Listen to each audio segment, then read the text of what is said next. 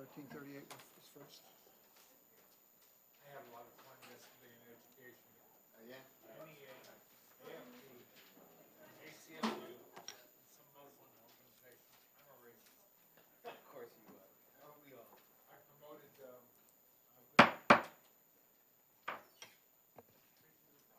I'm going to open the public hearing on House Bill 1338, an act establishing a committee to study imposing a tax on manufacturers based on the cost to dispose of single-use products and product packaging materials.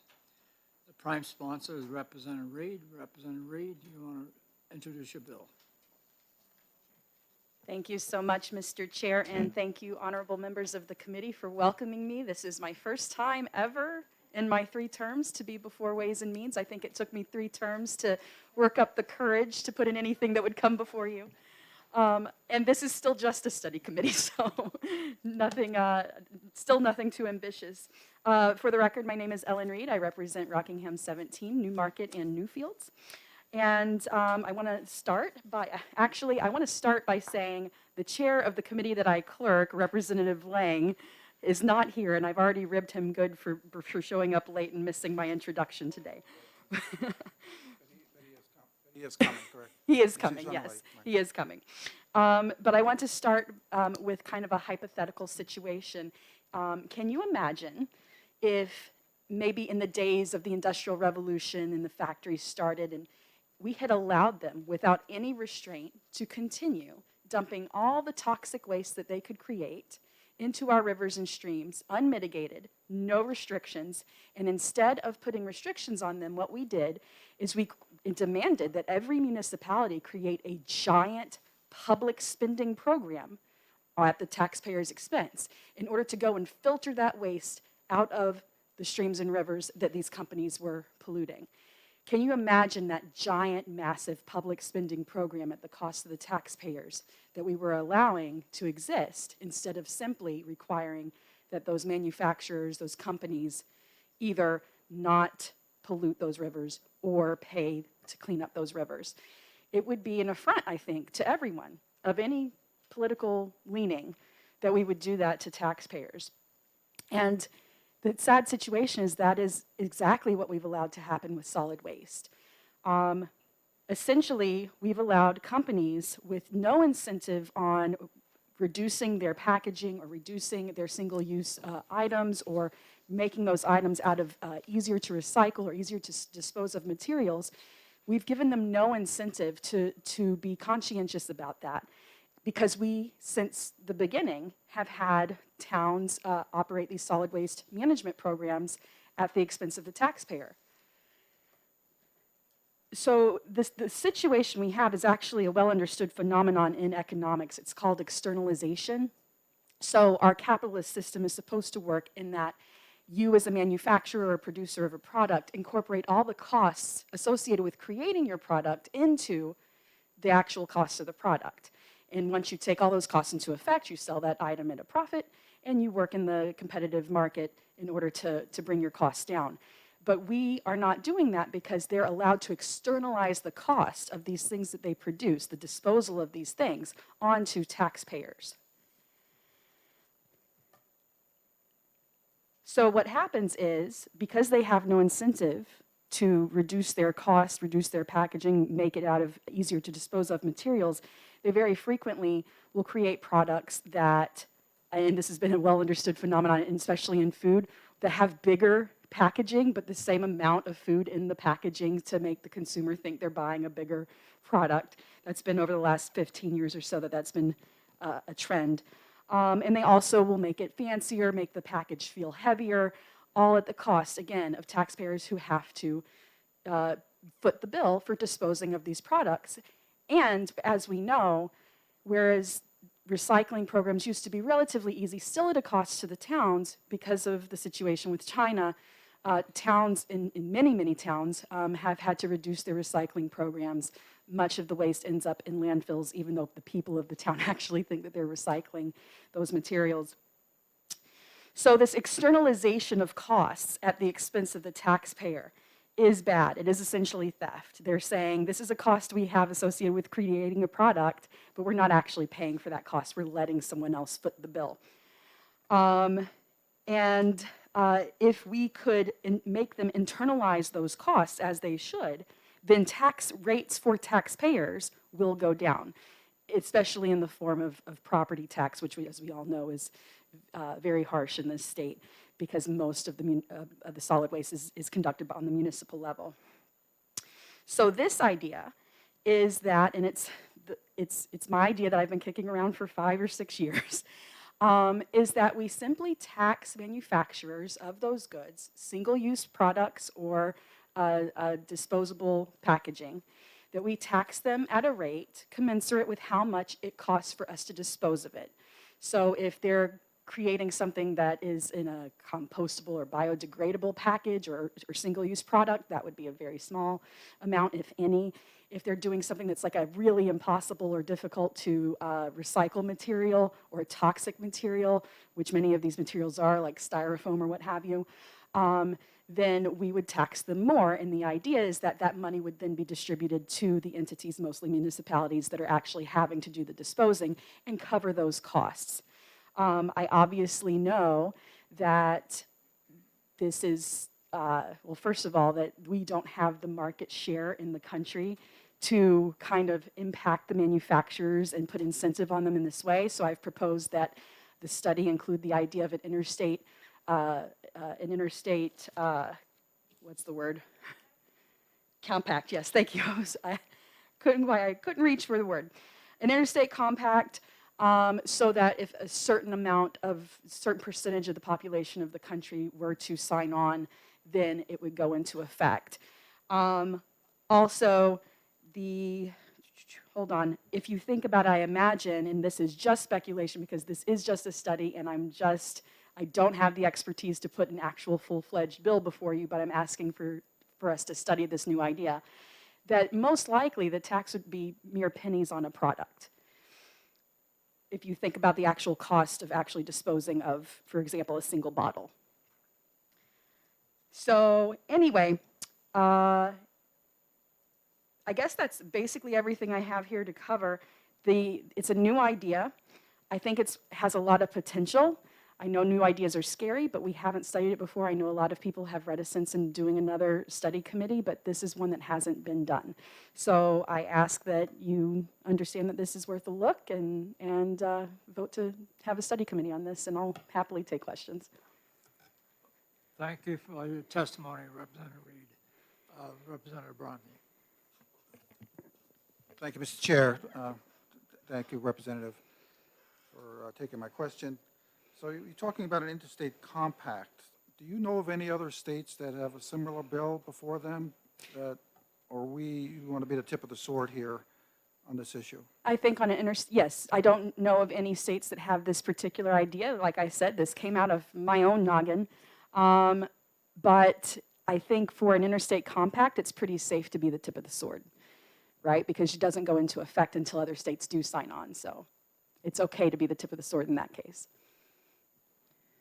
Further questions? Representative Almy, followed by Representative Janjian and Herzl. Newlands. Thank you, Mr. Chairman. Representative Reed, is there, I'm sorry actually that this bill was titled with the word tax in it. Yeah, me too. I'm not sure, there is a large amount of study on landfills going on in environment and agriculture. And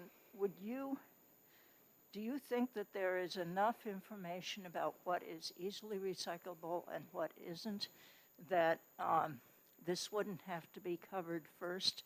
I might add, I'm from city of Lebanon. The landfill manager there is the most creative, maybe in quite a few states in the country, and has been teaching us about what can be recycled by him, which is totally different than what can be recycled by Casella, et cetera, et cetera. And I don't know if there's any kind of, that they the landfill operators around the country have put together enough information about, in general, I mean, you can point out to styrofoam, but the fact that black plastic is less recyclable than clear plastic, in most places, but not all, could make this difficult if that hasn't been ironed out yet. What do you know about that? Thank you. I'm so glad you brought this up because it is a point that I was struggling to remember as I was going through, but I intended to talk about it. So the understanding, the physical science, the material science of the actual materials is well understood.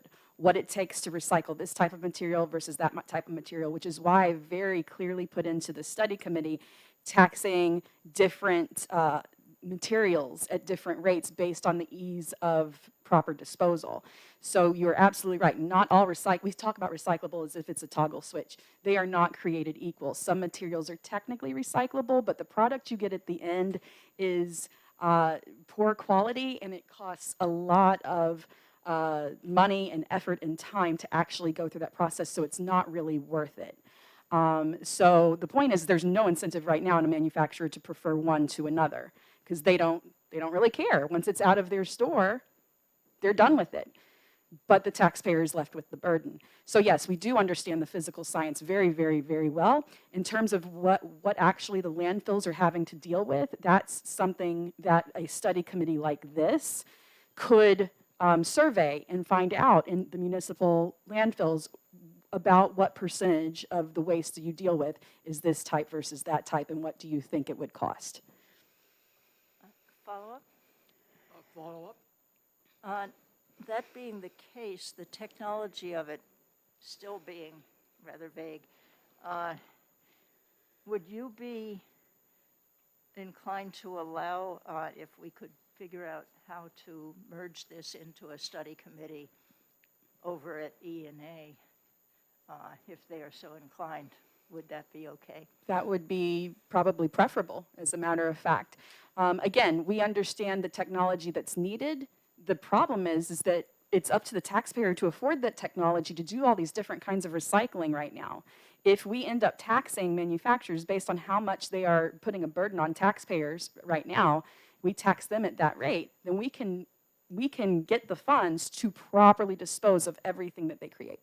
And I want to be clear, this is limited in my study committee outline to single use and packaging, right? So it's not like clothing or other, furniture, stuff like that.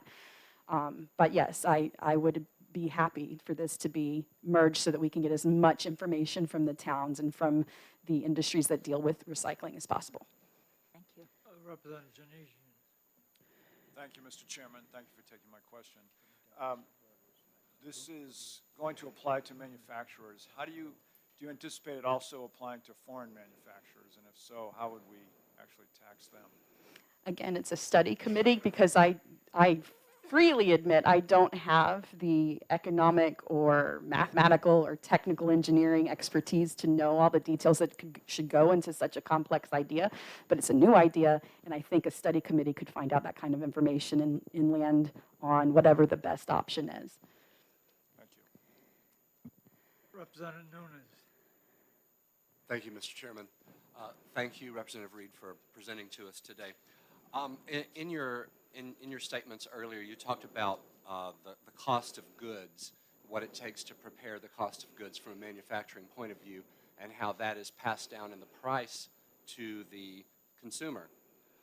What is the difference in the consumer paying taxation on their end to take care of this type of a service, and that tax or fee being included in the price of the good that is passed down to the consumer?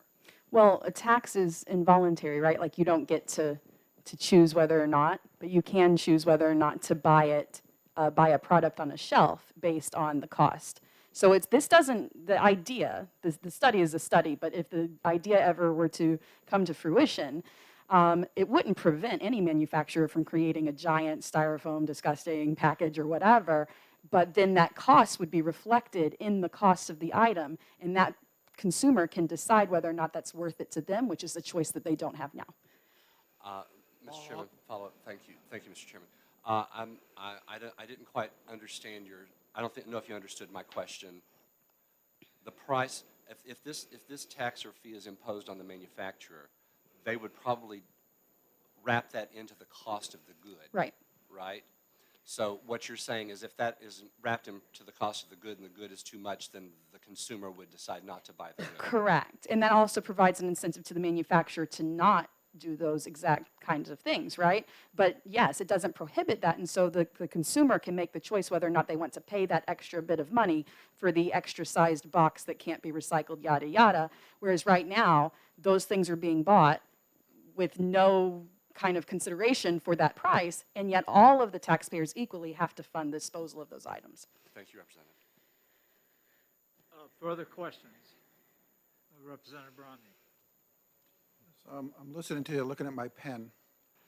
So somebody manufactures the pen. To me, this is a disposable pen, right? So basically, in your definition, when this pen is disposed of, because it's a disposable pen, the pen company, Papermate, would have to have this tax imposed on them. But when I buy the package of pens, it's in a paper carton.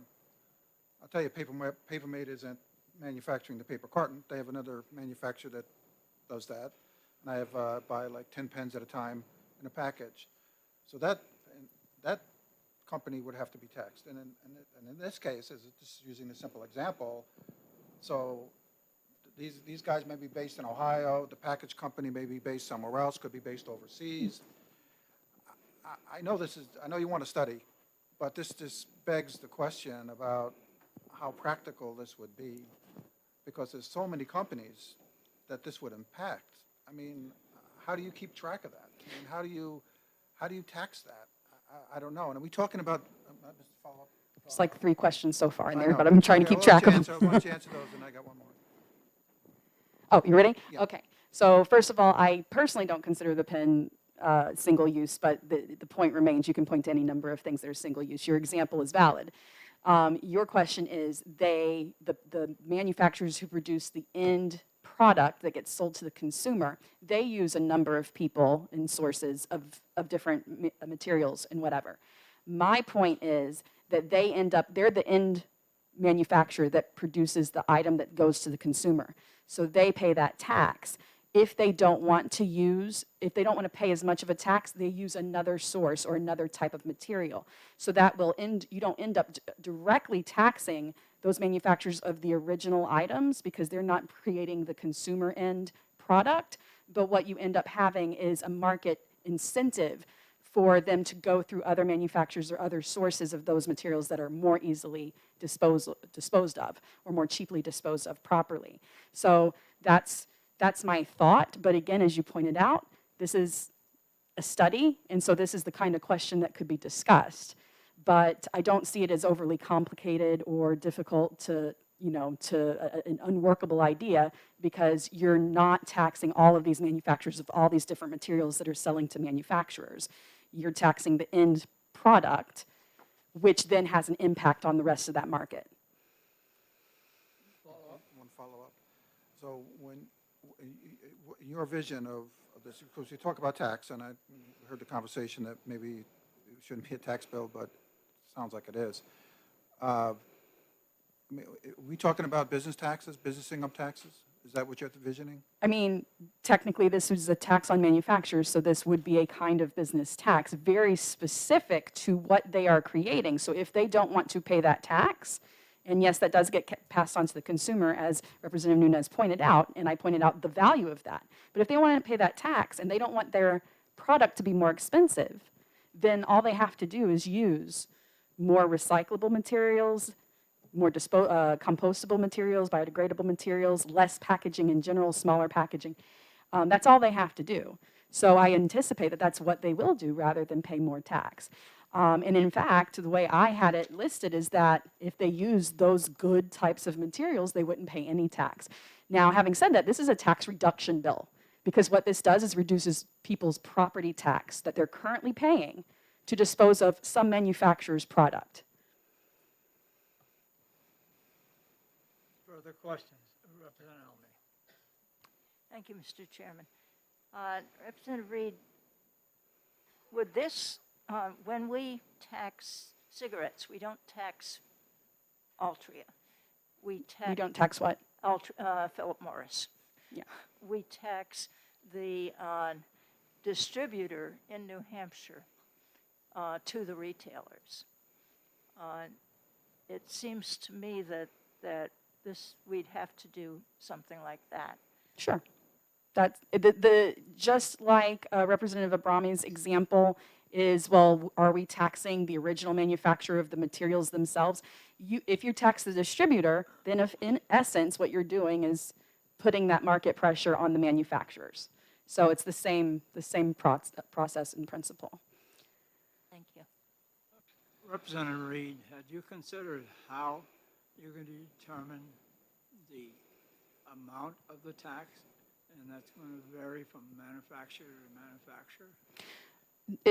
I don't see it varying from manufacturer to manufacturer because this is based on the actual disposal, the cost of properly disposing a particular material per pound or per ounce or whatever, per ton. That doesn't change between manufacturer and manufacturer. How that gets applied to the manufacturer does, because they make the decision whether or not they create something that's really difficult to tax or to dispose of, or they create something that's like all biodegradable and compostable. They determine how much they get taxed by that, but the actual rate would stay the same for the material. So if the material was styrofoam, it'd be one rate, and if it was cardboard or another type of material, it'd be another rate. That's the idea, but again, this is a study committee and it's a new idea, so it needs study. But it's a powerful idea. It has lots of potential. And have you thought of how you're going to keep track of this? Well, I personally wouldn't be keeping track of it.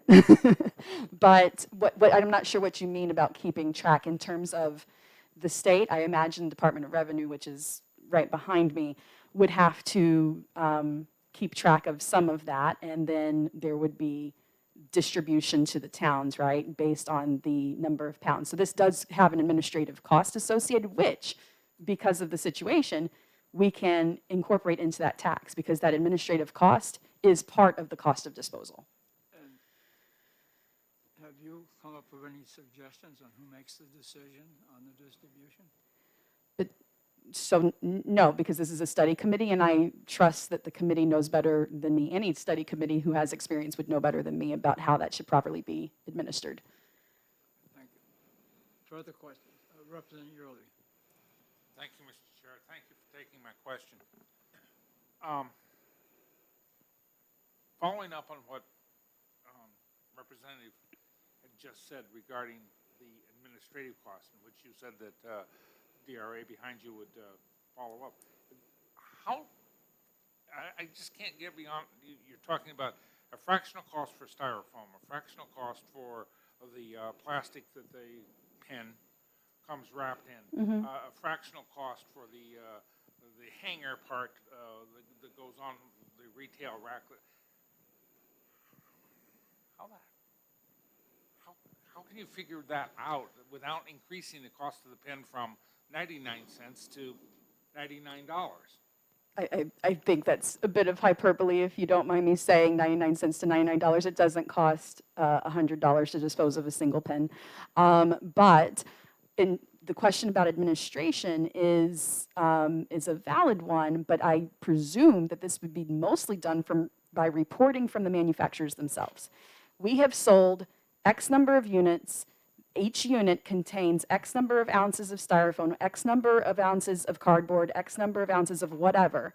So that is easy math. Multiplication, they sold this many units in New Hampshire, times the number of pounds of each type of material in that unit, they can report to us. And it's simple math from there. Okay, so what you're saying, it's a tax after the fact? Yes. They won't know how many units they sold. Sure. I mean, again, this is a study committee, but if they find out a better way to do that, then that's fine.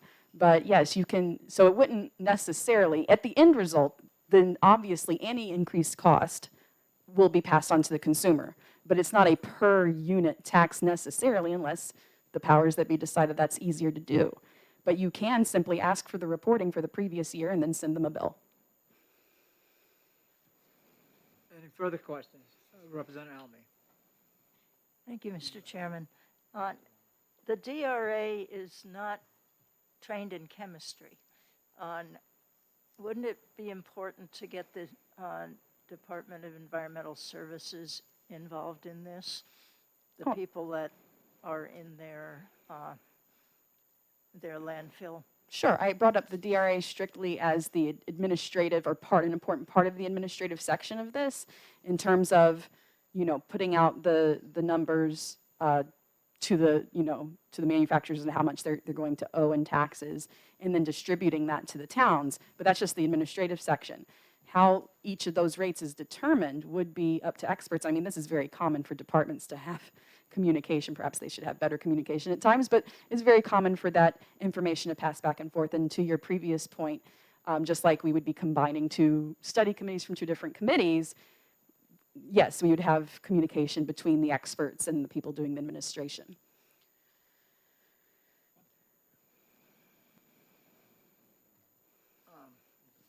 Before Representative Bromley asks you another question, why is it that you limit the study committee to 4 members of the House, 2 from each party, and 1 member of the Senate? So two reasons. I know in years past that there were always 2 members of the Senate. In order to have complete bipartisanship, I wanted equal numbers from the House from both parties, and I can say that since I'm an independent. And the Senate, even though in years past there was always 2 members per committee, they would always amend these study committees to only have 1 member of the Senate because senators typically feel very overworked. So since we know that that's what they're going to do most likely, just have 1, have equal numbers in the House, and then you have an odd number of committee members. The reason I ask that question is because in your testimony, you refer to the DRA, and I would imagine also the environmentalists. Why wouldn't you have them as part of the study? So that's more of a study commission from what I understand, rather than a committee, but I'm happy, very, very happy to do that. As it stands now, it's legislative and they solicit the information from the DRA, environmental services, anybody else, the town waste disposal entities. They can solicit that, but if this committee prefers it to be a formal study commission where you have all of those members actively as part of the commission, then I'm happy for that too. My understanding is that's harder to do than a study committee. Representative Bromley. One more. I'll make it would you agree with me, given the national scope of what you're trying to do here, wouldn't it be better that you take this idea to our federal Congress people, House members and senators, and see if there's merit for them to study it versus New Hampshire studying this? Would you believe that I think that the federal government is rather dysfunctional? And would you believe further that I have seen many, many movements across the country that have started with state laws and then ended up becoming federal law because federal law is much harder to get through? Further questions? Seeing none, thank you for your testimony. Thank you so much. Does anybody else wish to testify for or against House Bill 1338?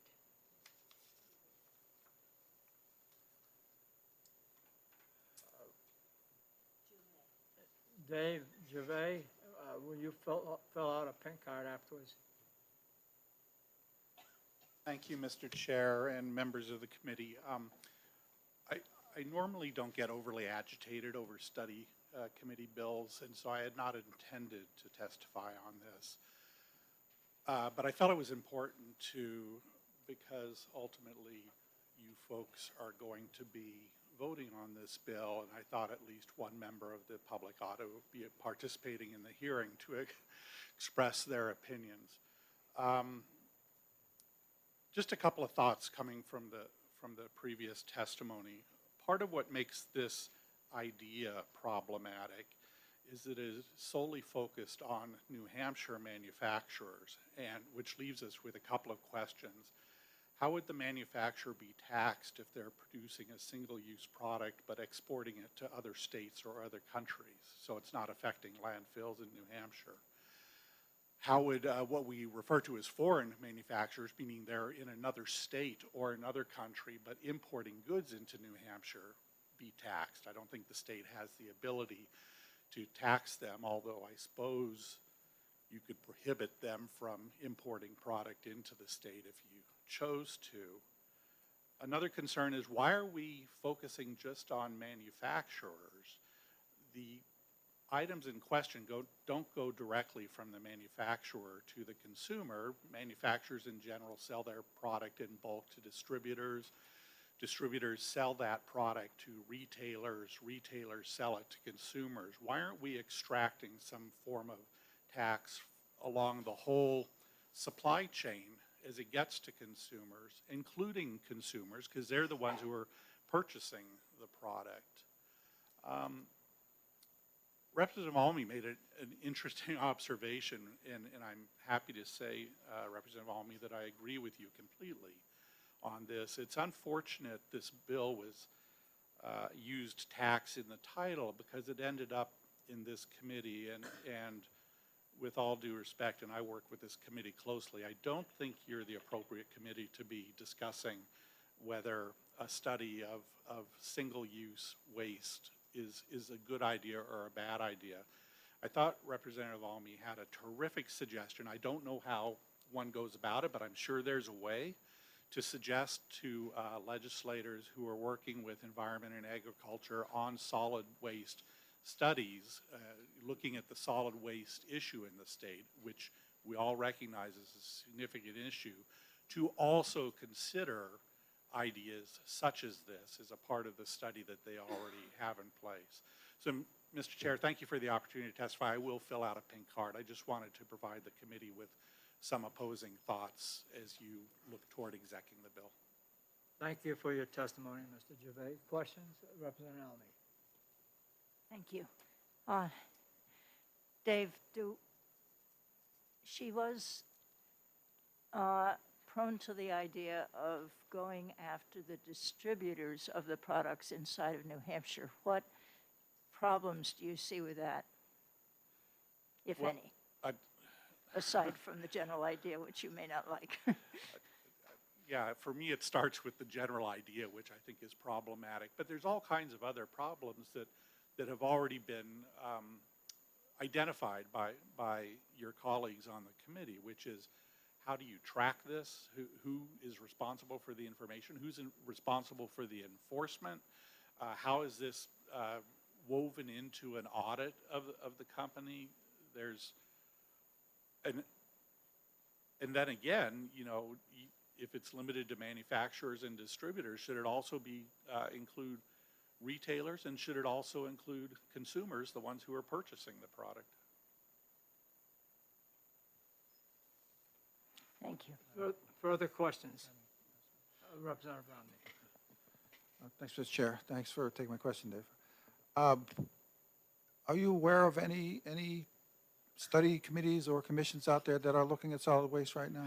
Well, that's an excellent question, and I have to answer, as you know, because we've worked closely together for a number of years. That's not an area within BIA that I focus on. Right, I have colleagues that do. But I'm sure just in scanning the bills, I have seen things related to solid waste. And I wish I could be more concrete, but it's just not my area of expertise. So I'm unsure about the legislation that may be going on. Well, let me just, Follow up? question for the chair. Thank you, Dave. Question for the chair. Yes. Can we have our researcher research that to see if there are any active, it sounds like Representative Lang may have an Mr. answer to Chair. our question. I just scanned the ENA, their build list. While they have they have one study commission relative to site planning for landfills, but that's it. And then they also have a bottle bill for a disposable type of product. That is all that's over there right now. So I don't see any bills that this would cleanly attach to at all. I'm not talking about, Mr. Chair, I'm not talking about bills. I'm talking about existing commissions or study committees that are out there already. Because we have plenty of them that are turning away on different topics. And, Again, they just closed one. They repealed one last year. That finished its work and closed it. okay. Okay, so that's just for discussion. Representative Shamberg. Thank you, Mr. Chairman, and thank you, Mr. Duvet, for taking my question. Wouldn't it be better for a New Hampshire study commission instead of just disregarding out of hand this bill here?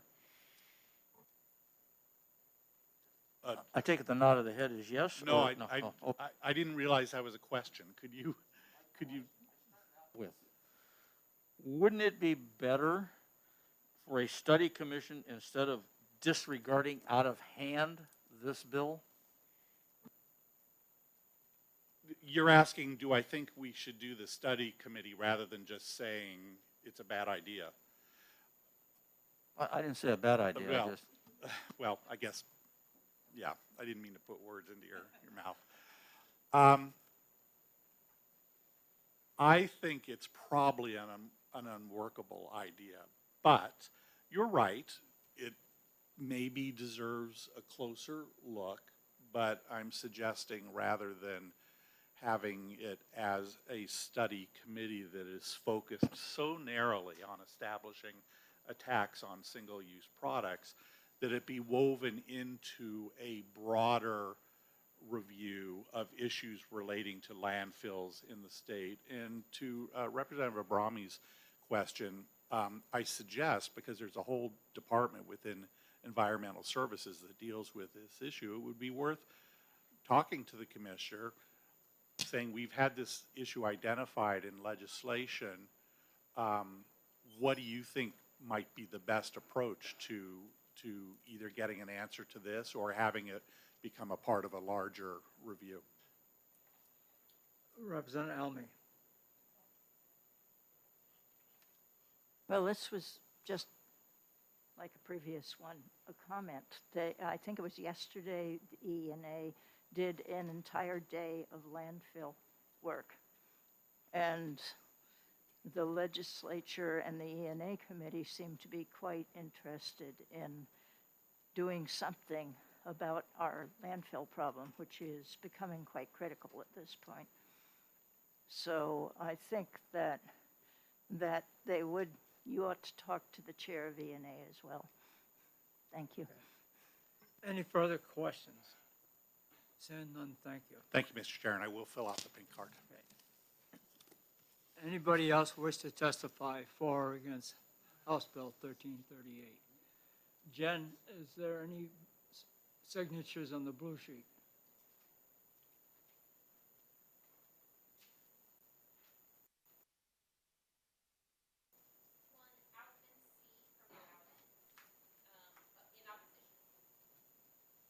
Okay, then nobody else testifying for or against the bill. I'm closing the public hearing on House Bill 1338. Mr. Chair. Mr. Chair. Yes. The question came up before about people who are watching this remotely, and there's a mechanism for their signing yes, their support or don't support, and we were going to come back to that. I don't know how we're going to get back to it because I think we learned that it's not until the end of the day that you know how many people have signed up. So. Yes, there was an email that came out describing a procedure for testifying for or against, and it refers you to the general court website, and I don't remember the exact words, but it would tell you what link to click on, and then you can sign in and support or not. Maybe when we have our work sessions, we could have a report with respect to each bill on. Yeah. Maybe when we have the work sessions on each bill, which may lead to executive sessions, a piece of the introduction of each bill would be, and these are the numbers for that bill. We're seeing news reports about bills, and they often have numbers of people who signed in, pro and con. It's part of the picture, so we need to be sure we have that picture. Right, we're having a work session on all of our bills. Yep. How we get access to that. Oh, yeah. Right. Go ahead. Hold on just a minute. We're going to have a work session next week, Wednesday, on all of our bills. And then what I plan to do is to go over all those notices that have came in over the internet, for or against. Jennifer, would you explain how to get access? I was just going to see Representative Hirschstein, but I can kind of let the whole committee know there is a new tool. So in the past, the online Llcs weren't viewable by everyone. We had to produce them for the committee and put them in the file. But now, if you go to the main page, Can you go to the microphone? Yep.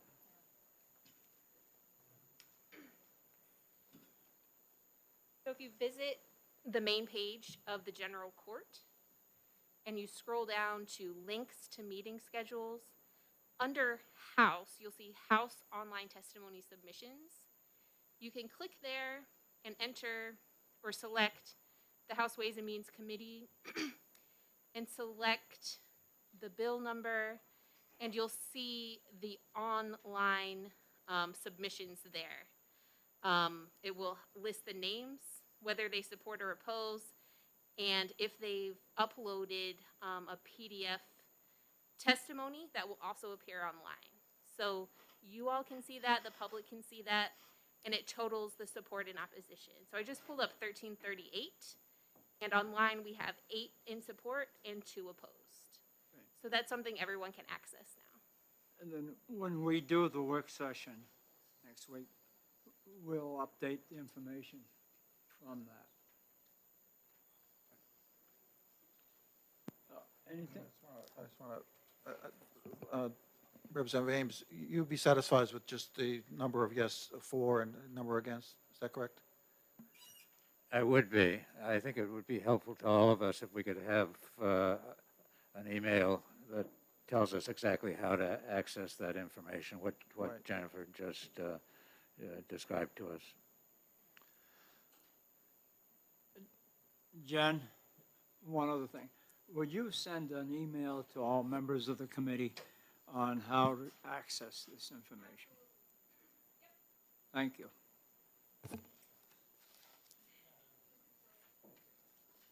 Okay, we're just on time for the next bill. Thank goodness.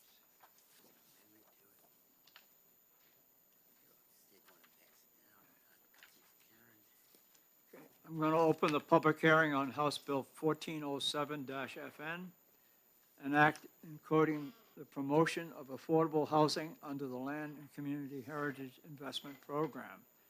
Prime sponsor is Representative Clem Knight. Representative Clem Knight, you're going to introduce and explain your bill. Thank you, Mr. Chair, and thank you to the Ways and Means Committee for listening to this really important idea. For the record, I am Representative Nicole Klein-Knight, representing Manchester, Hillsborough, District 11. This bill is not ready for prime time.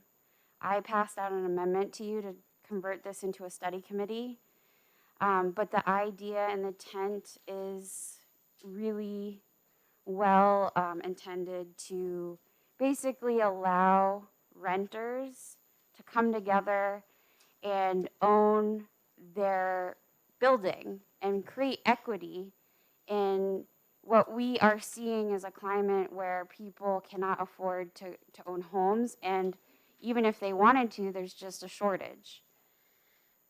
So it is not being funded correctly in the current bill, and they are adopting this in other states, but to make it perfectly fit with New Hampshire's departments and to fund it properly, we would need to study this a little bit further. And since it is a really good idea. I think there's merit in studying this.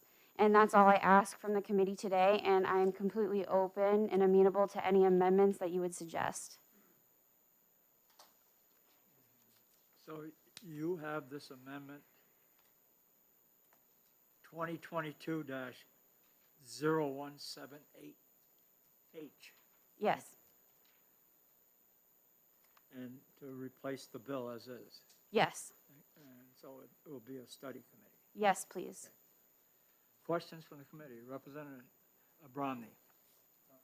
Thank you, Mr. Chair. Thank you, Mr. Chair. Thank you for your testimony. Can you just, it sounds like you're saying that other states have done something in this arena. Can you define exactly what a limited equity cooperative is? Basically, it is a land or an area, such as an apartment building, that may be purchased at rate value by grants or other programs and then sold back to the renters at market value or a lower rate that they can afford, so that they can all basically own the building together, be responsible for the taxes, and basically it's like a version of small home ownership, but for on a smaller scale. Follow up? Follow up.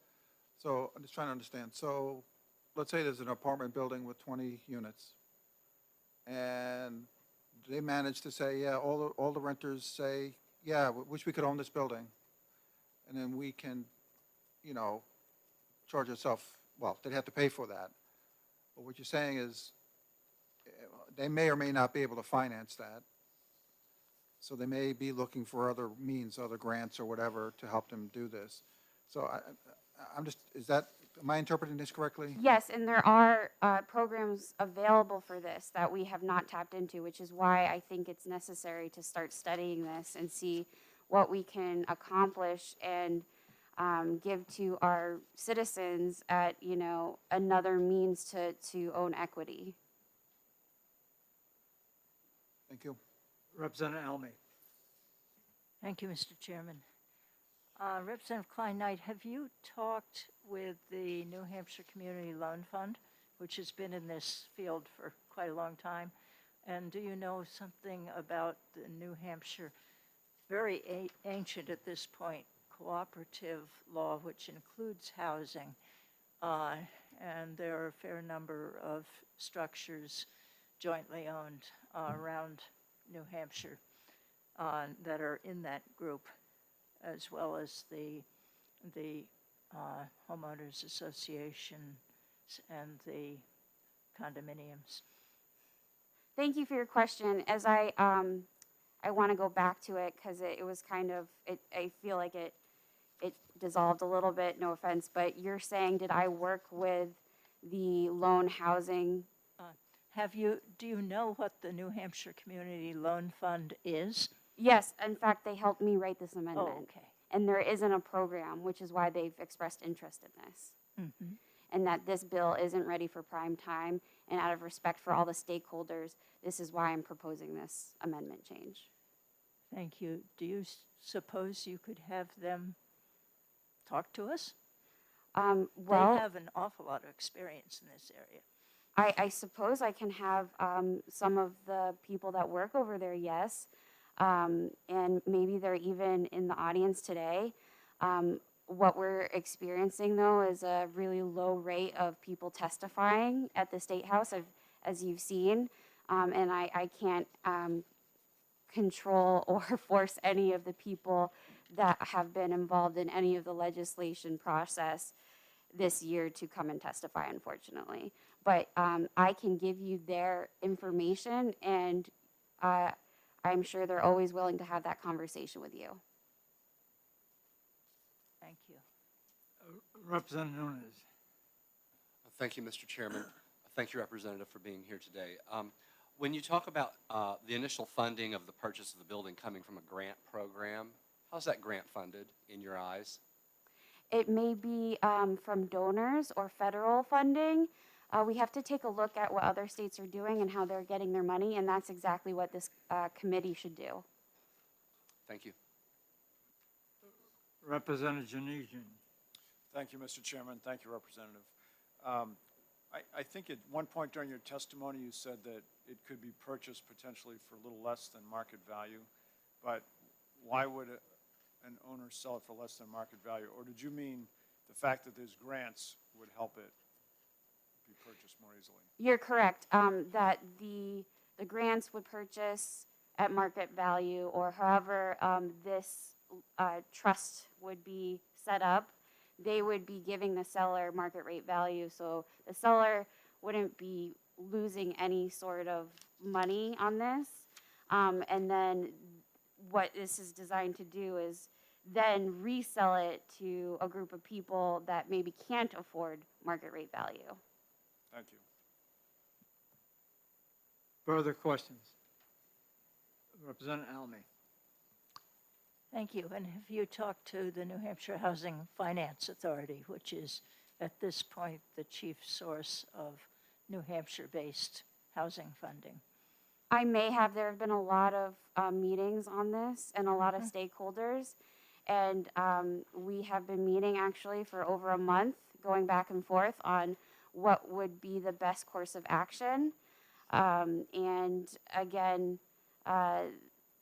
this wasn't ready for prime time, and we had discussed even pulling the bill.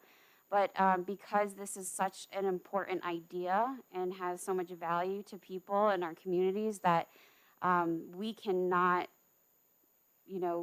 there's not enough supply to meet the demand, I think it would behoove us and it would be a disservice if we just didn't even look at all options.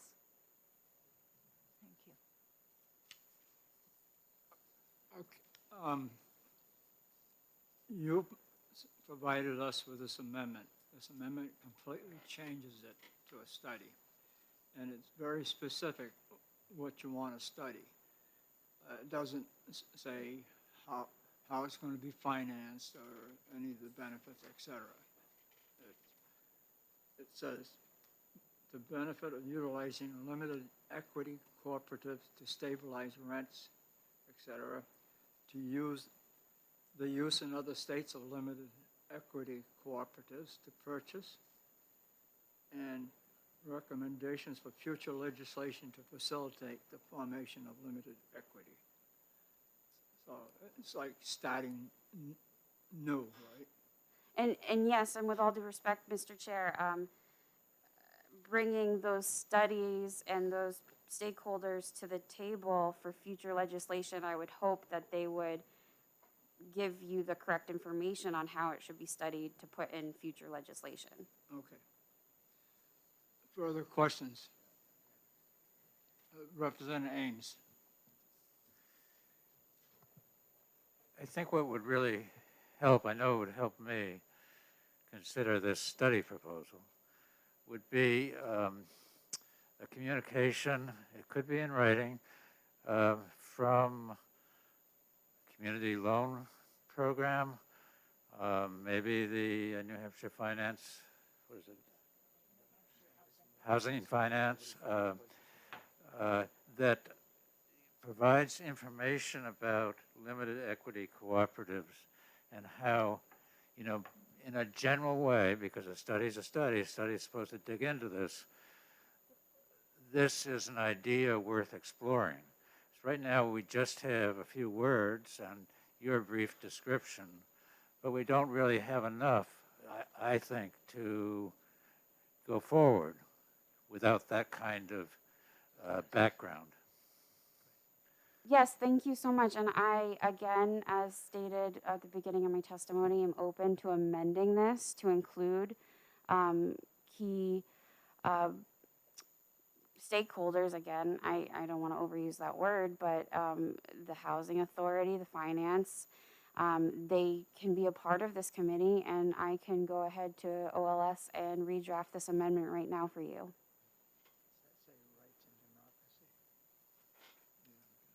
Any further questions? Representative Almy. Thank you.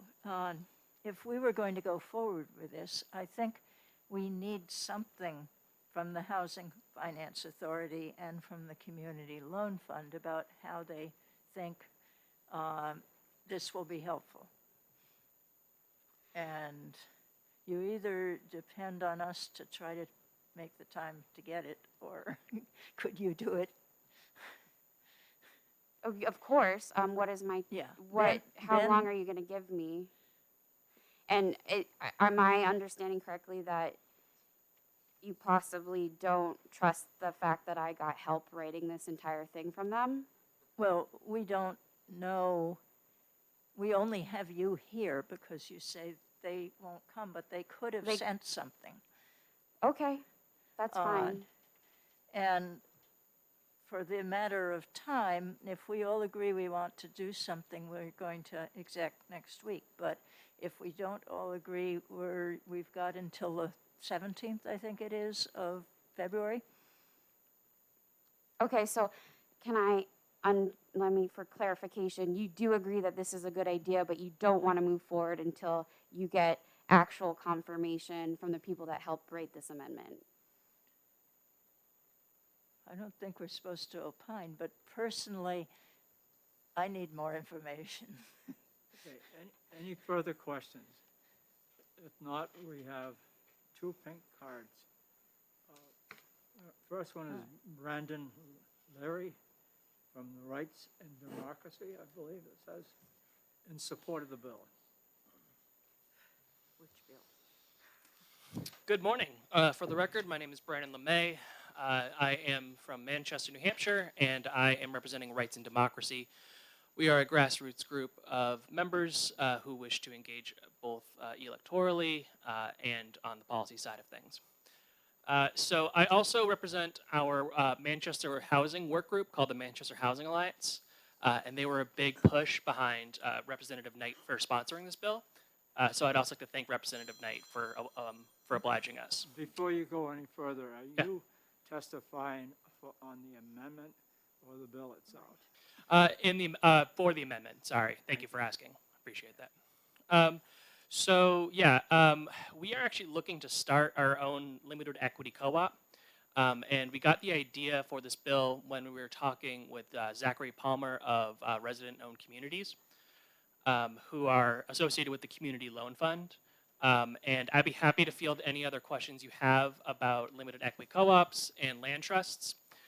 Specifically, the reason why we want to just turn this into a study bill is originally a lot of the language was copied from what Vermont was doing. But after a lot of discussion with both LCHIP and other stakeholders, we realized that New Hampshire, it's its own state, and what works in Vermont isn't going to work in New Hampshire. So a big reason why we want to have this be a study is because we want to see how we can best synchronize this into the way our state works. One thing I wanted to emphasize is nationwide, we have only about 200,000 residential units that are actually ADA compliant. And we see a huge need for those with disabilities to have accessible housing. So a big part of what we'd be doing is serving a lot of underserved folks when it comes to housing. Also, we want to serve those who are making, anywhere from 0% to even 50% of the median income. So I would be more than happy to take any questions that you have, and also be really happy to oblige to get the Community Loan Fund involved here. Representative Bromney. Thank you, Mr. Chair. Thank you for your testimony. So it sounds like your group, not-for-profit, I would imagine. Yep. It sounds like your group is moving forward Yeah. without legislation. Yeah. So do we really need legislation for this? I mean, forget about the study part of it. We can study this. But why would we need legislation to make it easier for you to do what you're going to do? Or Yeah, so when I was talking to financiers for this, some of which are not-for-profit sources like the Community Loan Fund, but also if we wanted to try to get any sort of financing from a private equity firm, they would like to see some sort of enabling legislation. Bankers like to be 100% sure when they give money. There's nothing saying that we can't do it, but there's also nothing saying that we can explicitly do it. So they would like to see some legislation in place. Thank you for that clarification. Thank you. Yeah. Further questions, Representative Elmy? Thank you. I work with homeowners associations, condominiums, and the few cooperatives that are out there in my other hat. And there is a cooperative law, which is very old now, but which includes all businesses, but also includes housing. It isn't terribly specific on housing. I don't know if you've looked through that to see where you think changes ought to be made to allow this specific type of, I don't know what you mean actually about the difference between limited equity cooperative and a regular housing cooperative. Yeah. And to be honest, I'm actually not entirely 100% sure of the difference either. I know that specifically there are just different ways, different grants that you can get if you're a limited equity co-op. And this is exactly why I think we need a study bill, is so many states have done so many different things, and we need to really assess what has been done and what would really make sense here. So actually appreciate you mentioning that. But yeah, as you said, we couldn't find anything that was like specifically, enabling this or disallowing it.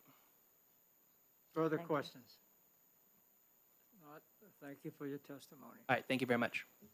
The next is from Sheila Vargas, is it? Representing the Nature Conservatory in opposition.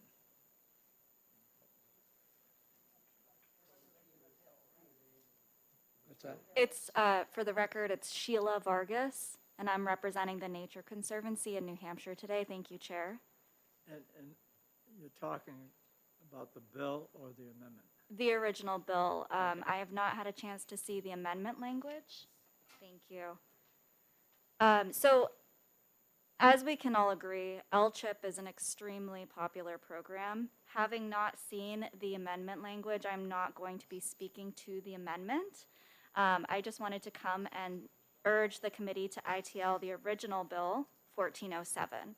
Happy to take any questions. As I said, I haven't seen the amendment language. Housing affordability is a huge issue. As a young person living in New Hampshire, I know that. The Nature Conservancy is not a housing organization.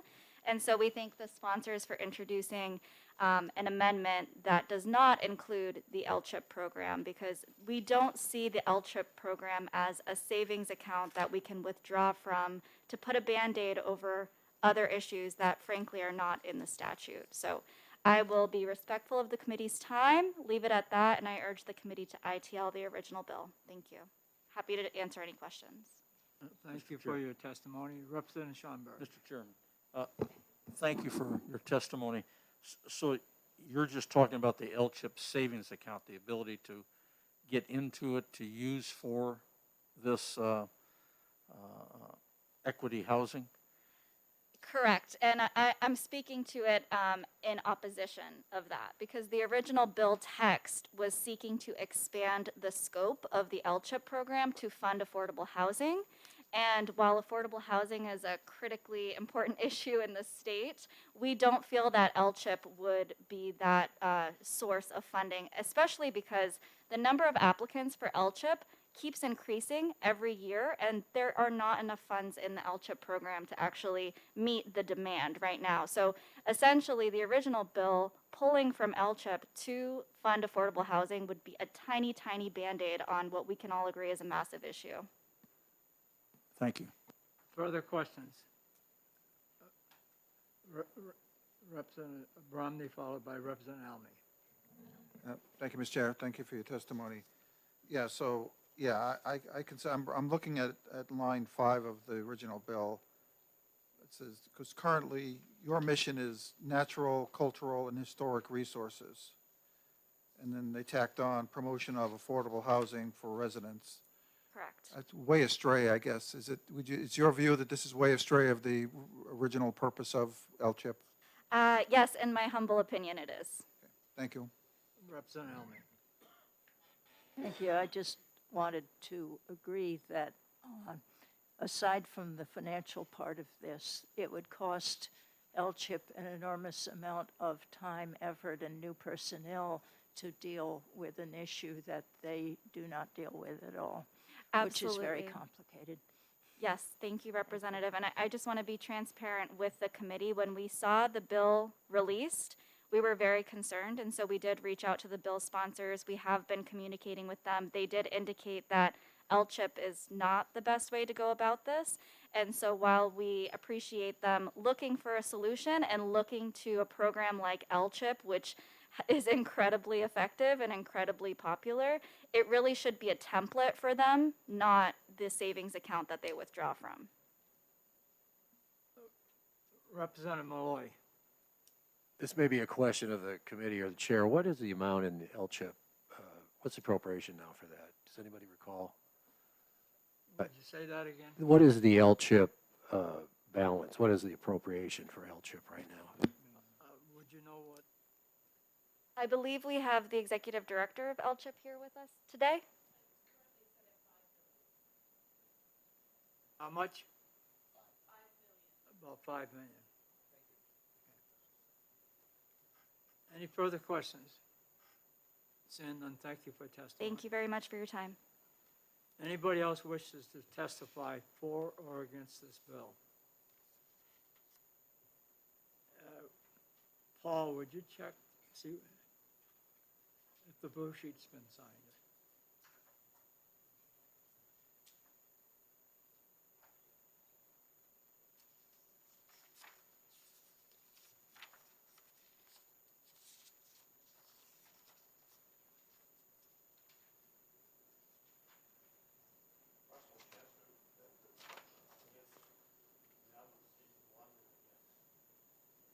Thank you. Anybody else wish to testify for or against House Bill 1407? Then I'm closing the public hearing on 1407.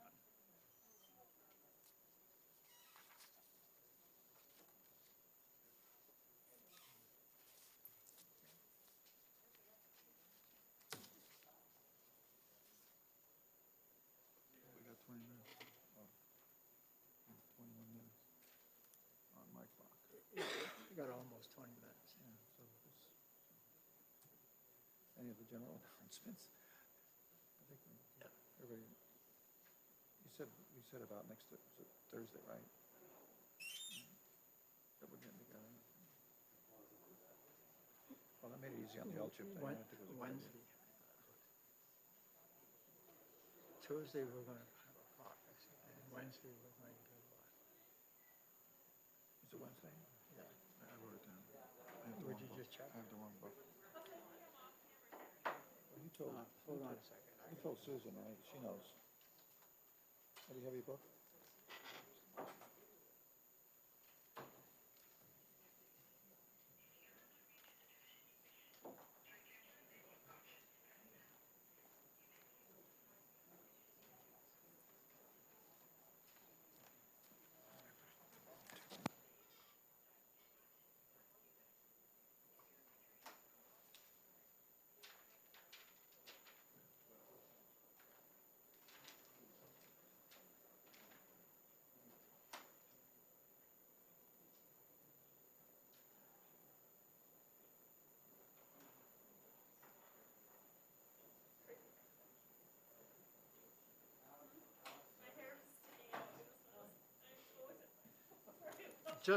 Just for the committee's information, we have scheduled a work session on all the House bills for next Wednesday. The Republicans are going to be caucusing on Tuesday, and I believe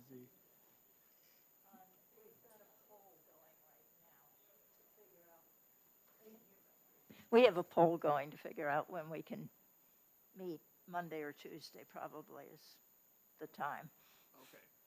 And what we need to do is that we have one early bill, and that's House Bill 1525. That's the bill that has to do with nursing homes, the $25 million and the 15 million annually. I would like both parties to give it some thought. And what do we want to do with that? Because we got to get it out by the 10th. Yes, Representative Ames. Is that, that movement, the need to report out the early bill by that date, because we're going to be in session I've heard it on the 15th. Yes. And that's why it moved up from the 17th to the 10th. So that will be in the calendar, I guess, tomorrow, tonight. Yeah, you should see that information in the next calendar. Yeah. Okay. So give it some serious thought. What do we want to do with 1525? Do we need to have work sessions on it? Do we need an amendment, or are we ready to act on it? Mr. Chair, Yes. so then on the 26th, the rest of the bills will be just work session bills with the committee here. Right. No executive session on those other bills. What I'm hoping is that if both parties, after they have their caucuses, agree on certain bills, that we can accept those bills on that day. If we don't agree, then we decide we're going to have either subcommittees, et cetera. Thank you. All agree, or But- think we need more information? Right. But are we execing the county bill next week? Only if both sides are in agreement. If Okay. not, then we're going to have to schedule a meeting before the 10th to work the bill. So we're reporting the bill out by the 10th, and there's a session on the 15th. Right. So we need to get that bill out. And if we can agree on what we want to do on the other bills, we'll exec those next Wednesday. Mr. Chair, may I ask, is there any additional, is that one of the bills that we need additional information on? And if we could have the appropriate parties here to help. I can't recall now. I'd have to look at it. Do your homework, review the bills. If you think it would help to bring somebody into these work sessions, give us additional information, let's do it at that point in time. If it can clarify it, so we can make a decision on it, fine. If it doesn't, and we need to do a separate subcommittee or work sessions as a whole, we'll do it. Do we have a time for the Tuesday Republican caucus? Yes, at 10 o'clock in room 104. 104? On Tuesday. Okay. I sent that email out this morning. Oh, okay.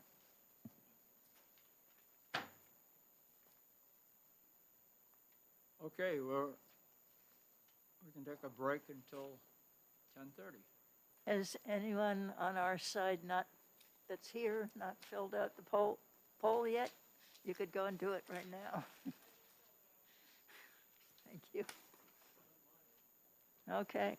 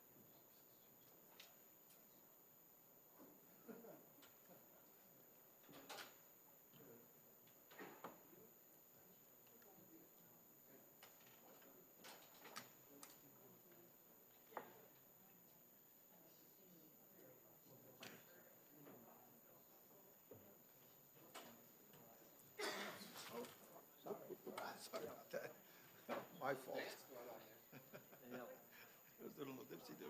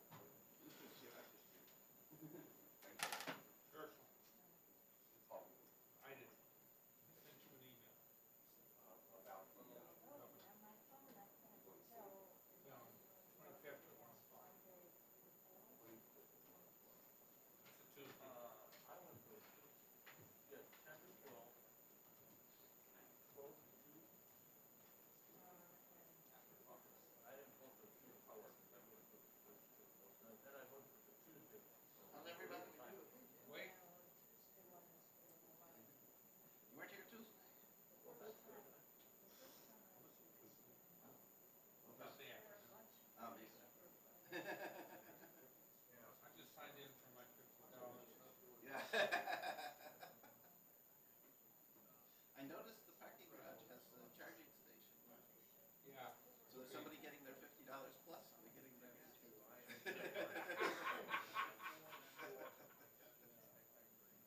You should have to weigh mileage on it. Well, wait a Yeah, second. right. That's exactly what we do, is we file a complaint.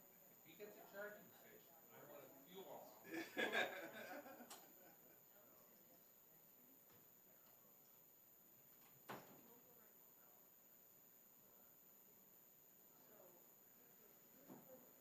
Well, be here anyway, it's at 10 o'clock, so we'll just go across the street.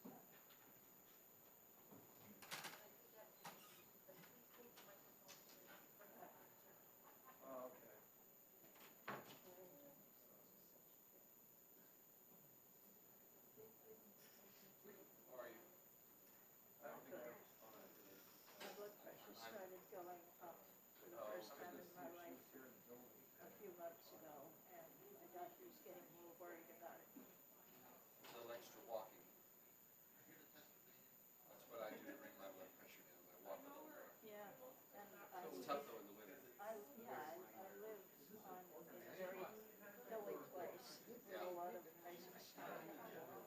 The And winter's my toughest for me. lungs are completely damaged, that's why I came home. Mostly you're not so good. It's just reading Doing my regular work. aerospace is I'll pray for you. the UK is developing. It goes a long way. Power of prayer. Oh, wait, They're driving here this afternoon after I was there yesterday, so. But I can't get there until the regular staff is gone home.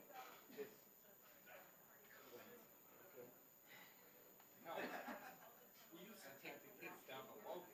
Yeah, over there. Take them up to a flying wing where you can go outside and spend the Sunday afternoon watching the airplanes take off. We used to do the same thing, did something like Eleanor Roosevelt Park, just outside Reagan.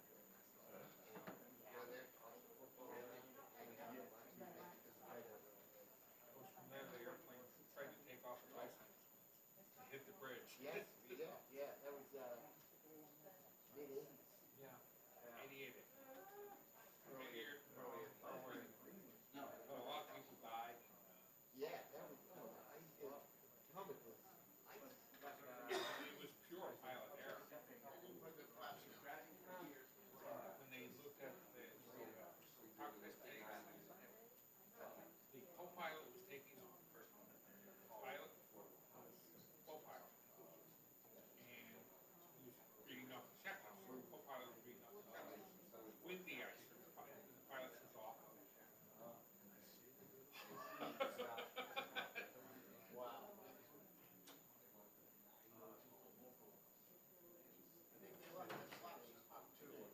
Yeah. You're not going too far with the No, it's gonna be almost like this, which is, well, if you got the leading edge. Well, it's like Manchester, they land that in Still a few more donuts to 48 bring out. feet. Thanks for saving them for me. Yeah, right. And they don't hit at the warning signals. They hit halfway down the runway. There's not to be 3,000 feet. Well, but that puts a great deal of stress on the truck, although because the truck pushes the energy forward. That puts stress on the boat, engine boat.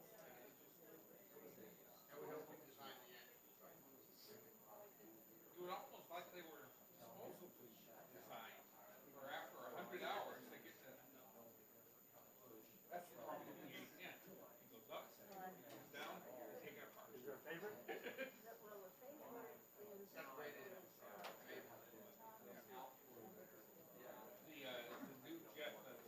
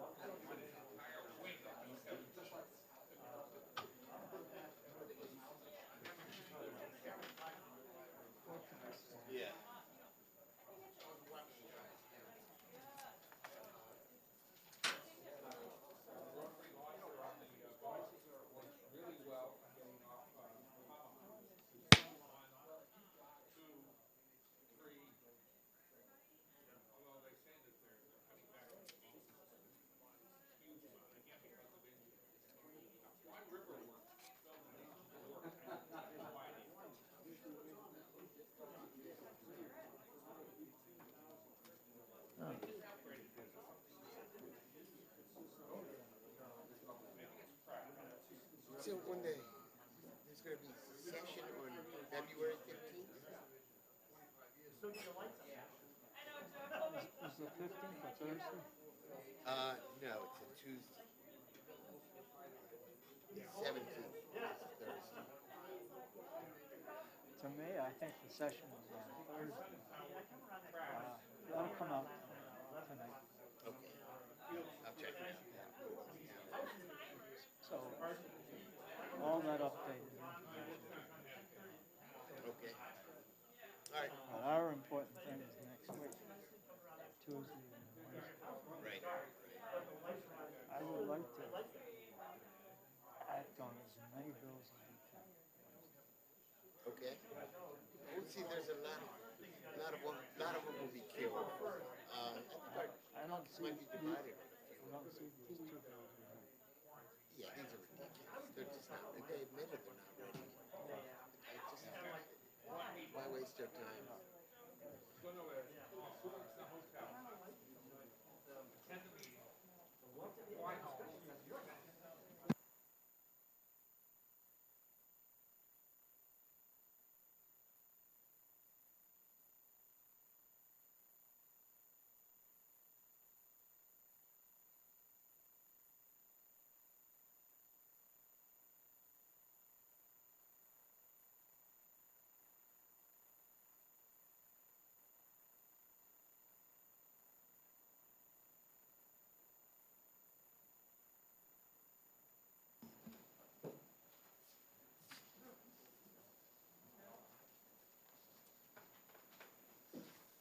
Okay, I want to open the public hearing on House Bill 1541. 1541 is establishing a deferral from the business profits tax and business enterprise tax for qualified limited liability startups. And the sponsor, Representative Abramson, is here. So Representative Abramson, if you would introduce and explain your bill. Thank you.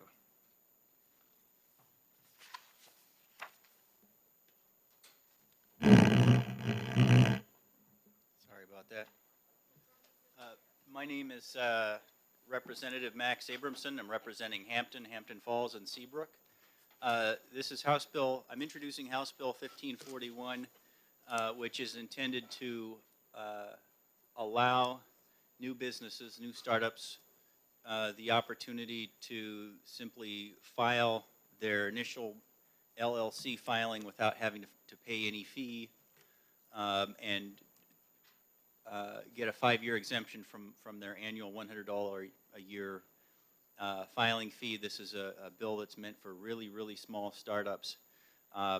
We've talked about, the Hollywood tax credit that keeps coming up, and I remember thinking, we have the Army tax credit, and we have these tax credit ideas for really big business, and I thought, there are also a lot of really small businesses. Apple Computer started up literally out of a garage with next to nothing. They had only a few $1,000s when they started up and started making the Apple One, which was just a computer kit.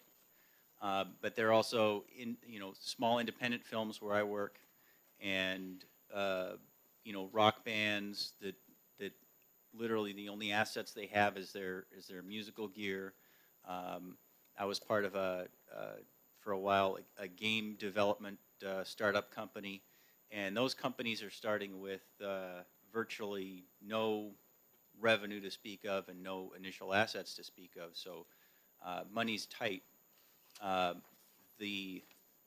The three things that the bill is proposing to do is give you that 5-year exemption from having to pay the annual filing fee. It exempts you for 5 years from the business enterprise tax, and it allows you to defer for 5 years the business profits tax.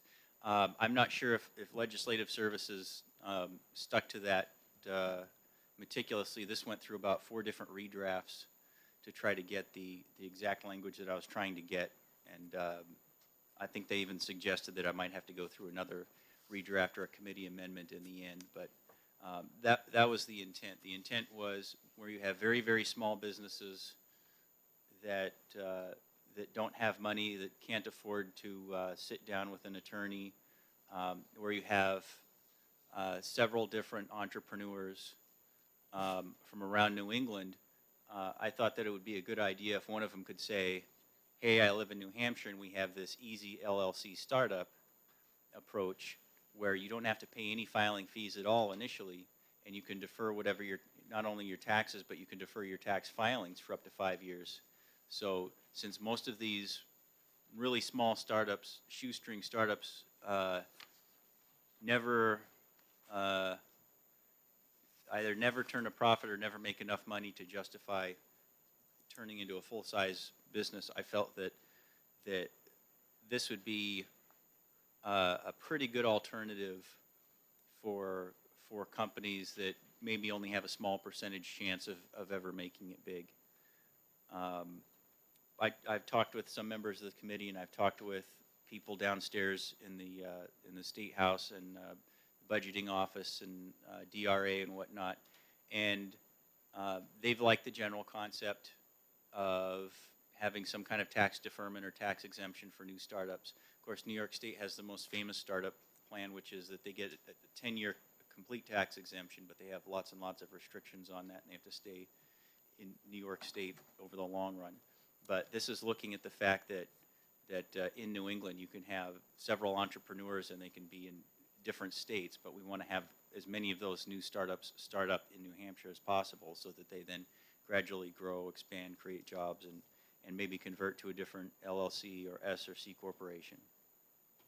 So that was the intent of the bill, is just to recognize that those types of startups aren't necessarily going to be generating any revenue for a while. Certainly won't be generating very big profits for a while, but we want to kind of maximize the number of new startups that are attempted here in New Hampshire. Thank you for your testimony. Would you take questions? Sure thing.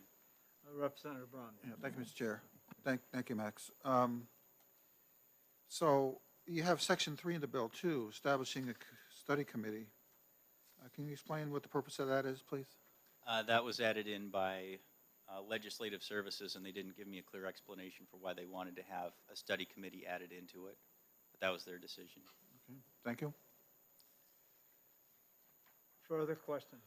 Representative Alme. Thank you, Mr. Chairman. So DRA would have no cognizance of these startups for 5 years. Is that the way it would operate?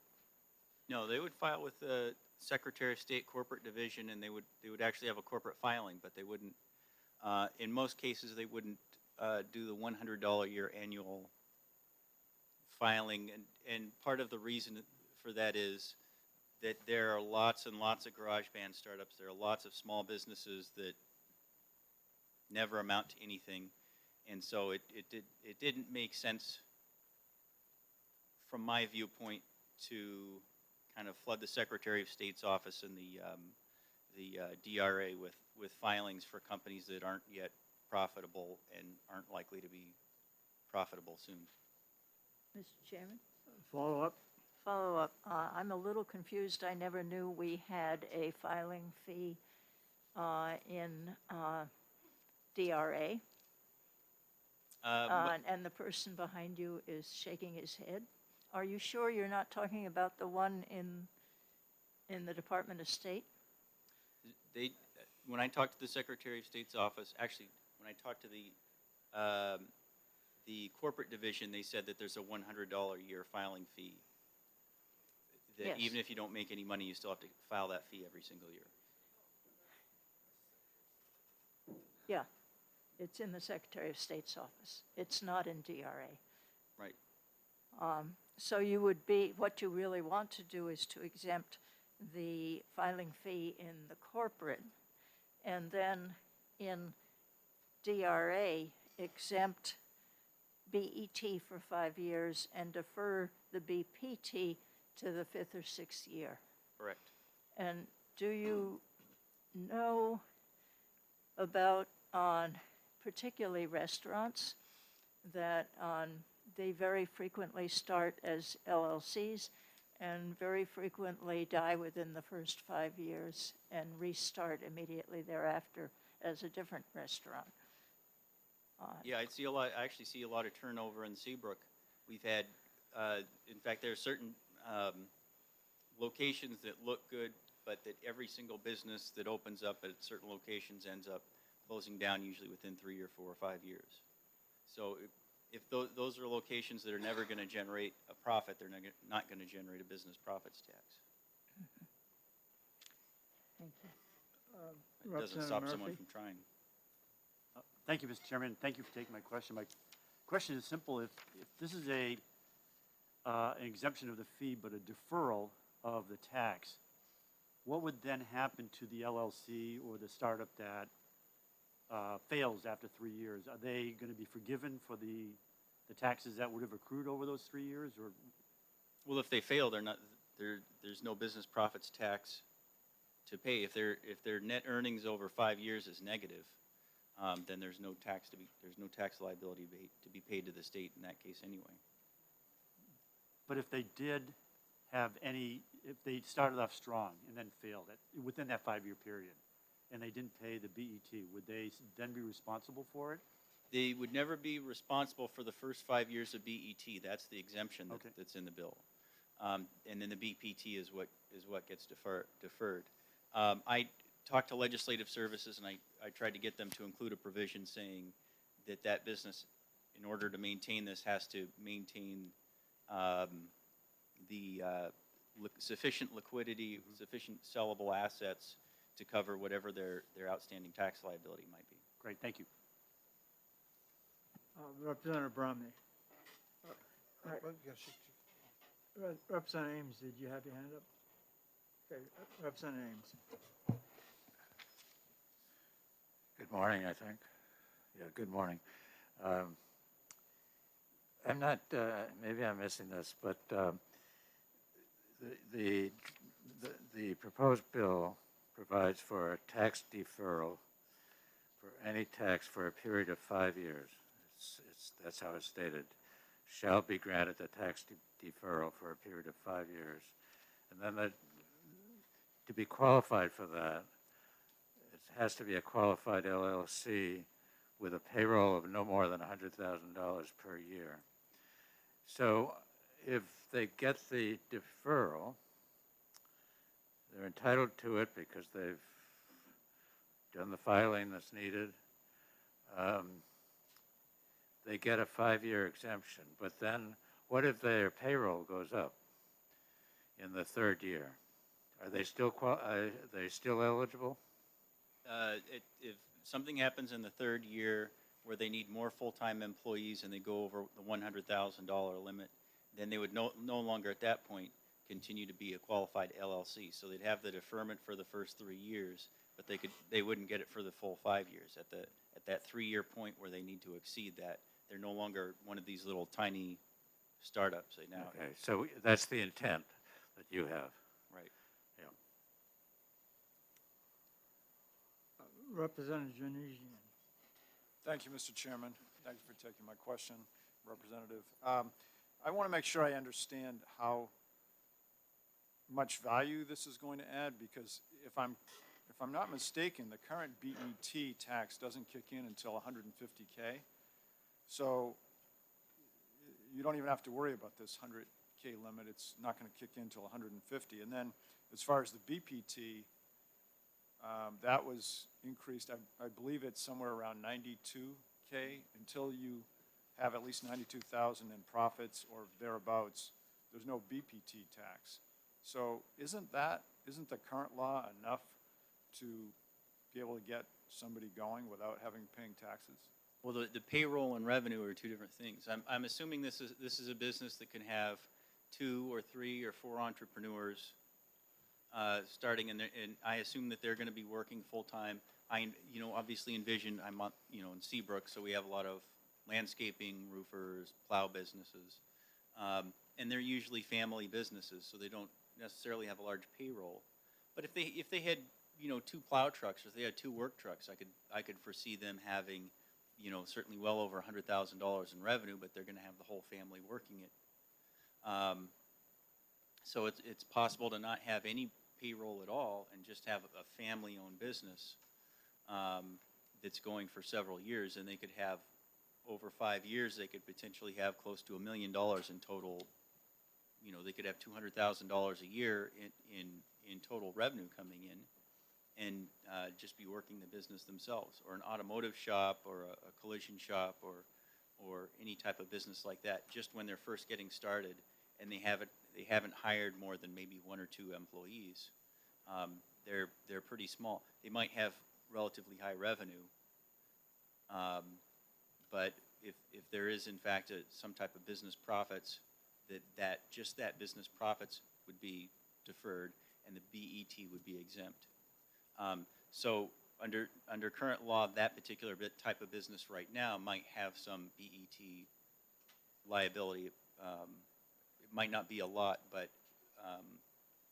it's for a lot of brand new startups where they're not familiar with the business enterprise tax, and especially people who have just moved here, or if they have 3 or 4 people and only one of them lives in New Hampshire and none of them's an expert on the BET. The BET can be kind of confusing, and it can discourage people from setting up a business here.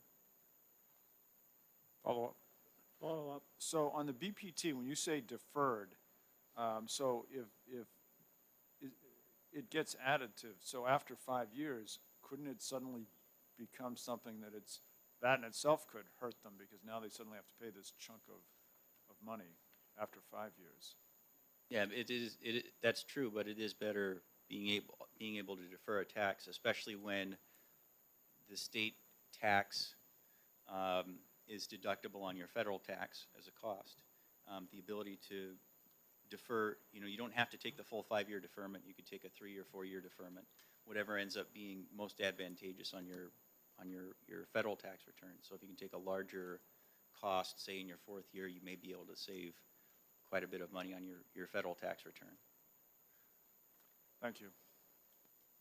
I have a question. The $100,000 on payroll, what does that include? Does that include the benefits, the Social Security and all that? That was just meant to, include the actual payroll, the actual wages, in the same way that we account for it when you're figuring out Social Security wages or unemployment wages, that calculation on your So W-4. that should have been spelled out as wages then. Okay. When you have 2 people in the company, it's hard to keep a payroll under $100,000 if they're going to be drivers of trucks and things like that. So, why did you pick 100,000? Initially, I was going to say none. I was going to say 0 if you wanted to have, an independent contractor or contract some of the work out. And I kind of thought this through. I'm trying to say this is for really small companies that don't even have any employees. But someone might get at some point during the year, they have to hire a secretary, they have to hire a truck driver to make deliveries or do some type of work. And I said, well, there's got to be a cap. You can't just have it be, $1 billion fab lab or something like that. I didn't want to have big business taking advantage of this and, not paying any tax at all. This is meant for really, really small home-based businesses and businesses that just have one small, simple shop. It's actually not meant for them to have employees at all, but if they were going to hire someone temporary or seasonal or have 2 people working, I didn't want them to just suddenly automatically lose this tax deferment just on that. Representative Brown, you have a question? So do. Thank you, Mr. Chair. Thank you for the question again. So I'm more concerned about the mechanics of how this would work. I would assume that they have to file each year a return for the DRA to keep track of any profits that they do make, let's say the 5-year period. But that's number one. So you would agree that they'd have to file each year, correct? What DRA's mentioned in their analysis is that it would be sufficient to take whatever your federal tax filing is and send them a copy of that. Okay. That would be fine. And then the funny thing in our state is, the interplay between the BET and the BPT. I'm not going to try to articulate whether there's an impact. I think we need to hear from the DRA how that all plays out, or even whether it's advantageous to the filer to have this, to use this, because of the interaction of BPT and BET. How so? Well, one offsets the other, but I guess you're already offsetting you don't have to pay the BET, so I guess that's a benefit. Well, my thinking was most states don't have a business enterprise tax. There are some unusual taxes that they have in other states, and there are a few things that we don't have in New Hampshire. But sometimes when you have people looking at putting together a startup and they're thinking, Massachusetts or New Hampshire, or they're thinking Maine or New Hampshire. If they're looking at the possibility of being hit with a tax liability that they don't understand, that's confusing, and they don't have a legislator there to explain it, sometimes they'll say, I don't even understand what this is, so we don't know what the worst case scenario is. So they end up they would file in another state, better the devil you know than the one that you don't. And I've had to explain the BET even to people who, in the BET, how it whatever business enterprise tax you pay is credited towards your business profits tax. And I've had to explain that to people even who've lived here their whole lives. And it can be a little bit confusing if you're not used to it. Thank you. Any further questions? Representative Hacken-Phillips first. Thank you, Mr. Chair. And thank you, Representative, for taking my question. I am Representative Hacken-Phillips from Grafton County District 12, but I also serve as a practicing corporate and business law lawyer, so you might say that I'm familiar with forming new business entities. With that context, I just wanted to let you know I have a few concerns with your bill, primarily because of some of the language that's included, which I think may have been or may lead to unintended consequences. So to begin with, I would just like to ask, why have you authored the bill that only deals with LLCs and not other business entities here in the state? It was just a draft idea. We had conversations last year about this bill with other members of the committee, and it was just to propose something to get an idea in front of the committee. This committee's talked about some type of startup, tax exemption or something over the years, and we kind of had it. Most of the members who've been here for a while want to have actual language in front of them, like an actual bill before they start rewriting something, rather than just having something that's conceptual. So it really needed to have a bill come in. And I thought that an LLCs tend to have a lot of tax and liability benefits. So I see a lot of businesses start up as an LLC right now, so that's why I went with the easy LLC or qualified LLC startup. Okay, but just as a matter of comment, it may be worth considering other business entities as well as LLCs. Another issue that I am concerned about, let's just head to the page 2, Roman numeral 4. It's on line 4. This is the section that speaks about when a termination for this deferral might occur. And I'm concerned that, particularly with the permissive language here, it seems to me that if a business falls out of satisfying the requirements, it should automatically terminate rather than be possible, given that we are a revenue committee seeking to help support our state function by collecting those revenues. So I don't believe we should leave it up to an LLC to determine whether or not it should qualify. So maybe that's something to consider. Did you notice that language issue before? No, what I suggested to legislative services was that the exemption and the deferment would only be maintained as long as they continue to qualify. and then if there were some calendar year that came along where they maybe exceeded the $100,000 for payroll or failed on some qualification, that they would then have to change that year to a different type of LLC or a different type of incorporation. So I guess it's worth noting that your intent is not translated here in this language. That wouldn't be the first time. Yeah. And then another issue that I have just down in the... Follow-up. Thank you, Mr. Chair. A follow-up, thank you. Just in the third section where you're talking about the committee being established, you state in the third Roman numeral that the committee shall study the procedure for formation of LLC companies in ways in which the process could be simplified or modified to support business startups. Are you aware of the simplicity of the current LLC formation capabilities on the Secretary of State's website, in which it's simply electronic submission that does not require even legal counsel to do so? It's just a matter of filling out a few fields and paying a fee.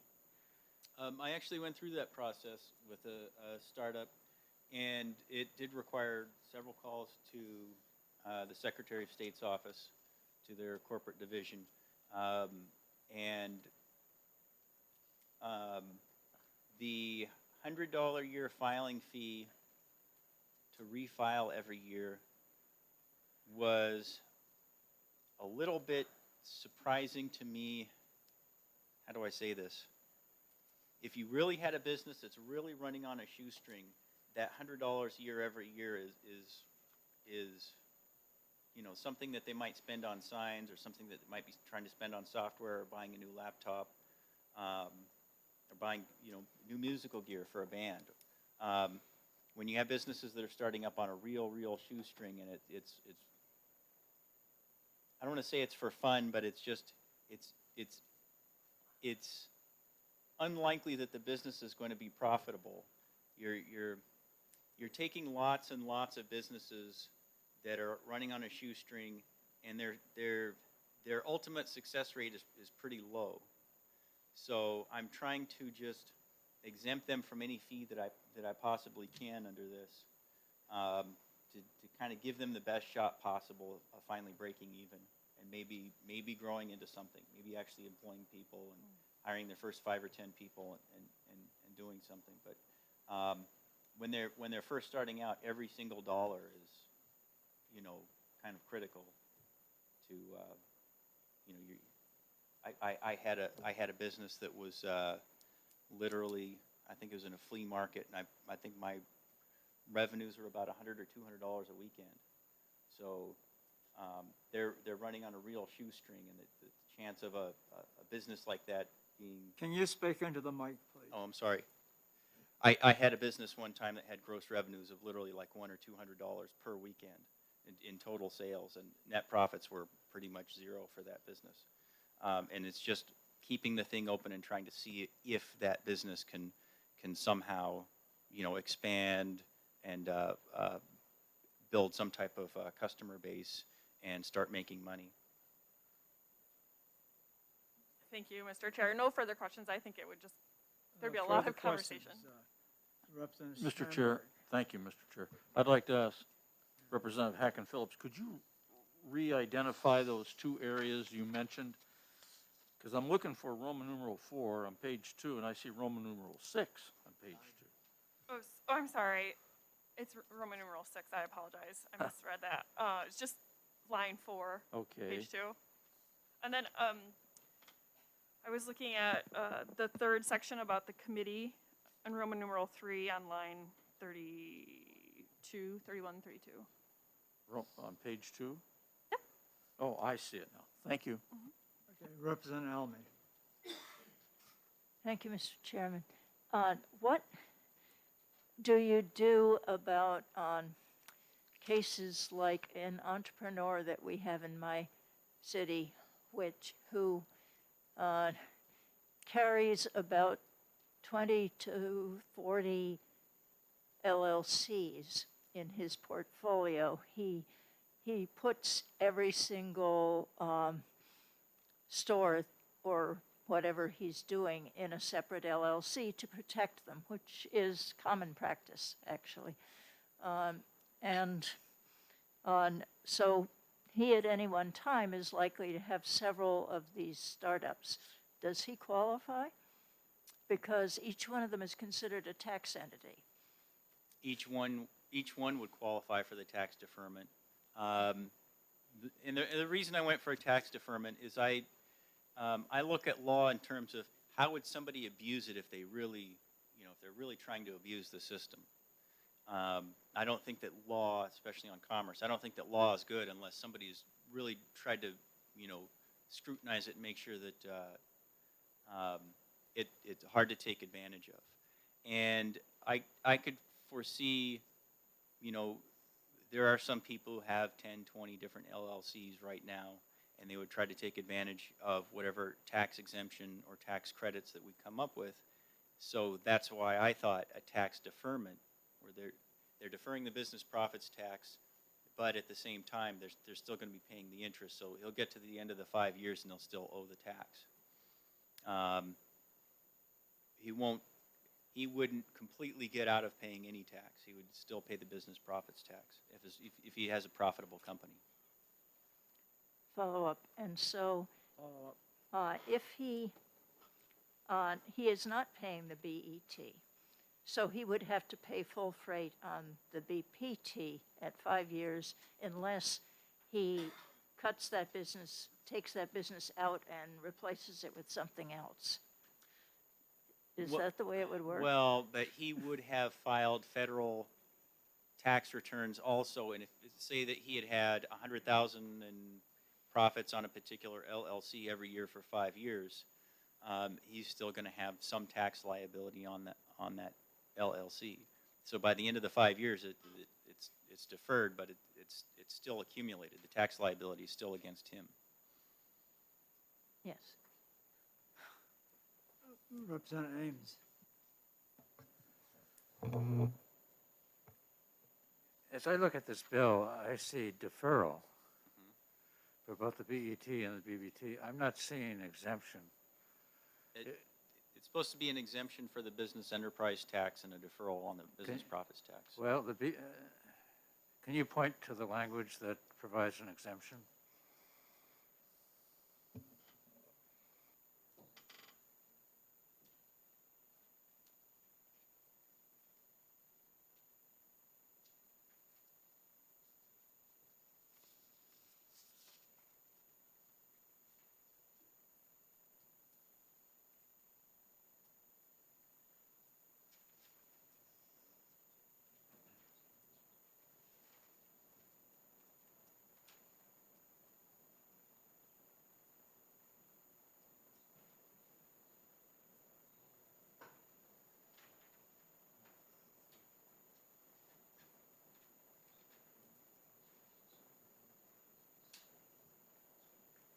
Legislative services might have erred. This is, like I say, this is the fourth draft of this bill, so some of the earlier drafts did have an exemption from BET.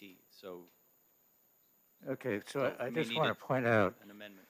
to the committee that the DRA note speaks of deferral, not exemption, and therefore concludes that basically there's a timing issue here, which may be an incomplete conclusion, by the way, but not a loss due to an exemption. And in the bill, there's no language about an exemption.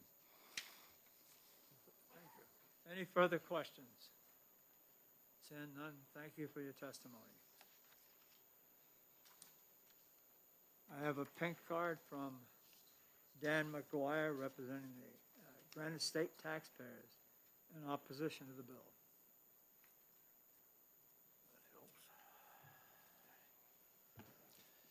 Thank you, Mr. Chairman, members of the committee. For the record, my name is Dan McGuire. I'm here representing Granite State taxpayers. I'm here today mostly to talk about the following bill, but I figured this bill is somewhat similar to things I've testified on the past, that I'll just briefly explain why we would oppose it. And all my remarks are about sections 1 and 2. Section 3, we have no opinion on. It might very well be a good idea. I don't know. so this is, it seems similar to, I've testified in the past here against the research and development tax credit, which is a special purpose kind of tax credit for particular kinds of businesses. And it seems to us that this is somewhat similar. It's a special purpose tax break, whether it's deferral or exemption, that we can talk about that. But it's a special purpose code for a particular kind of business. And in general, we're much more in favor of uniform taxes applied to all in a certain category, all businesses, rather than special breaks for this kind, for that kind, that sort of thing, right? If you pass this kind of a special purpose tax law, it only encourages others to say, wait a minute, why don't you give me a special thing? You know, I'm very worthy and so on. And so you start fighting over who is more worthy than who else and all that sort of thing. It's much more beneficial to just have a uniform, low tax rate for everyone and not try to pick winners and losers. And so that's why we're opposed to this. Thank you. Well, thank you for your testimony, Dan. McGuire, Mr. McGuire. Questions from the committee? Representative Elmy. I'll just ask, do you see constitutional issues in this? Thank you for the question, Representative. I really didn't think about it, but there could be, yes. Any further questions? Seeing none, thank you, Dan.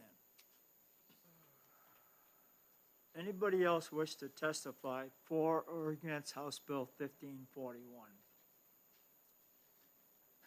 Paul, would you check the blue sheet?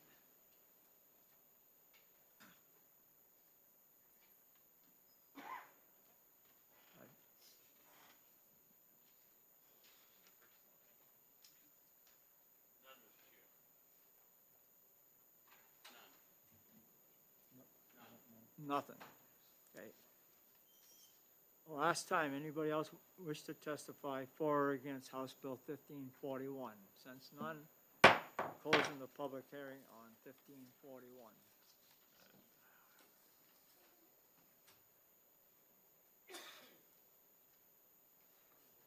We have 7 minutes before the next bill.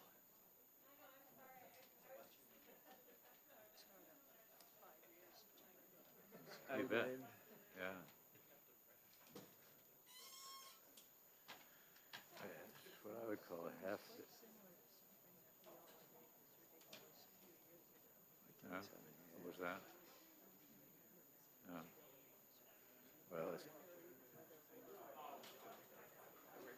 it's half-baked, and it's an interesting strategy when something's in the bill that you're uncomfortable with, you made a mistake on, you blame it on the drafters. And the committee is in there. He said, they required it. He said, he's the decision maker. They're not. Well, who knows what the conversation was.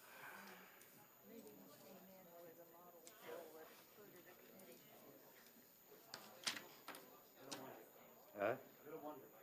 Yeah, it's a real wonder. Yeah.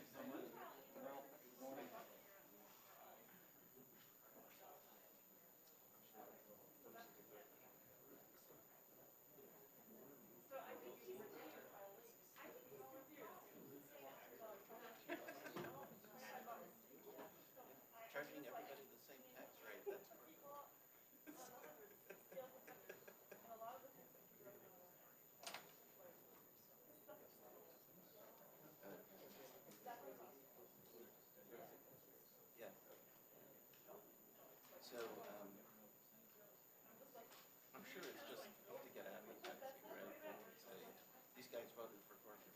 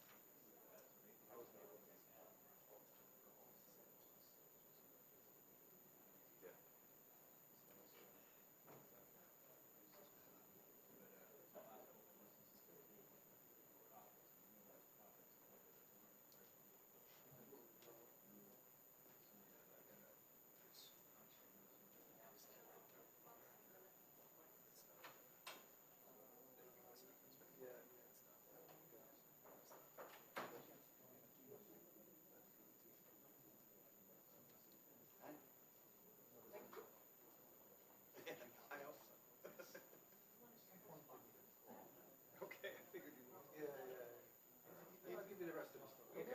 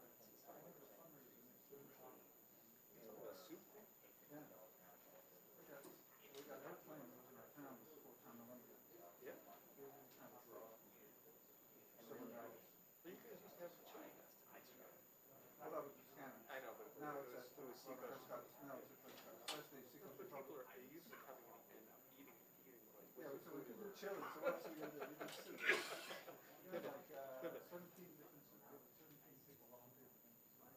So that's what you feed you, and then they told us and talk about. So, not political. Talk about your head towards duty in Afghanistan. Yeah. It's supposed to be fascinating.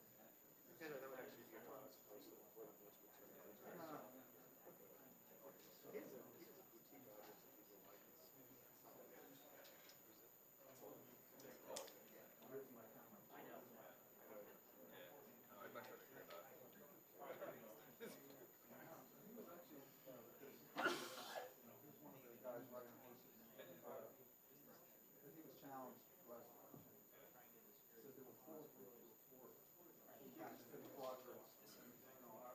Wasn't based about his.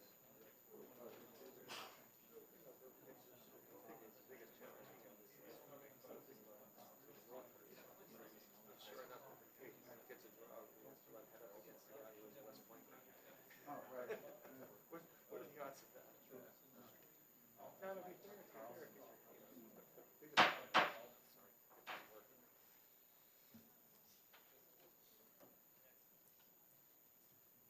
I want to start the public hearing on House Bill 1478-FN-A, an act relative to the business profits tax applicable to certain large, low-wage employer. And the prime sponsor is Representative Edgerton. And Representative, introduce your bill and explain it. Thank you. All right. Thank you, Mr. Chairman and members of the committee. Microphone is on. I remember that this time. I am here to introduce HB 1478, which is, in my opinion, aptly called the Stop Corporate Welfare Act. I wish that I had come up with this monologue, but it's said far better in this clip that I have right here, that with the permission of the chair, I'd like to play for the committee, because I think it helps illustrate my point. What is it you want to do? I have a little 1-minute video clip here that I think makes an illustrated point, and it's in the voice of somebody that I think members of the committee would appreciate, and it would very much help my testimony if I could play it. I will, 1 minute, right? Thank you, Mr. Chairman.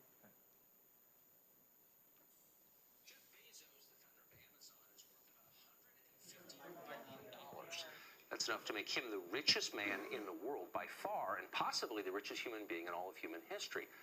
It's certainly enough to pay his employees well, but he doesn't.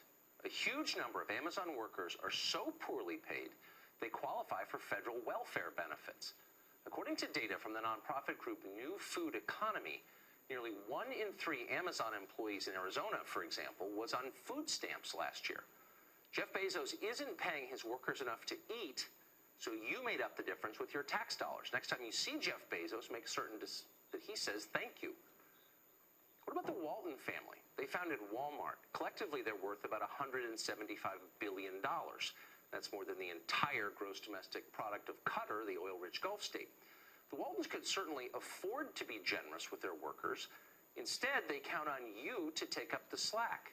In 2013, taxpayers sent more than $6 billion to Walmart's employees for food stamps, Medicaid, and housing assistance. And if you think that's remarkable, meet Travis Kalanick. He's the youthful founder of Uber. His personal fortune is close to $5 billion. His drivers, by You contrast, said that was often 1 make minute. less than minimum wage. It might have One run over reason- a little bit, but the point is made that this is an issue that reaches pretty far across the political spectrum. I did not, frankly, think that there was going to be an issue that Mr. Carlson and I would agree on, but this is a point that he started raising in 2018 about the issue where large employers have the capacity to pay their employees pretty well, but don't, so that they're subsidized through Medicaid and food stamps. And that's what this bill is looking to go after. We're looking to stop what is often deemed corporate welfare, the mechanism by which large corporations don't pay well enough that their employees qualify for benefits when they could otherwise be paid well. This bill only applies to businesses over 100 employees, so we wanted to set the bar very high as to avoid the perception that we were putting an onerous regulation on small businesses. And the bill says you can either pay a 0.5% increase in the business profits tax as part of the corporate welfare tax, or you can pay everybody $15 an hour in your store at least. My understanding is that if you take a company like Walmart, which I have a little firsthand experience with, I worked there for about a month in between jobs in 2021. I personally, as a truck unloader, made about $16 an hour, so I wouldn't qualify for this. However, a lot of the cashiers, a lot of the front-end folks are still paid less than $15 an hour. If you're a company the size of Walmart or any other of those more than 100 employee stores, you're going to be paying less, paying people the $15 an hour minimum, than you would be paying the increase in the corporate profits tax and the business profits tax. So it's an if or or. We want to provide that option, but we also really do want to crack down on corporate welfare because it's a pretty overwhelmingly popular issue to deal with that problem. That's what this bill hopes to do. And I would ask that the committee consider an OTP recommendation and send it to the floor. So that's what I got. Happy to take questions. Thank you for your testimony, Representative. First questions from Representative Lang. Thank you, Mr. Chairman. Thank you, Representative, for taking my question. So I guess my big question is, how do we get over the constitutionality and the New Hampshire constitutionality of this issue? If you understand Part 2, Article 5 of our Constitution, which the title says it's about the legislature form of government, is to make laws, elect officers, define their powers, duties, impose fines, assess taxes, prohibit from the authorizing towns of certain aid. Well, I'll talk strictly about the tax component. When it talks about taxes, it says, and to impose and levy proportional and reasonable assessments, rates, and taxes upon the inhabitants of and the residents within this state. So when I read that part of the Constitution, what you're proposing to do is create 2 different tax rates for different classes of employers. If you're over 100 people but paying less than 15, you're going to pay one tax rate. And if you're over 100 and paying more than 15, you're going to pay a different tax rate. Doesn't that not meet the equal and proportional standard as set in our Constitution for the levy of taxes? I wouldn't interpret it that way because we have different tax rates for different taxes. I might just disagree with the interpretation on that, but my interpretation of that language would still hold that this is constitutional. Follow? Follow up. I'm sorry, could you, I'm trying to understand how he gets the constitutional, and I understand we might disagree on what equal and proportional is, although on plain read, it seems pretty clear that if you have an entity that is the same, they're a business with 100 employees, but you're going to tax them differently based on their corporate policy. And I'm trying to understand how you think that that's equal and proportional, and it overcomes the constitutional hurdle. Right. Well, correct me if I'm wrong, because I am one of the few legislators that will come to hearings and admit that I don't know everything. But we have a standard by which businesses are required to pay the business profits tax. Not every business in the state of New Hampshire pays the business profits tax. Has to do with their size and their revenue share. I think a similar argument can be made here. And as such, if I were trying to reason with it, I would presume that it is constitutional. Thank you, Mr. Chair. Representative Bromley.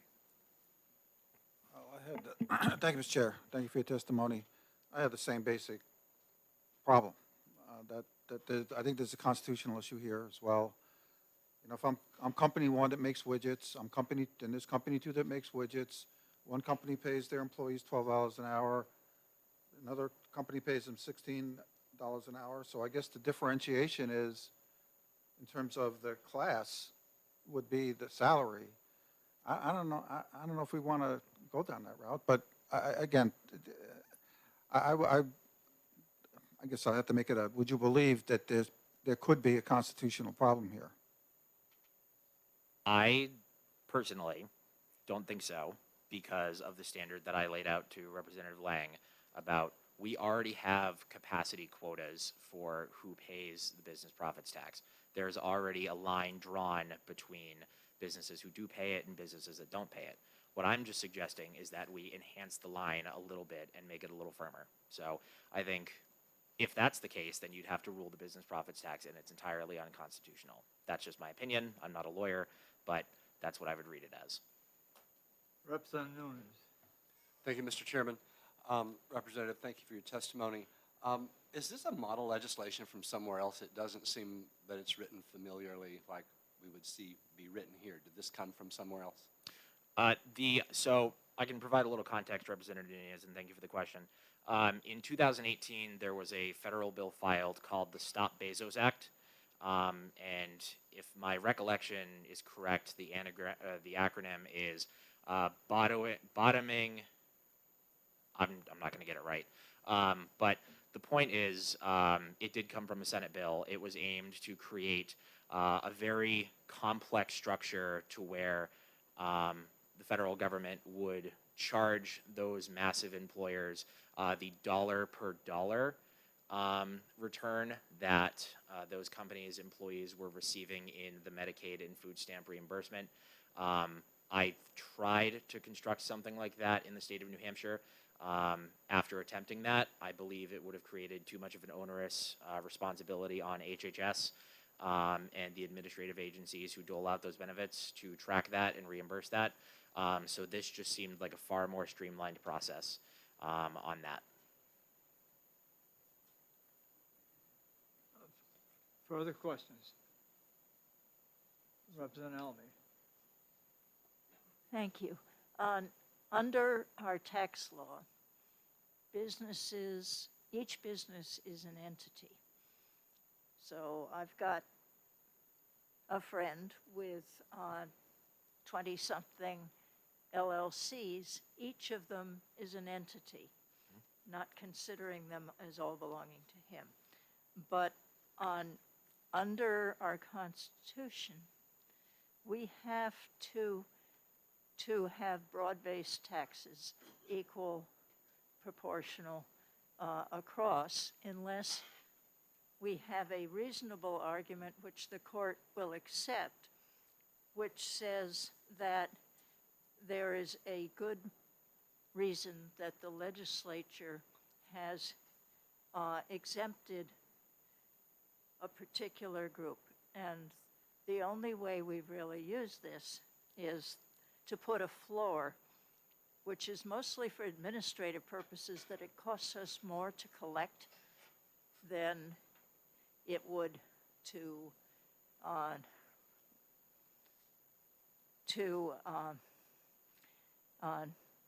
than we would get out of it.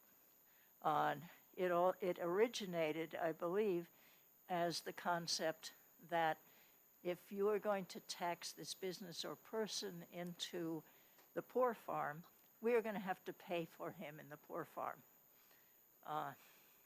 And that is a very different thing, which is, I think, is what my colleagues are saying to you. That's a very different kind of rationale of exemption than the one you're trying to put in now. Do you agree? Yes, do you agree with that? I appreciate the context. I'm going to maintain my original position is that I would still hold that this would be constitutional.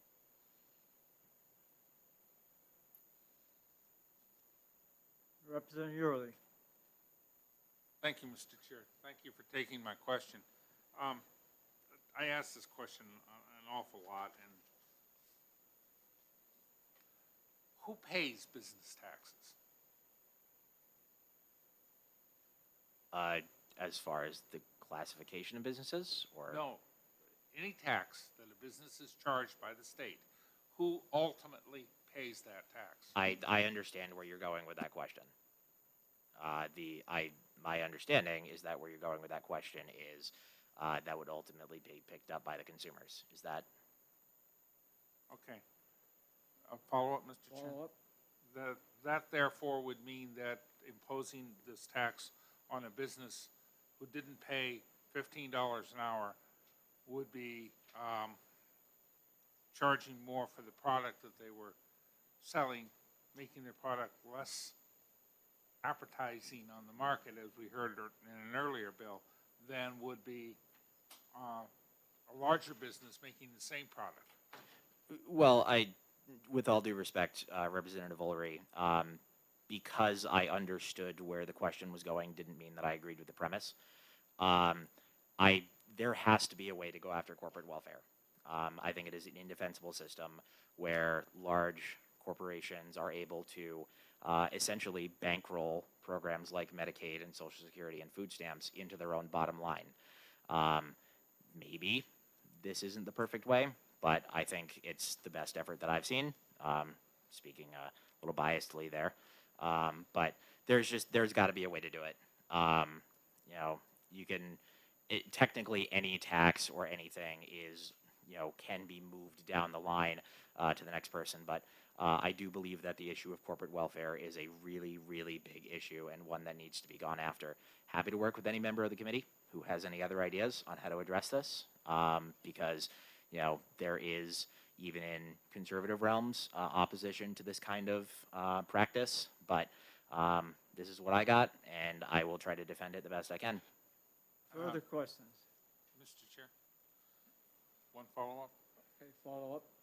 if you don't mind, sir. Are you aware that the New Hampshire median wage is $65,421, or about $32 an hour? Yes, I am. I am also aware that there are corporations that would be categorized under this bill as applicable in the tax who do pay less than $15 an hour, and as a consequence, their employees are eligible for benefits that they do not need to be eligible for because those corporations can't afford to pay their employees. Thank you, Mr. Chair. Any further questions? Seeing none, thank you for your testimony. Thank you.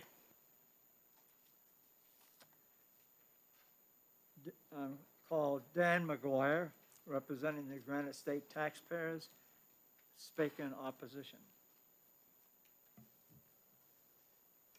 Thank you very much, Mr. Chairman. For the record, my name is Dan McGuire. I'm here on behalf of Granite State taxpayers. Our opposition to this bill starts right on line 1. The act will be known as Stop Corporate Welfare Act. I mean, that's got to be one of the silliest things I've ever read in a bill. to characterize a tax that is uniform across all businesses as welfare for particular businesses or welfare in general, I mean, it's just silly. You know, is the fact that we tax cigarettes and hotel rooms, but we don't tax shampoo, is that somehow welfare for Procter & Gamble? You know, it just doesn't make sense.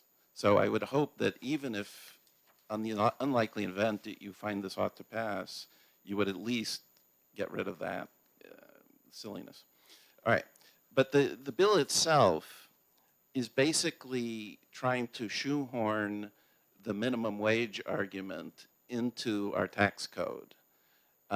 Minimum wage is something that's regularly argued in the legislature every session, and it's very common, and it goes different ways at different times.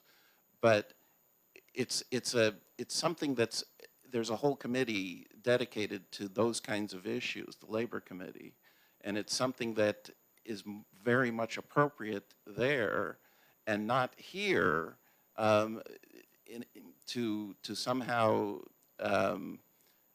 get into taxes and try to control something that is much more easily handled in another venue.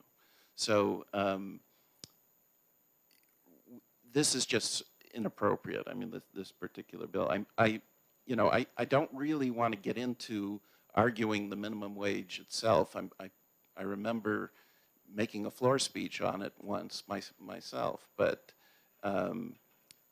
it's just, let's not kind of pollute our tax code with special purpose things that are much more easily handled in other parts of the RSAs. Thank you, Mr. Thank you for your Chairman. testimony. We take questions? Questions from the committee? Seeing none, thank you. Next is Dave Gervais from the BIA, speaking in opposition.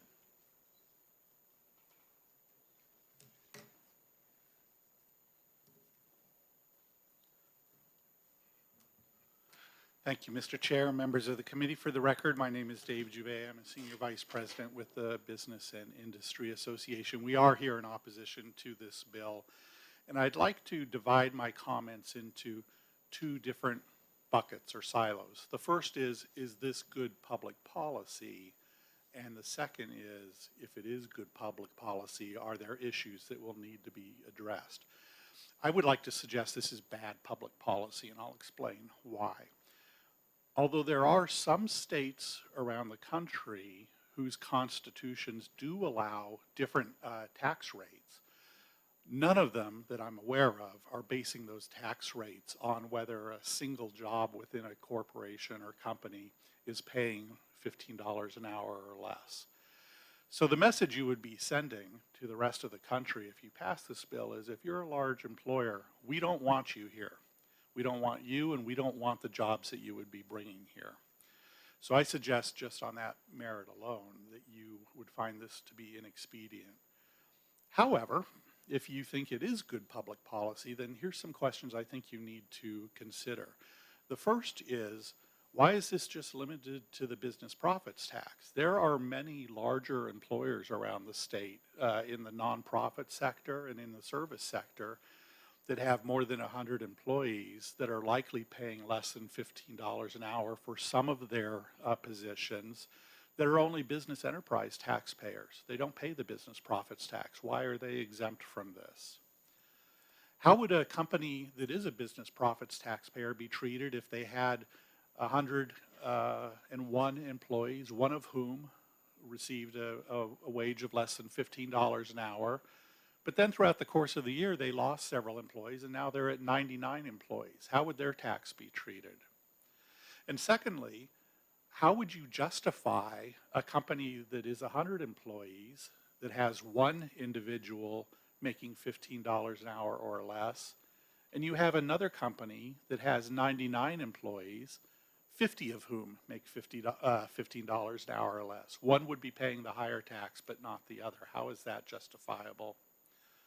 I'd also ask you to consider, how will this impact those industries and companies around the state that are high employee count, but very low volume. I'm talking about restaurants and food stores and retail establishment and hotels.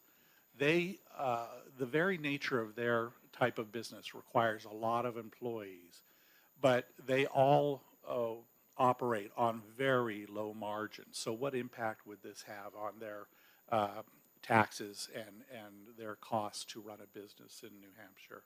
So, Mr. Chair, I could probably go on, but I don't want to monopolize all the time. I know there are others here to speak on the bill. I would be happy to answer any questions.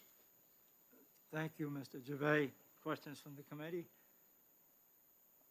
Representative Chamber. Thank you, Mr. Chairman. Thank you for taking my question, Mr. Gervais.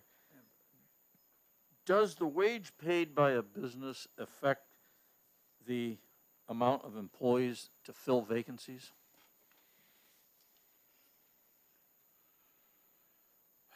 I would suggest that it has an impact, but not the only impact, and I'll use the times we are operating in now as an example. I was recently in the House Labor Committee where a similar question came up, and my response to the committee was I receive calls almost daily from our members who are struggling to find employees, and they're asking a simple question: what are other employers paying right now? And the answer is everyone's paying more, and that's what it's taking to attract people into the workplace. So, you know, like Representative McGuire, I don't want to, you know, get into a discussion of the minimum wage, but when those discussions come up, what we quickly find out is most employers around the state, even those that you would think of as being generally lower wage employers like fast food restaurants, are either paying $15 an hour, sometimes higher, to get individuals in to work there. Further questions? Seeing none, thank you for your testimony. The next is Greg Moore from the American for Prosperity, New Hampshire, speaking in opposition. Thank you, Mr. Chairman, members of the committee. Certainly appreciate the opportunity to be before the House Ways and Means Committee. For the record, my name is Greg Moore. I am the State Director with Americans for Prosperity, and we oppose House Bill 1478 for a number of reasons, the first of which was obviously brought up by Representative Lang, Representative Prami, Representative Almy, which of course our Constitution requires that our taxes be uniformly applied and broadly based. I don't know how you can argue that this is uniformly applied when it creates three categories of employers, one category being businesses that pay $15, as well as the prior speaker mentioned, nonprofits that don't pay business profits tax, businesses that don't pay $15 an hour that are greater than 100, and then businesses that don't pay $15 that are under 100. So there's three different groups of classes of taxpayers that are not treated equally. That's the first issue. The second issue, of course, is the issue of creating these additional deformities to the tax code. We certainly oppose the idea of adding more of these. As the committee might remember, we're not fans of the Army tax exemption. We don't support continued expansion of the research and development tax credit. We believe that the better strategy are low rates for all and not having government do anything to pick winners and losers. And this bill does pick winners and losers. Third one's more of a, just as someone who used to work with the House, just advise this committee, don't do this to yourself. Don't allow work from other committees to start working its way into this committee and just push back and make sure it stays in the committee it belongs in. This is a labor issue and should belong in a labor committee, as the prior speaker mentioned. And I think that's an important consideration for the long-term workload of this committee. You guys have enough on your plate as it is now. And then just fundamentally, obviously, we oppose tax increases, and this bill would be a tax increase. We believe that there's been tremendous success in the work the state has done over the course of the last 7 years or so as it relates to tax policy with the BET and BPT. We think that's been very successful, and we think going in the opposite direction is a bad idea.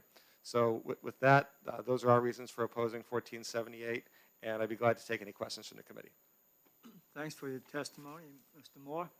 Questions from the committee? Seeing none, thank you. Thank you. The next is Curtis Berry, representing the New Hampshire Retail Association, speaking in opposition.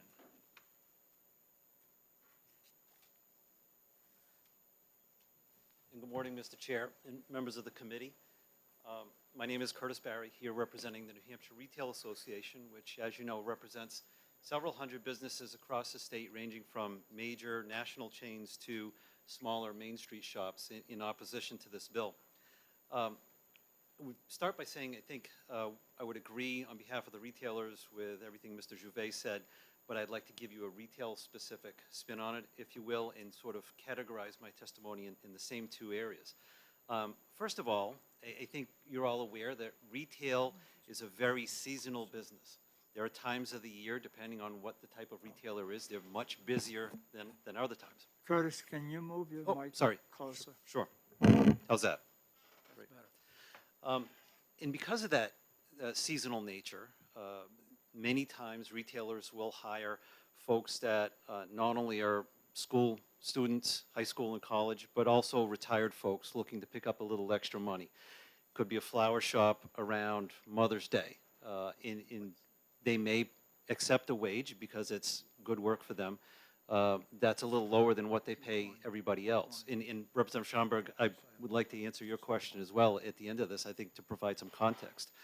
And this bill would have the impact, perhaps, of denying somebody that opportunity because it would drive a higher tax rate. As Mr. Gervais said, it could be a shop of 100 or more people, and one person is hired on a part-time basis to answer some phones as a busy time to take orders. And it could be $12 an hour, but they want to pick up a little extra spending money, which would deny them this opportunity because it kicks the business into a higher tax rate. This bill does not contemplate, I don't think, retail employees who work on a commission basis. Their hourly rate may be lower, but they make pretty good money because the rest is made up of commissions. So there's a lot of specifics in the retail industry that aren't contemplated here. To mirror what you've heard before from Representative McGuire, Mr. Gervais, I hope we would all agree that the tax code is not there for punitive measures to punish an employer because they engage in a business practice that we don't like. Once you start down this road, it has literally no end. And then to provide the context, and I think address Representative Schomburg's question, I will give you a real life example that I just an hour ago gave to the House Labor Committee. I'm aware of a particular major retailer with a store in the southern part of the state that, in trying to hire for the holiday season back in the fall, found themselves 45 positions short for the holiday season. One single location, 45 positions short of what they would consider optimal. In addition, they hired 30 people, signed them up, ready to go, who never showed up to work. Didn't call, didn't give any notice, didn't show up. This is on top of incentives, for example, several $100s for finishing out the holiday season, added hourly wage to work weekend shifts, and they're not finding the employees. Employers are facing these pressures all around. Mr. Chairman, I'm happy to answer questions as best I can. Well, thank you for your testimony, Mr. Berry. Questions from the committee? Seeing none, thank you. Thank you. Whoops, sorry. Representative Elmy. Thank you. I just wanted to ask on whether it would cost considerably more for these businesses that are hiring seasonally part-time. We're talking about an hourly wage.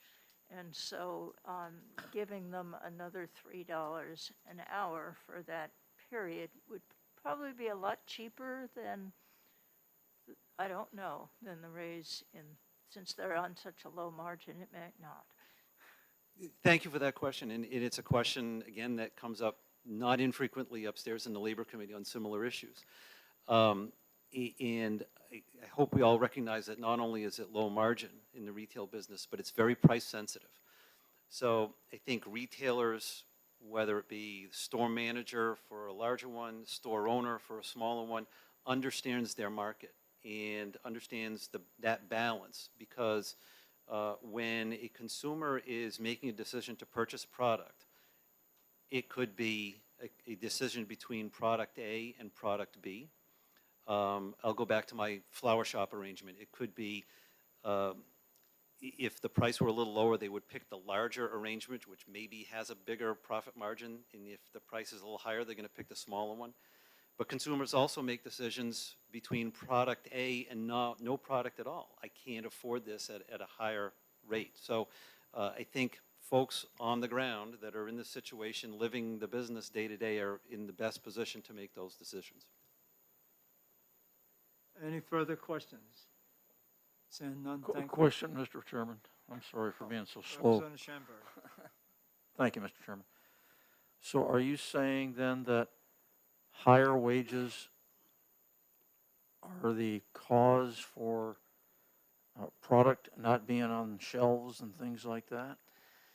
Mr. Chairman, feel free to cut me off anytime, because I think we're getting a little bit off topic, but I'd like to respond to that.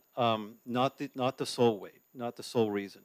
I guess what I was suggesting, Representative, is that any additional cost that retailers experience will have an impact one way or another. It will be either higher prices, or it will be a lower margin for the retailer, or it will be fewer hours that they hire somebody to pay for. In the example I wish to give you again, I gave this is a real life example I just gave to the Labor Committee. Furniture stores are now telling their customers, you order a piece of furniture, it's a 12-month wait. But the impact that wait is solely on the store. If you put a deposit down on a piece of furniture, it's at a certain price. 12 months later, shipping costs in particular nowadays have increased, and that's driven by the container costs coming in from overseas, which have doubled or tripled. It's the hourly rate that the trucker is getting at this point, but the store cannot pass that along to that consumer in that particular circumstance. The customer has agreed to buy a piece of furniture at a particular price.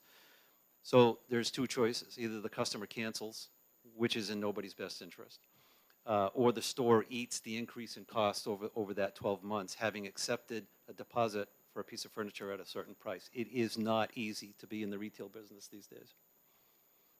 Any further questions? Seeing none, thank you for your testimony. Thank you, sir. And the last pink card is Drew Klein, representing Josiah Bartlett, and speaking in opposition. Thank you, Mr. Chairman and committee. I'll be brief because everybody else stole my thunder and made all the points I was going to make about constitutionality and use of the tax code.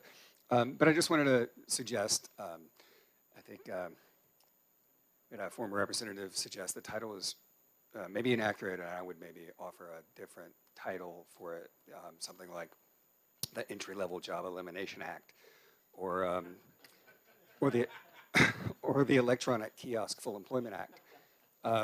Because what this would do, I think the foundational misunderstanding is that, not aside from the constitutionality and the use of the tax code, is that misunderstanding what a job is. I mean, a job is an exchange of compensation for services rendered, and a job is not, does not exist, not every job exists to support a whole family.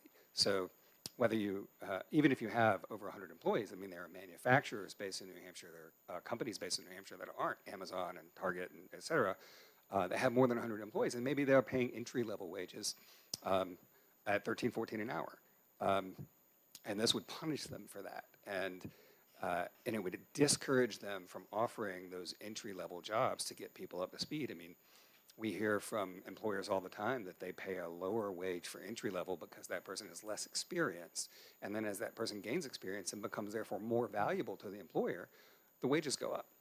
And right now, you can see what happens in an economy when the pressure on wages is so great that those entry-level jobs become uneconomical for the employer. So if you go to any McDonald's, you'll see the kiosks up. I would suggest that this would expand that greatly. So, and it's not, you know, again, we think of this often in terms of the large mega corporation that's super rich, but the bill says over 100 employees, not over 100 employees in New Hampshire. So there are other industries that this would affect that operate on low margins, that aren't necessarily big wealthy corporations. And I'll just throw out one that's been really affected by the pandemic is movie theaters. So a lot of there are some independent movie theaters in New Hampshire, but there are some movie theaters in New Hampshire that are part of large out-of-state companies. And movie theater, my first job was a movie theater. I love it. I love movie theaters. They pay lower wages generally because it's very low skilled to take tickets and to get somebody a soda.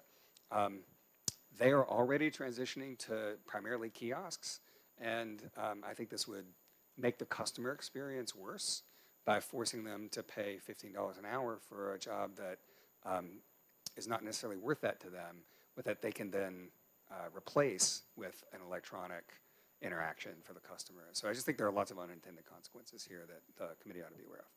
And that's all. Thank you for your testimony. Questions from the committee? Nope. Seeing none, thank you. Thanks.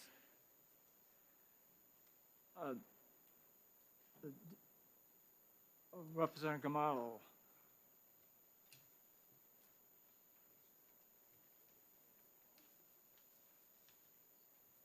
Representative Gamalo is speaking in support of the bill. Thank you, Mr. Chair. As a co-sponsor, I wasn't going to say much, but I signed on because I thought this was a topic that needed to be discussed. And as it turns out, we've had more pink cards for this bill than any other. As a business owner, I'd like to give a little bit of my perspective. I married into a family business established in 1939. It was a grocery store at first, and then my husband expanded it some. We sold the grocery business in 2016, and we've kept the gas station. And I've had 3 workers that I've paid over $15 an hour since then. And I just want you to know that it can be done. And we don't need billionaires. People just need to take care of their own like they used to. And so that's my testimony, and I'll take any questions. Okay, thank you for your testimony, Representative Gamalo. Any questions from the committee members? Seeing none, thank you. Thank you. Does the DRA want to say anything about constitutionality of this?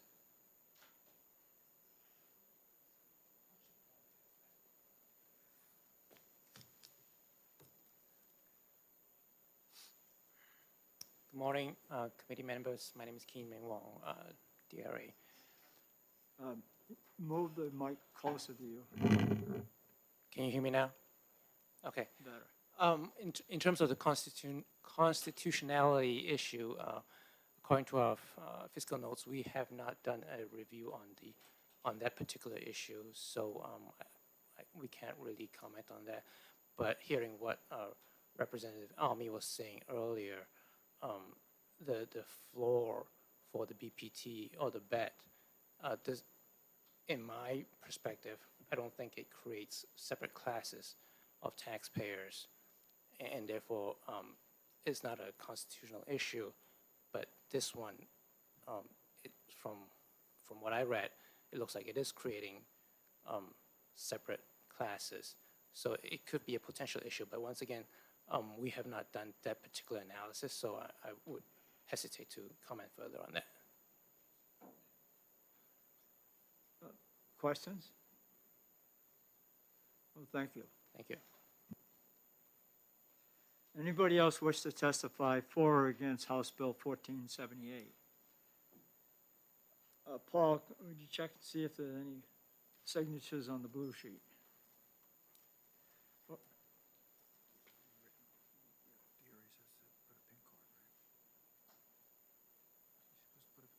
He didn't give us a pink card. Oh, yeah, she did. No. Say that again? The guy from DRA. Oh, yeah. What's that? Okay, thank you.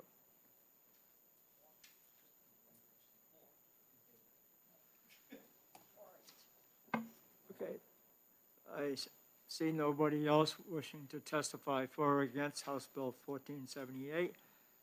I'm closing the public hearing on 1478, and would the DRA just put in a pink card? Thank you. And we will meet back here at 1 o'clock.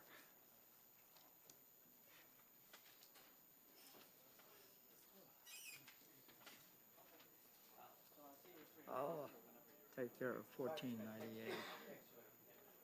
And then at 1:30, I'm going to have to leave. 94? 94. 94. 1494, yeah.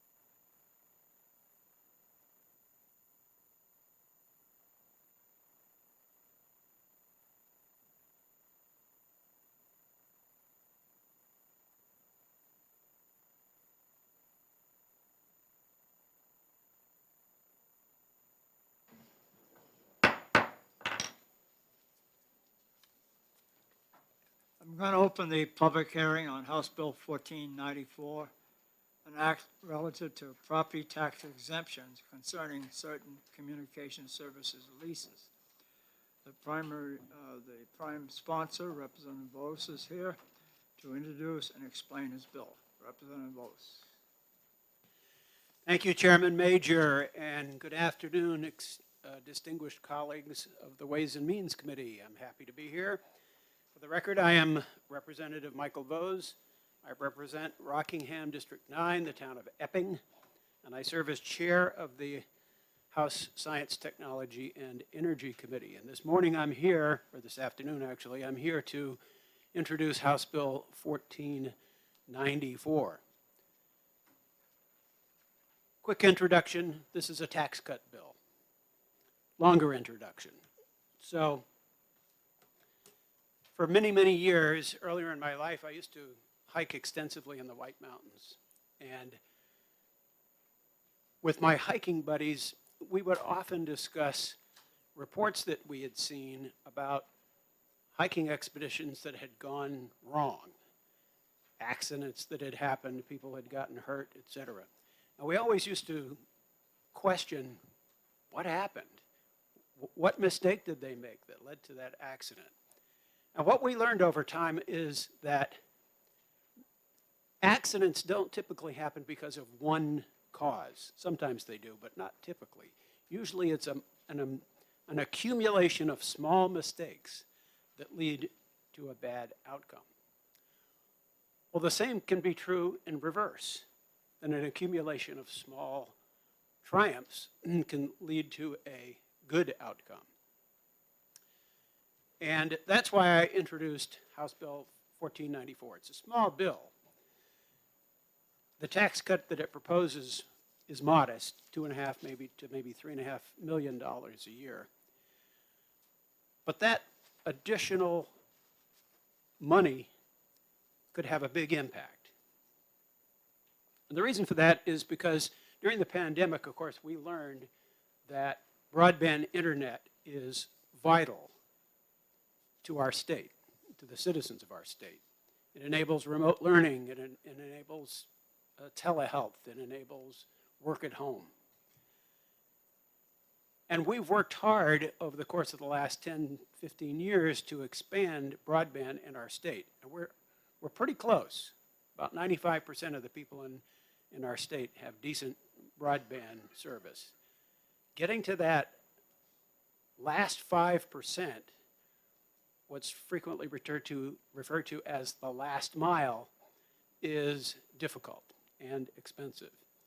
So everything we can do to get a step closer to solving the last mile problem is a step worth taking.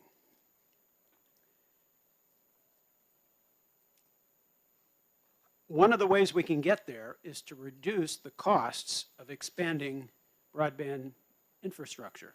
And that's the small step that this legislation will take by reducing taxes on broadband suppliers by a modest amount that they can then turn around and invest in broadband expansion. This is a high priority for a lot of people in our state. I served in my second term, on a broadband study committee. And we looked at this issue for months and discovered that it's a very tough issue to solve. And there had been previous broadband study committees which also had looked at this issue and not come up with any easy solutions either. But we've got to solve this problem. It's a high priority for the Business and Industry Association, for example. They recognize the critical role of telecommunications and high-speed internet in fostering a healthy, growing economy across New Hampshire.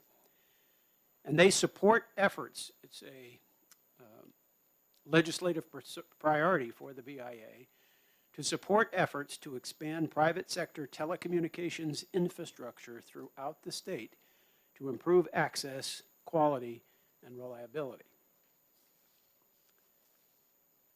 So how will this bill contribute to that.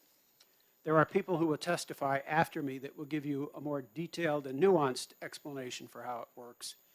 But I'll give you a broad overview. The bill simply adds an exemption similar to exemptions that already exist from a property tax on the use of municipal rights of way.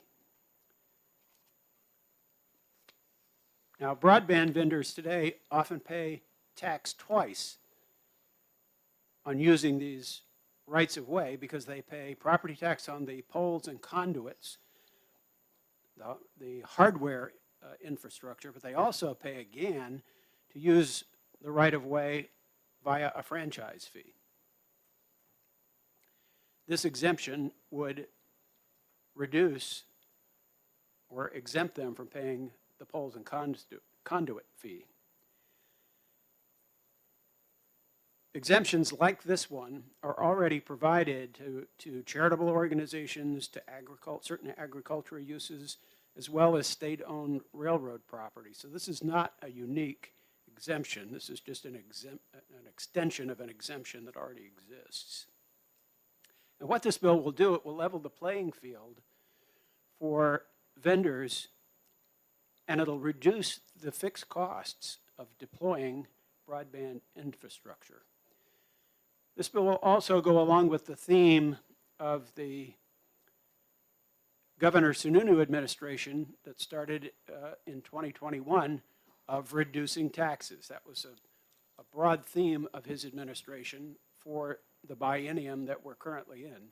And this continues that tradition of reducing taxes in a responsible and reasonable way that in the long term will help our citizens statewide. Another small benefit that might result from this bill is some of the vendors who would benefit from this bill actually provide landline telephone service. And they actually list on their bills a right-of-way charge, and they could reduce that charge if this bill were to pass. Won't affect cell phones, but would affect landline phones. As I said a few minutes ago, there are folks who are going to testify behind me who can give you more details. But that's the broad overview of what this bill does, and I'm happy to introduce it and also happy to take questions. Thank you. Thank you for your testimony, Representative Voss. Questions from the committee? Representative Schomburg. Thank you, Mr. Chairman, and thank you, Representative. Is this a loss of revenue for towns and an increase in a town's tax rate to overcome this loss of revenue? Yes, this would be a small loss of revenue to municipalities. It's estimated to be about 2.5 to 3.5 million statewide, so per municipality it would be a relatively small number. Follow up, Mr. Chairman. Follow up. You stated by reducing the taxes on broadband suppliers. Have the broadband suppliers or vendors made a commitment to finish the last mile of broadband to those without? There will be representatives of broadband companies testifying after me. You could ask them that question. In general, I think they have made that commitment, but the details of getting there are what we're here to address today. Thank you. Representative Malloy. Thank you, Mr. Chairman. Thank you for taking my question. My question is, you're saying this is a $2.5 million tax cut, fine, and supposedly this money would be used for expanding, or hopefully expanding broadband, and that we have, what you said, 5% of the state still is in need of that. What is that dollar amount needed to fulfill that and expand that, to do the last mile, as you've indicated? That's a good question. Maybe one of the broadband folks who testify later could answer that. Further questions, Representative Lang. Thank you, Mr. Chair. Thank you, Representative Vos, for taking my question. I just want to be clear on the $2 million we're talking about. Is that part of the state UPT? or is that the local property tax loss that you think is going to happen? These are municipal taxes. Thank you. Further questions? Representative Almy. Thank you, Mr. Chairman. Is the 5% that do not yet have broadband, is that calculated from census tracts or from household survey, which are very different Yes, things? from my recollection of serving on the broadband study committee that I served on in 2017, 2018, I believe the answer to your question is a census. I'd have to go look it up to be sure, though. Thank you. It does make an enormous difference. Further questions? Seeing none. The next is a Chris Hodgson from Comcast in support of the bill.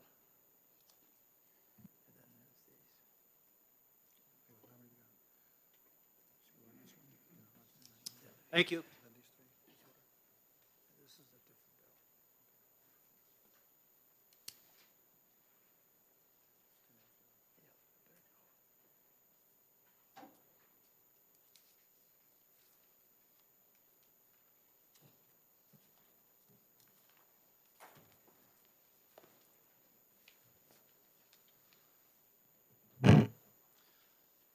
Good afternoon, Chairman, members of the committee. My name is Chris Hodgson. I'm Comcast's Vice President of Government Affairs here in New Hampshire.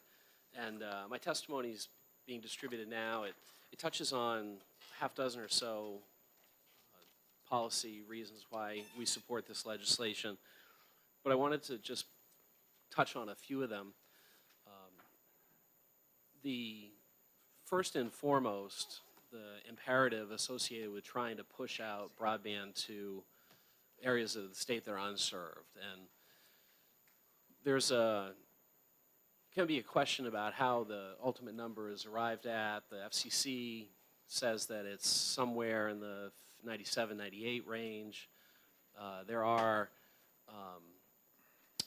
challenges with the granularity of any data, especially when you're collecting it at a statewide basis. So I have long said, and I think it to be true, that a more realistic estimate is about 95%. That FCC data is based on census blocks, not tracts. Blocks, of course, are the smaller of the two geographic polygons, but nonetheless, we're in that range at this point. What makes this legislation, I think, particularly useful for broadband providers is that remaining 5% does not constitute 5% of the land area in the state. It doesn't constitute 5% of the miles that we're going to have to wire to serve those remaining people. In fact, there are, I think by any reasonable estimate, hundreds and hundreds, perhaps 1,000 or more miles of road, mostly public, some private, that are going to need to be built to get that last 5%. And fixed costs like a tax are particularly meaningful when broadband providers are trying to determine whether or not they can justify building their network, because every year we have to account for that cost. And there are many costs, variable, capital, fixed costs associated with broadband networks. We can't solve all of those challenges. This piece of legislation seeks to address one of them. And just to give you a sense of what that means, a mile of infrastructure in a rural part of the state may have 4 or 5 possible customers. Even the very best adoption programs can only get to maybe a penetration of 70%. You never get everyone for a host of reasons to subscribe. That mile of infrastructure for us has fixed costs that include the rent that we pay to reside on the poles, 35 poles a mile, anywhere between $10 and $15 a pole per year, and then the tax is associated with it. It's not hard to see why higher fixed costs make it very difficult to justify expansion. So that's the primary policy justification for taking a hard look at this change. The other issue, and this is specific, of course, to the cable industry, is that we already fully compensate municipalities for the use of their right-of-way. The federal government provides a statutory framework that requires us to give permission to operate in a town's right-of-way. It's called a franchise. In return for that franchise, municipalities can charge up to 5% of our gross video revenue as a franchise fee. In New Hampshire, that constitutes, in our footprint, a little over $13 million a year. And in many, many situations, that federal construct, which is applied locally, has been determined to fully compensate municipalities for the use of their right-of-way. And this tax, which is unique, and I want to just make sure that the committee understands, we're not talking about an exemption for taxation on real property. This is a tax levied on the use and occupation of our personal property in the right-of-way. It's our wired and network infrastructure that we're talking about that's having a tax applied to it. And in New Hampshire is nearly unique in the United States in the use of a tax like this. Only California taxes use and occupation of their rights of way, and they tax the use and occupation of real property in the right-of-way, not personal property. So for the reasons that I've outlined in my testimony and written testimony and what I've described here today before you, we support this legislation. It is not, and this is certainly obvious to I think everyone on the committee and in the room, this is not a panacea for the state's or any state's broadband problem. This is a statutory change that will change the calculus for how we have to account for our fixed costs when we've determined whether or not we can deploy a network. There's a lot of parts that go into that, but this would certainly help. Thank you for your time. I understand it's limited, and I'd be happy to take any questions you may have. Yeah, I'll start. First, I apologize for being late. I had to introduce another bill. Can you just recapitulate for me, we're talking about as the right-of-way, and you say it's unique right-of-way compared to other states. Can you just embellish a little bit on that? Sure. So 7223 describes how in a situation when there's an agreement or lease to use that right-of-way, the municipality or the state can levy a tax. And it's a fairly lengthy statute, but that's the basis of it. It's not 72.8, which is the part of the statute that deals with real property taxation. Right. It's for an instance where personal property or real property is occupying or using land owned by the state or one of its subdivisions. And what it would do, similar to the way the exemption exists for leases relative to state-owned railways, the language in the bill would essentially say that if you have personal property or property in the right-of-way that generates revenue for local municipalities through some other provision of state law, so perhaps it's 72.8, which is related to real property taxation. It could be 53C, which is the statute that relates to our franchise to occupy and use a right-of-way, which is the source of that $13 million in revenue that we collect and remit to municipalities. That's what we're talking about here. Okay. Does that answer your question? Yes, it does. Thank you. Representative Malloy and Representative Ames. Thank you, Mr. Chairman. Thank you for taking my question. Same question that I asked before. Do you have a number of what it would cost to make that last mile connection here in New Hampshire? Thank you. I can't offer one that is. I can't offer a detailed estimate. We know we're in the process now because of the imperative created obviously by this pandemic to scope that out, and it's a very substantial amount. I mean, if you consider average costs of $40,000, $50,000+ a mile to deploy infrastructure, 1,000 miles of road, if that is what it'll take to push this out to the final 5%, is in the tens of millions of dollars. It's a large undertaking, which is frankly why it hasn't been taken to date. It's very expensive to do it when there are very few, if any, customers to sell your products to. Representative Ames? Good afternoon. So I actually have two questions. First is related to the question of sort of, let's call it differential impact. The question is whether some of those last miles are concentrated in some parts or some municipalities, or is it more or less evenly spread amongst the municipalities?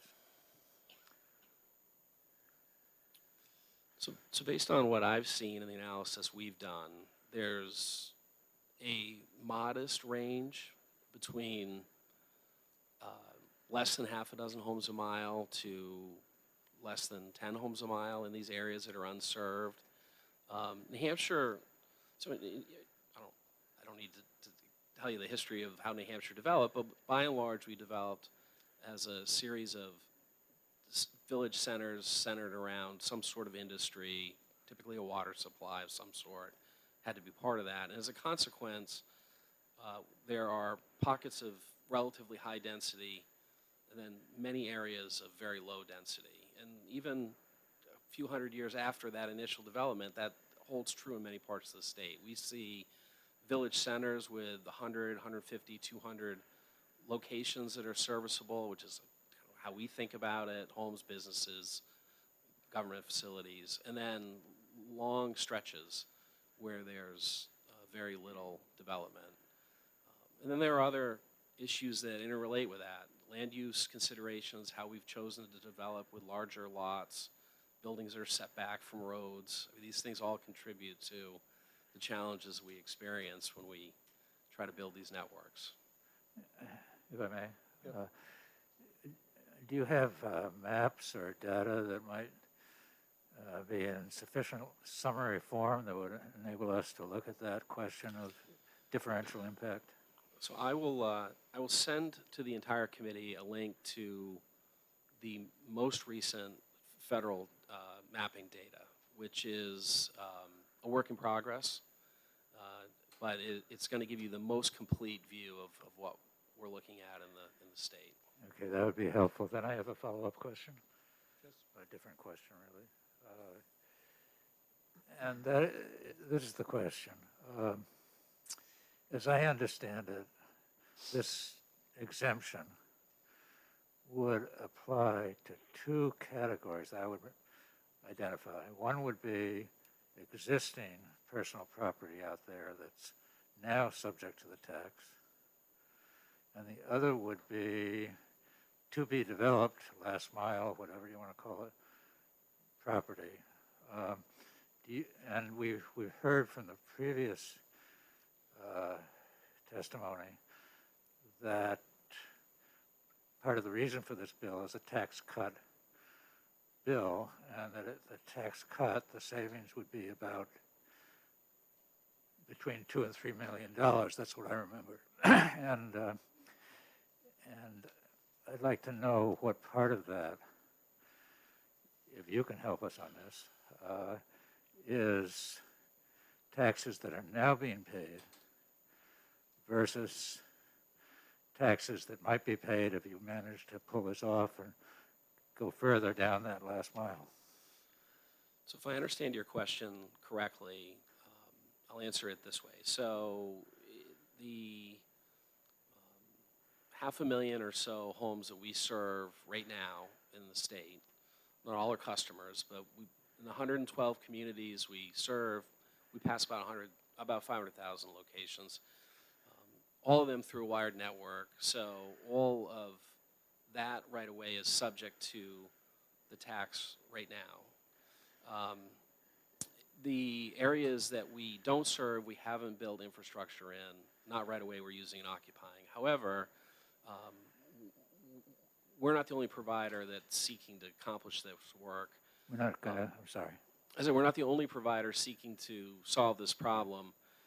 There are providers who have network infrastructure in the right of way, traditional telephone companies, whose network infrastructure does not provide broadband service. So they are already occupying it with their infrastructure. It's being utilized for phone or services that aren't necessarily considered broadband speeds. So that would, they would already be paying use and occupation tax on it already. So, and one of the, if you look at my testimony, one of the, I think, rationales behind this, addressing this issue is that not all providers are being treated the same. There's a Supreme Court case in 2017 where another type of provider, what's known as a CLEC, sued the city of Nashua over whether or not that was, this application of the tax to them was lawful. And the court said no, because unlike us or a phone company, that type of provider doesn't have an agreement or license from the city. So no license to be there, no nexus that allows the taxation. The net result of that is that provider who's sitting on exactly the same poles that we are, running wires a foot or above us or below us, is not paying this tax, and we are. So there's a, you know, to the extent there's a desire to have competitive equity among like providers, this is a real challenge with this statute, and that's one of the rationales for fixing it, or addressing it, I should say. A question about a fiscal note. Is there, I don't see one here. is there, do you know anything about that? Because we clearly would be helped by some analysis of this question. All right, we'll make sure, we'll take a look at that.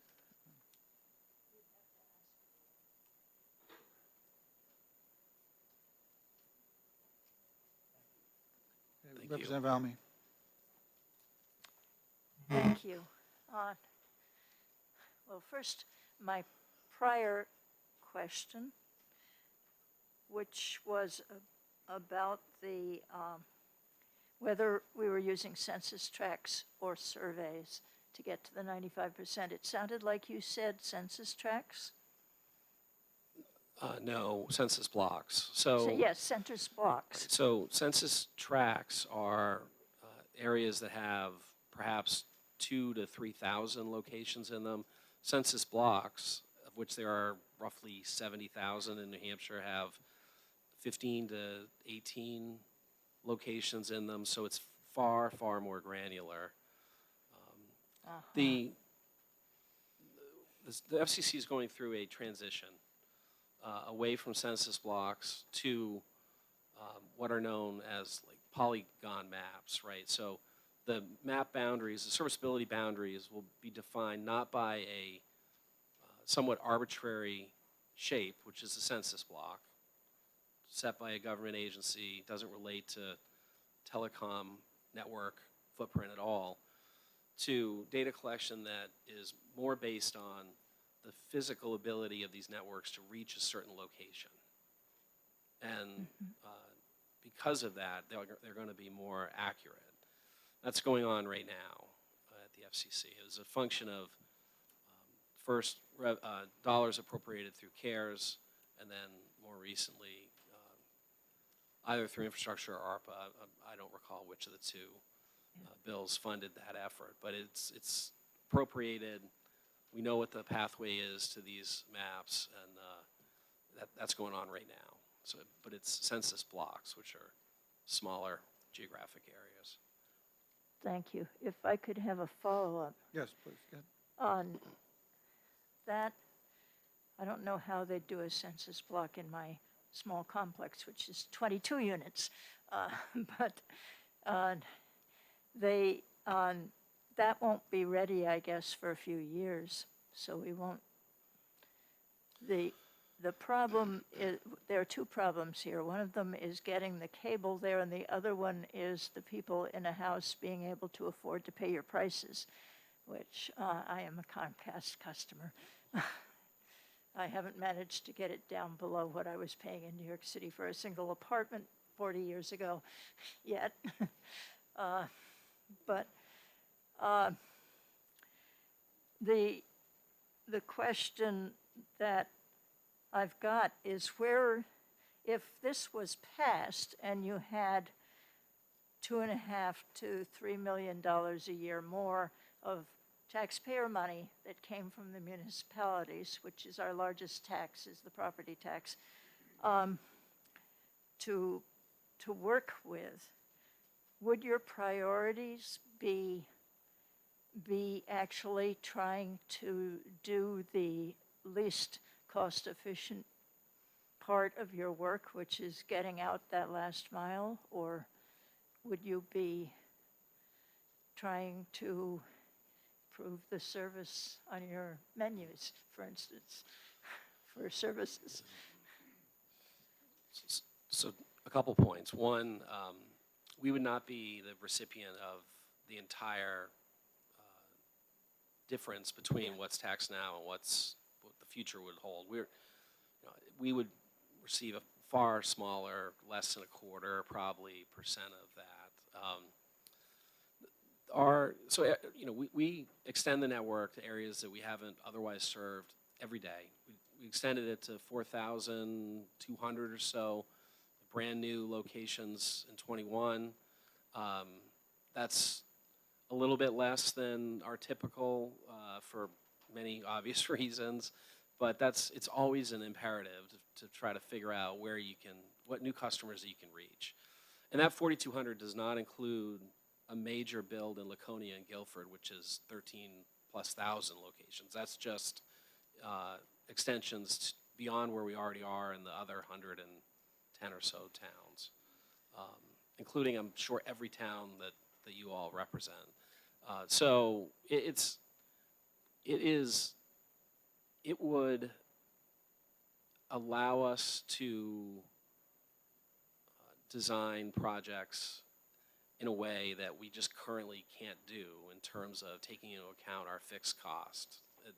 That's the best way to describe it. It's impossible to point to a particular project or stretch of road that would now be feasible that isn't, or would be feasible that now isn't, I should say. But it's part of that puzzle. And when we look at that formula here relative to other places, this is one of, I'll bet, a small piece of the puzzle that's different here that we don't have to account for elsewhere. Follow up? Thank you. You all set? Okay. Representative Lang. Thank you, and my question is around the same conversation you just had with Representative Almy. Thank you for taking my question. Thank you, Mr. Chair.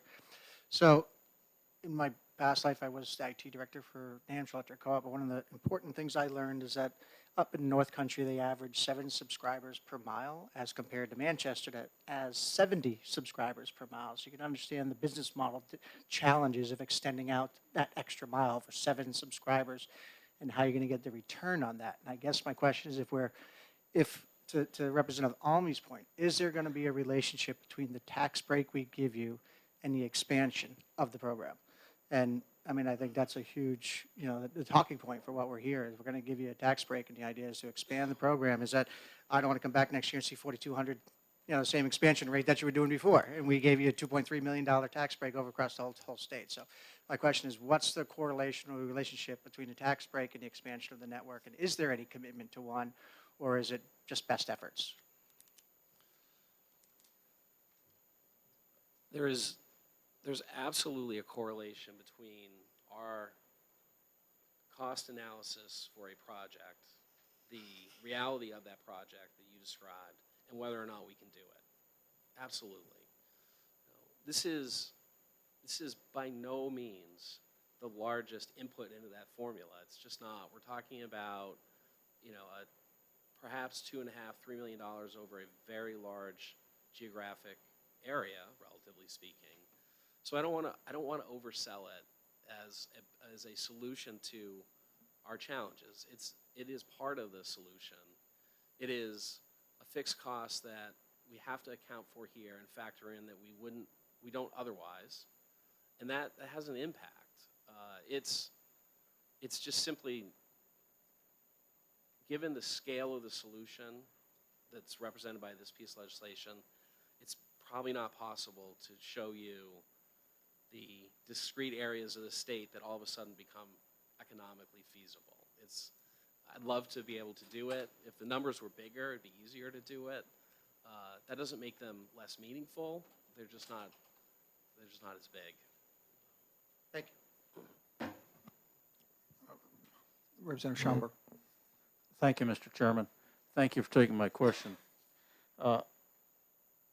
Did Comcast receive any ARPA monies? Not yet. We received from the state of New Hampshire to help build out 3 locations in Canaan, Loudon, and Hinsdale the summer of 2020. That was New Hampshire's Connecting New Hampshire broadband program. It was a CARES Act funded program. Those 3 projects constitute just under 100 homes in those 3 towns. We are awaiting the release of the state's ARPA funded program. You may recall that last year the legislature created a broadband matching grant program. It's housed at BEA. We're waiting to see the source of the funds to make that program work will be ARPA, the Capital Projects Fund money. So we're waiting to see what that looks like. I'm hopeful that we can. Mr. Chairman, just a quick follow-up. How much money did you receive from the New Hampshire? It was Estimated. less than 150,000. Yeah, we were not a large recipient of that program. One of the challenges was it had to be 100% done by December 15th. It was a program that got announced in August. I would have liked to have done a lot more, but it was not possible at that point. Representative Malloy. Thank you, Mr. Chairman. Thank you for taking my next question here, and it has to do with specifics on the money. And I apologize if this is maybe an unfair question, but I want to understand that the $2.5 million that could be saved by eliminating this tax, that is then split among the various providers, so they wouldn't all be captured by Comcast. Absolutely. Okay. Right. Follow up. In your estimation, what percentage of that money would go to Comcast? Less than 20%. Okay, thank you. Any other questions? And that's based on what we know to be our tax bills now. I mean, it's, yeah. Right.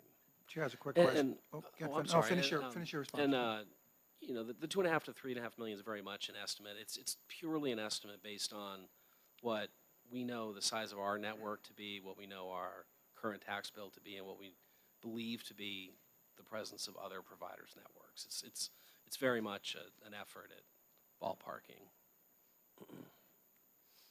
Let me ask you, is your network all fiber? The backbone of it is fiber? It's a hybrid network. The backbone is 100%, yes, Right. fiber. The network architecture is fiber to the node. The node is a electronic device within a few hundred feet of a customer's home that transfers light spectrum into RF. RF travels over coaxial cable. Right. The last few hundred feet. It's What I can remember there was a bill years ago about this. And what is it per mile to pull that cable? Well, up the backbone, then to another town from. So aerial deployment, obviously underground, is dramatically more expensive. Right. Aerial deployment in New England, 50,000 plus, the variability might be 20%, 25%. That's based on make ready, what it takes us to make the poles sound for our arrival on them, our attachment to them. There's so. But you lease, you don't put poles in. It's really that you rent space on telephone poles or electric poles. The vast majority of our network is attached to poles owned by some combination of an electric company, and a phone company. We do set infrequently, but when we need to, we set our own poles. Typically, our goal there is to turn ownership over to the incumbent electric or phone provider right after we do it. They're in the business of pole maintenance. We're not. We're in the business of paying them to be on their poles. So, Now, last question.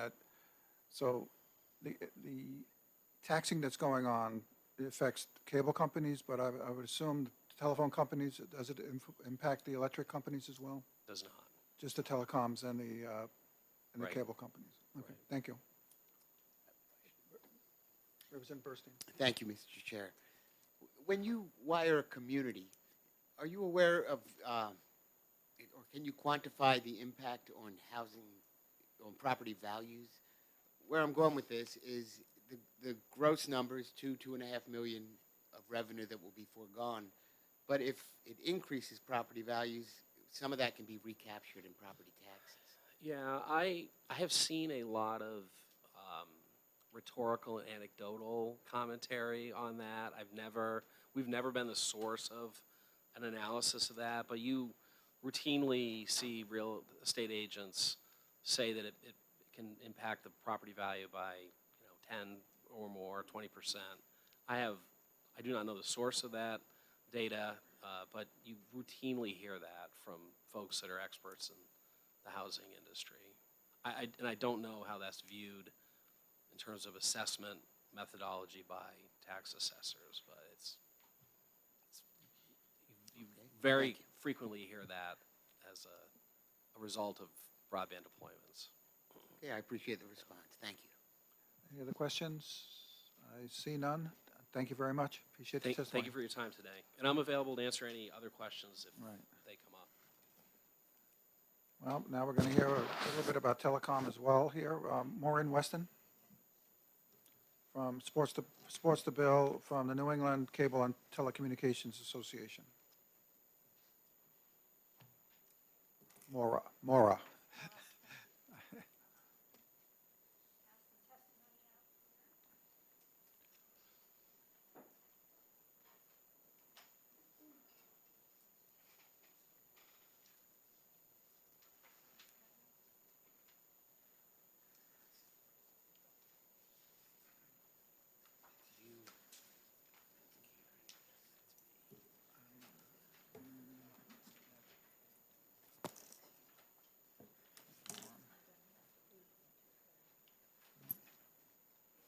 Good afternoon, members of the committee. Can you hear me all right? Yep. Great, thank you. Thank you. My name is Maura Weston. I appreciate the opportunity to be here today on behalf of the New England Cable and Telecommunications Association. Our members, including Atlantic Broadband, Charter, and Comcast, are New Hampshire's leading broadband and communications providers with approximately 485,000 customers in more than 184 communities in the state. Excuse me. We testify in support of this bill today because we believe it encourages investment in broadband infrastructure and deployment in a competitively neutral way. This legislation creates tax equity. You heard from Mr. Hodgson about franchise fees. Our members in New Hampshire collectively pay franchise fees to municipalities totaling approximately $16 million annually. Reducing tax burdens on providers in an equitable manner will encourage the reallocation of dollars toward deployment, again, as you heard from Mr. Hodgson. And I'd like to take a few moments today to share with you a little bit of history about telecommunications taxation in New Hampshire. I think it provides a really valuable context as you evaluate the merits of what's in front of you today. The bottom line is that the tax environment in New Hampshire has evolved into an environment that is not necessarily conducive to incentivizing broadband deployment at this point, or not as incentivizing as it could be, I should say. So let's go back to the 70s, and I'll try to make this brief. But beginning in the 70s, landline telephone companies paid a statewide tax on personal property, such as poles and conduits. That was a tax to the state. Because the telecommunications industry was evolving and you had wireless entrants, et cetera, in 1990, the CST was created.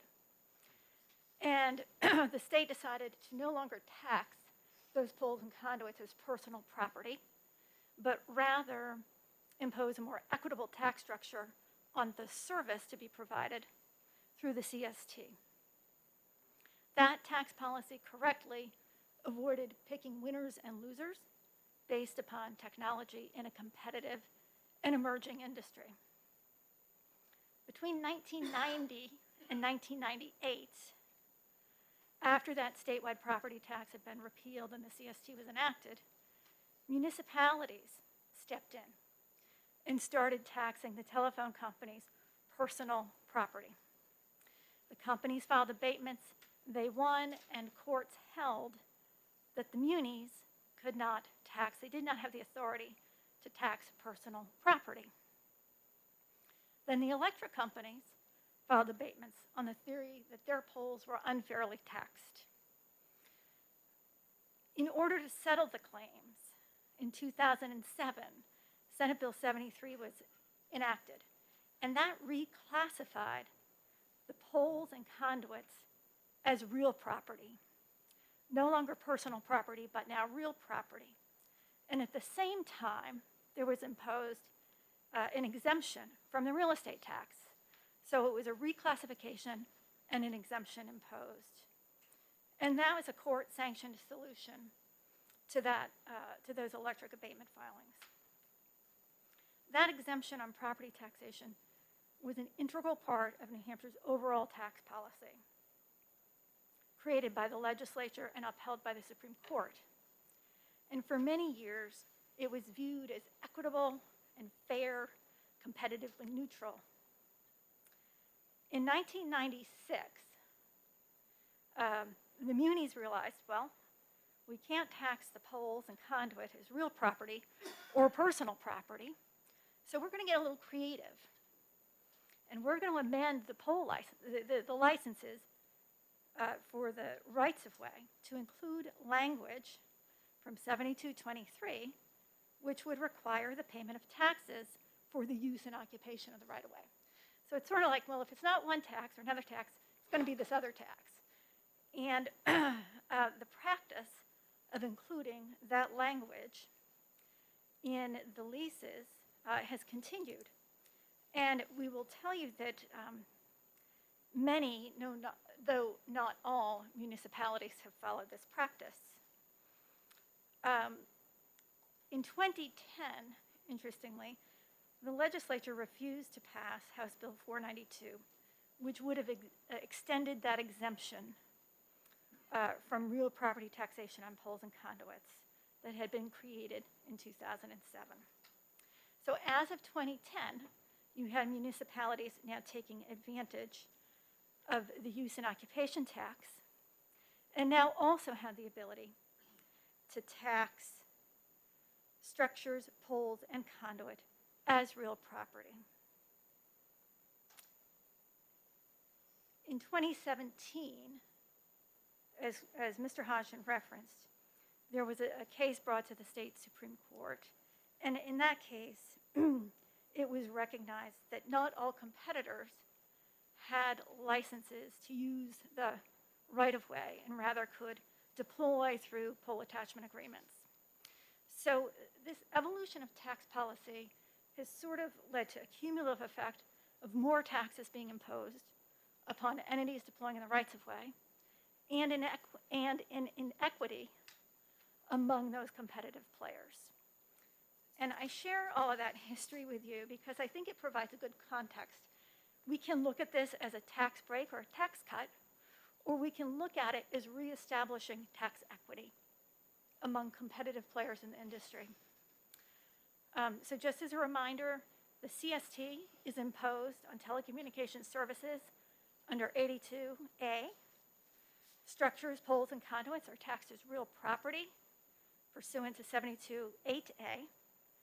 Franchise fees as has been discussed, are paid to municipalities pursuant to 53C, and companies with infrastructure within the rights of way are taxed for use and occupation under 7223. So based on this history, we see that there has traditionally been a desire to treat all competitive technologies fairly and with a level playing field. And we believe that this bill is consistent with that. And so we ask for your support, and I'm happy to answer questions to the extent I can. Okay. Representative Schomburg. Thank you, Mr. Chairman, and thank you for taking my question. Being the chair of my local BOS, and I see the effective date is July 1st, 2022, will this exemption affect the budgets of my town or the other towns that are doing their budget work right now? You may not be able to, I'm sorry, you may not be able to answer that. I should have asked the expert. I'm sorry, I haven't done the math on that, and I don't know what the budget cycle is or how that would intersect with the effective date, but I think, you know, that's a conversation worth having, and I think the overall goal here is smart, equitable tax policy.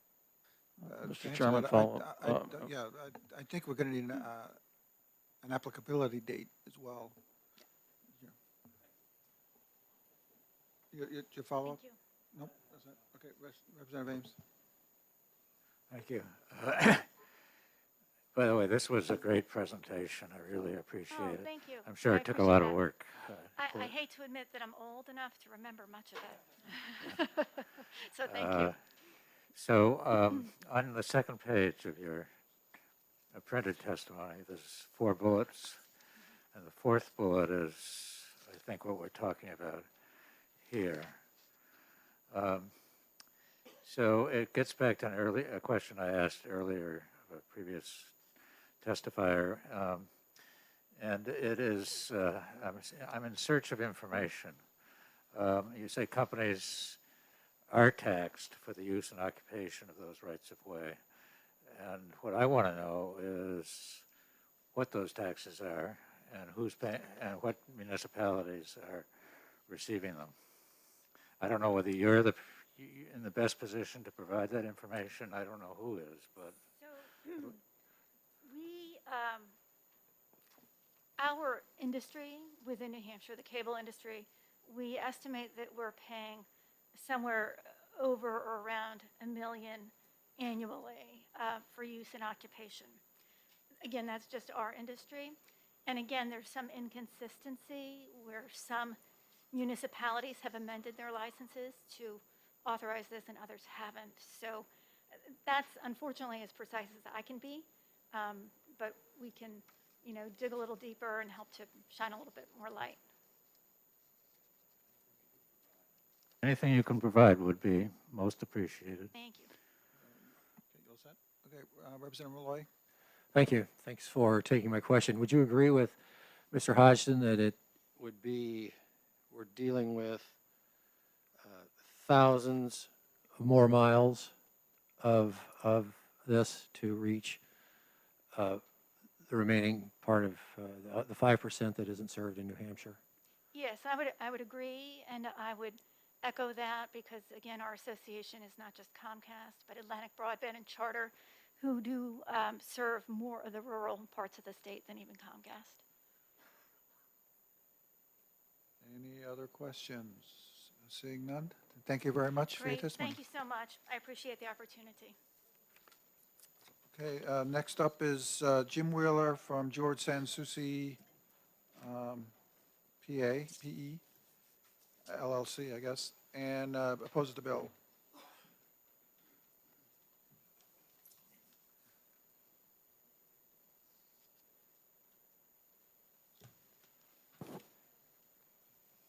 Thank you, Mr. Chair, committee members. My name's Jim Wheeler, and I am here today representing George E. Sanssouci, LLC. It's a firm that specializes in the assessment of utility and special use properties, and whose many local government and county clients will be adversely affected by this bill. I provided a list of the estimated impact of the bill. This colored sheet to our clients, and you'll see that I think there are 62 communities listed here. The total impact from our database is just under 20 million of valuation. So it's $20 million of valuation to those 62 towns. And obviously, these are your constituent towns. A tax exemption on cable and telecommunications, we feel is a subsidy that's paid for by other taxpayers. So that $2 to $3 million that's being talked about, I think we all realize that a tax cut is a tax shift. There's a fixed pie, if you will, in a municipal budget. And if that revenue comes out on one side of the pie, it's got to go in on the other side. Usually that is made up by the other taxpayers, or is essentially always made up by the other taxpayers. So, given that, we don't believe that there's a reasonable basis for exempting these companies, particularly when there's adequate competition amongst telecommunication providers. I'd also point out that the public right-of-way has to be maintained, and it's maintained through tax revenue. And it's maintained for all users of the right-of-way, and that includes cable and telecommunication companies, and that they should not be exempted from paying their share of revenue that would maintain the public right-of-way. Not in my written comments, but as I was driving down here, I was thinking about my past life as a city manager, and how our legal counsel, whenever we entered a lease with a private party for use of municipal property, so let's say it was a building in the industrial park, or it could have been even an empty office at City Hall. If we wanted to lease that space out to a small business, current taxation law requires that we collect property tax from them. So to me, that is an entirely analogous situation. So a municipality wants to rent space to a small business, they've got to pay the property tax.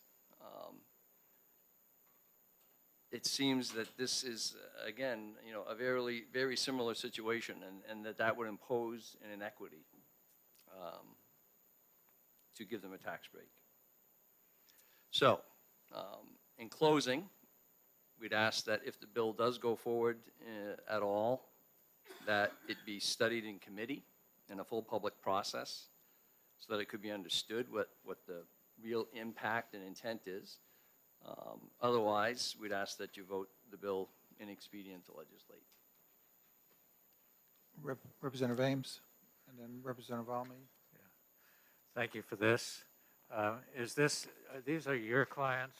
Yes. Susie clients, and so there's a bigger list somewhere, is that right? This is just what you've been dealing with? Correct. These are just Sanssouci clients. Obviously, this is the only information that we have. Well, it's much appreciated. You're Thank welcome. you. Representative Almy. Sorry, I had the same question because I didn't know who was now assessing in Lebanon, because we got rid of our assessors, much to my disbelief. So you all set then? Yeah. Okay. I have no questions. Anyone else? Okay. Thank you very much for your testimony. Thank you. And we have one final pink card, and that is Catherine Heck from the New Hampshire Municipal Association.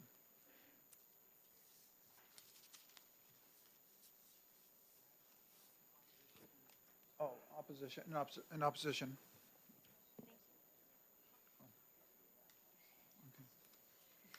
Good afternoon, members of the committee.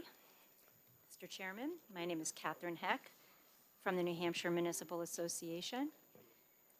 I'm here to testify today in opposition to House Bill 1494.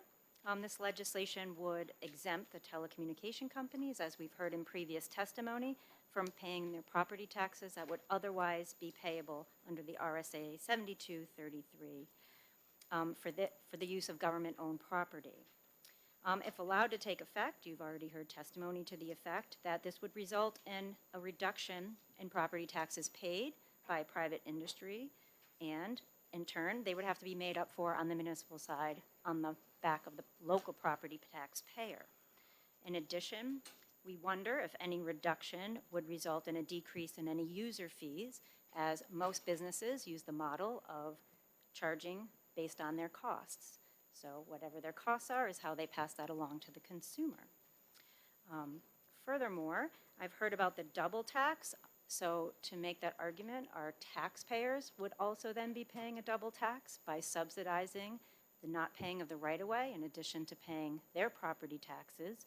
Or if you look at a restaurant, they're required to pay a property tax if they lease or own a building, and they work that into their costs, but they're also have to pass along the meals and rooms charge, which is an additional tax.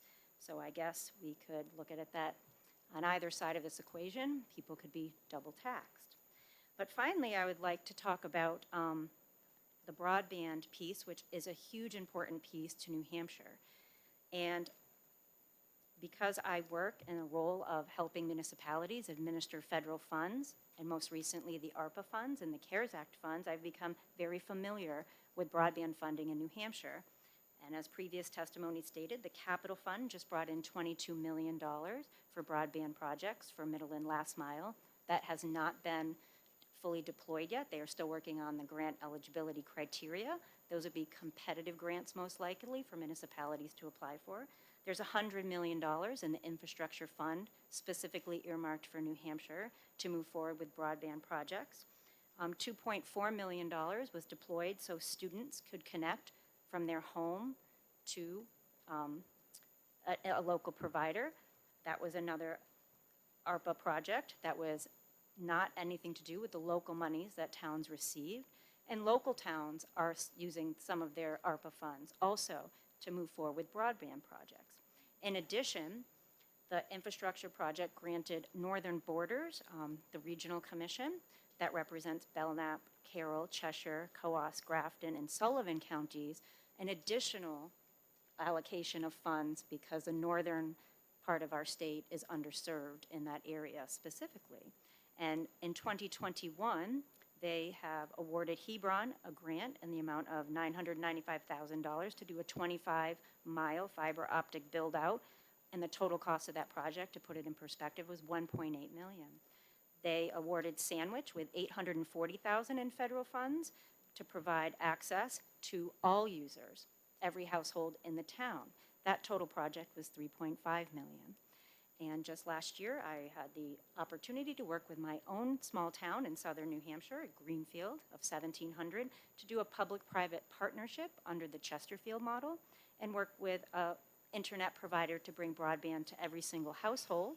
We bonded that project, and that will be paid through user fees. So there are these wonderful opportunities right now to bring broadband, especially given the amount of federal dollars coming into our state, and we would urge you to vote an expedient to legislate, as we believe this would affect our local taxpayers and budgets.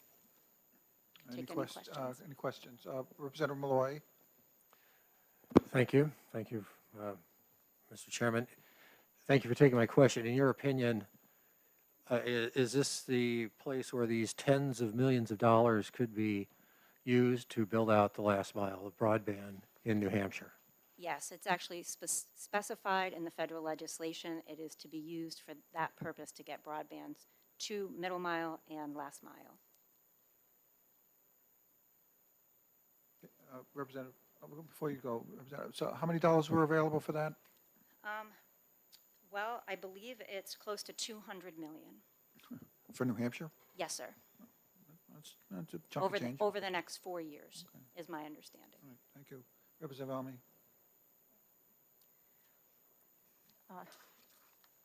I don't know how many people read the letter that came in last night on our email from Margaret Burns, the Municipal Association Executive Director.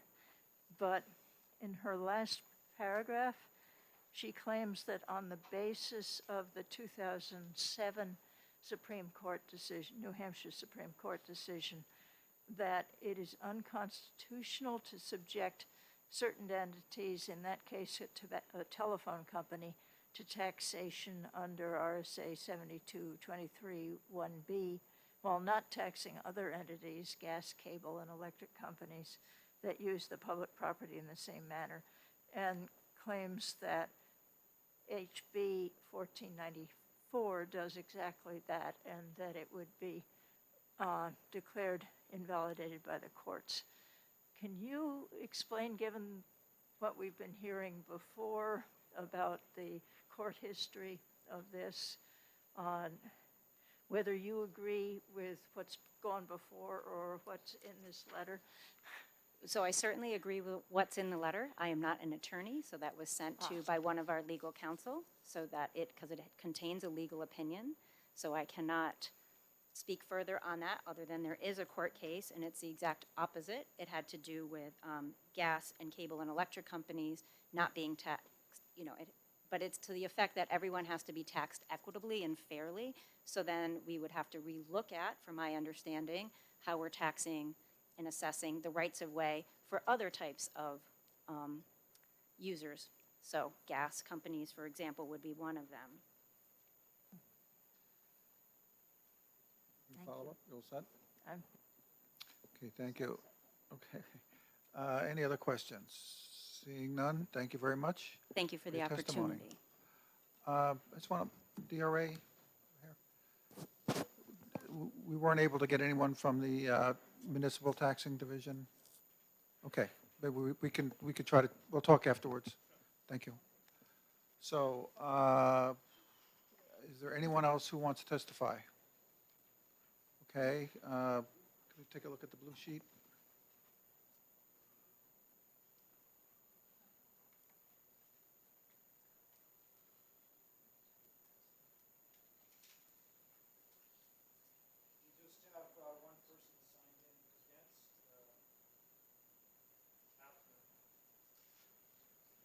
Thank you. Okay, I close the hearing on 1478.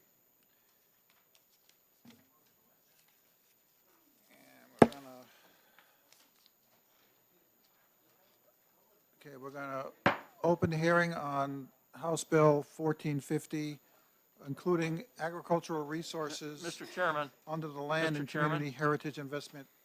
Before you go on, you closed the hearing on 1494, did you not? Yes. Not 1478. It was just a misspoken word, I Okay, think. I closed the hearing. Thank you, on all right. 1494, thank you. I probably didn't have my glasses on. And we opened the hearing on 1450, House Bill 1450, including agricultural resources under the Land and Community Heritage Investment Program. And the prime sponsor is Rep. Tony Kaplan from Merrimack 6, who supports the bill, obviously. Thank you, Mr. Chair, and members of the Ways and Means Committee.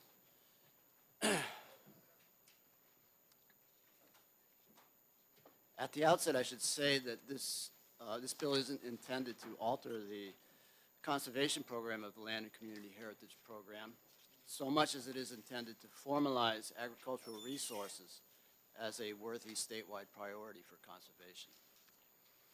I want to recognize the invaluable work that the Land and Community Heritage Investment Program already does with farm conservation under its natural resource rubric. By formalizing agriculture as a priority area written into law, I don't foresee or intend to rethink the organization's strategizing on the choices it makes, which are based on well-thought-out criteria and networking with a large number of stakeholder organizations and citizens across New Hampshire. But what I do want to do is give agricultural organizations and groups that represent diverse farming interests and local food interests a seat at the table when prioritizing how best to conserve the state's resources. In the background to this bill are the demographic challenges facing New Hampshire farms, where nearly 1/3 of farmers are 65 or over, and most of these are farming without a younger farmer alongside them, ready to take over operations or a plan for succession. This data suggests that the future of farming in New Hampshire may be facing uncertainty that could hurt our state's character and quality of life. And so it's important to take steps to ensure that at the appropriate time there is a way forward, including increased use of agricultural easements for interested parties to ensure that these properties remain as farms rather than convert to other uses. Why is it important to conserve farms? I think it goes beyond the scenic value of having farms remain a part of the landscape, although that too is important. I believe it is a strategic goal for the state to retain as much food self-sufficiency as we can for several reasons. We've seen what the COVID pandemic has done to supply chains and distribution of goods across the country. Having our food sourced from local farms means less exposure to the disruptions of supply and that may come with future climate change events and, God forbid, an even worse pandemic than the one we're currently still in. Also, local food is healthy food by and large. And one of the hidden costs in our society that, again, we're seeing play out tragically in the pandemic is our over-reliance on industrially produced, highly processed foods coming from afar, sometimes very far, that are the exact opposite of local food produced on small farms that are answerable to a clientele of friends and neighbors and fellow citizens. The U.S. industrial food system, although producing an abundance of cheap, questionably nutritious food, also leads to epidemic levels of obesity and chronic disease that makes our country one of the unhealthiest in the world, tragically, with a falling life expectancy rate due in part to our junk food diet. Retaining our farm landscape as a working landscape, supplying products to local as well as export markets is the first step to ensure that New Hampshire citizens can rely on local healthy food options now and in the future. Currently, it's estimated that New Hampshire farms could support about 6% of the state's population with local food, one of the lowest percentages in New England. It's imperative that we make efforts to increase that level of food security as a safeguard against future lean times, as well as the advantages of local food to greater health. Local farms retain dollars in local economies that would otherwise flow out of state. Maintaining a base of viable, productive farms will greatly enhance New Hampshire in economic terms and in ways that our current economic system fails to measure, such as greater health, environmental services such as carbon sequestration, along with the already mentioned scenic value. Local agriculture contributes significantly to New Hampshire's economic output, despite the challenges facing the state's farmers. New Hampshire has more than 4,000 farms covering 470,000 acres. The state estimates agricultural industry supports more than 20,000 jobs with an economic value of some $850 million. This includes $479 million in direct sales of agricultural and other horticultural products and services, and $372 million in direct spending by agricultural-related tourism. Increasing those numbers relies on many factors, but an essential component will be increasing the ability of young and beginning farmers to access agricultural land, and that will depend on retaining our existing farms as productive parts of the economy, as the current generation of farmers look to pass on their holdings. Market forces work against farm retention, and we see that becoming especially true given recent hikes in land speculation and spiking land prices. Agricultural land values are increasing at a 7% year-to-year rate not seen in over a decade, according to the U.S. Department of Agriculture's 2021 Land Value Summary Report. New Hampshire sits at the high end of variation across the country given our northeastern location. All the more reason that there is an additional funding mechanism attached to this bill that would increase the LCHIP's ability to fund a wide array of projects going forward and help meet the state's strategic conservation needs in a fiscally responsible fashion. And with that, I'll conclude my comments and ask for your support for this bill, and I'm willing to take questions. Thank you for your testimony. I have one question, or maybe it's a comment. I know in my town, Stratham, I can think of at least 4 farms that we've put into conservation, but that was a town effort to put them in conservation. We raised the money with the town, and I'll let the LCHIP people talk in a minute. I can't recall if we took a little LCHIP, maybe you're ready. We did, yes. So it seems like there's already a mechanism to try to preserve our town's land and heritage by preserving the farms. One of the bigger ones is Doug Scammon's farm, who was the former Speaker of the House. That's in conservation. Most of that property is in conservation. So, I guess some of what you want to do is already happening. I don't know if you were aware of that or not. Yeah, I mean, as I mentioned in my testimony, the LCHIP already does do a lot of work with agricultural easements. There's no question about that. Okay. My point is that the desire for more of those projects will only increase, in the coming years. All right, thank you. Any other questions? Representative Almy and then Representative Lurie. Thank you. The LCHIP letter that we've already gotten now says that 41% of all land conservation projects funded by LCHIP have included farmland protection, which sounds to me like they could easily use the extra money that you're taking from the general and education trust funds for those purposes that they're already doing without having to use that extra money. They could already qualify for what you're asking for. There isn't, but it looks like there would be, I'm not sure whether it's legally required language or not, but that anything that was not for a farm would go back to the general fund if it wasn't spent. That's correct. The wording Of this extra money.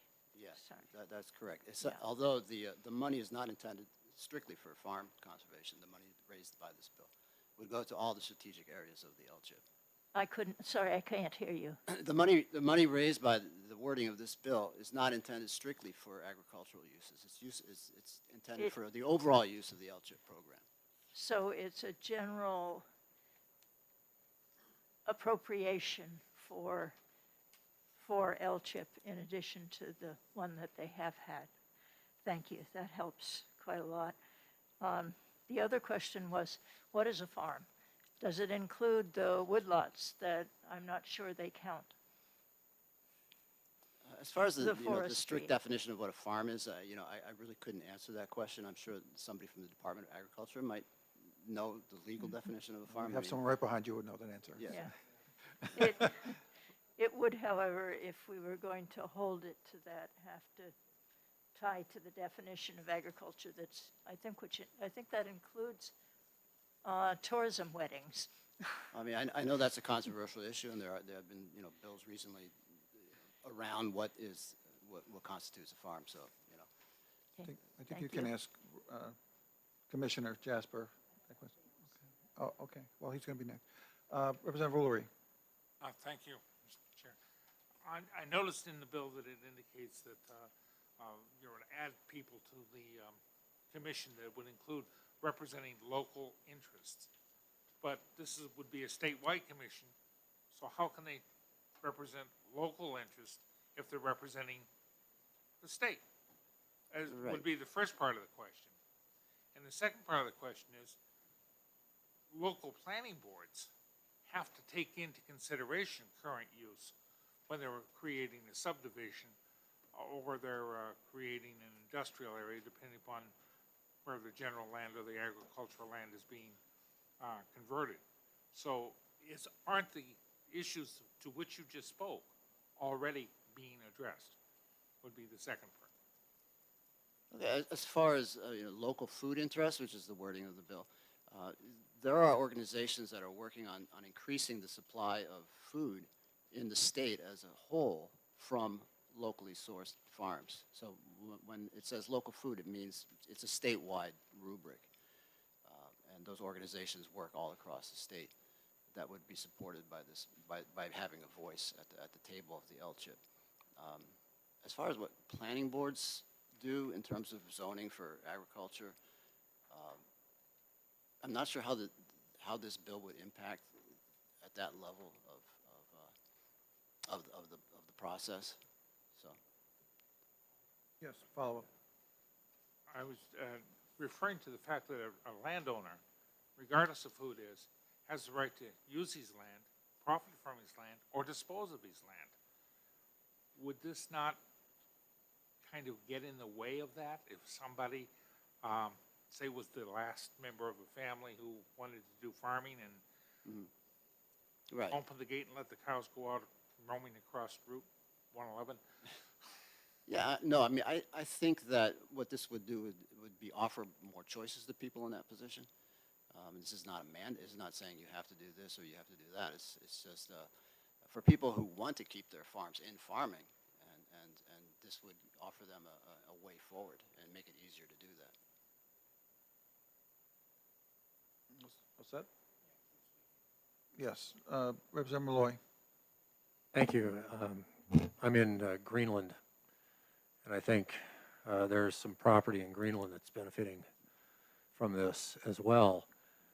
It's going into conservation. You know, the family will continue to farm it and open it up for hikers, and it's 150 acres, I believe. But the overarching the rule setting of this thing has been set up by the Southeast Land Trust.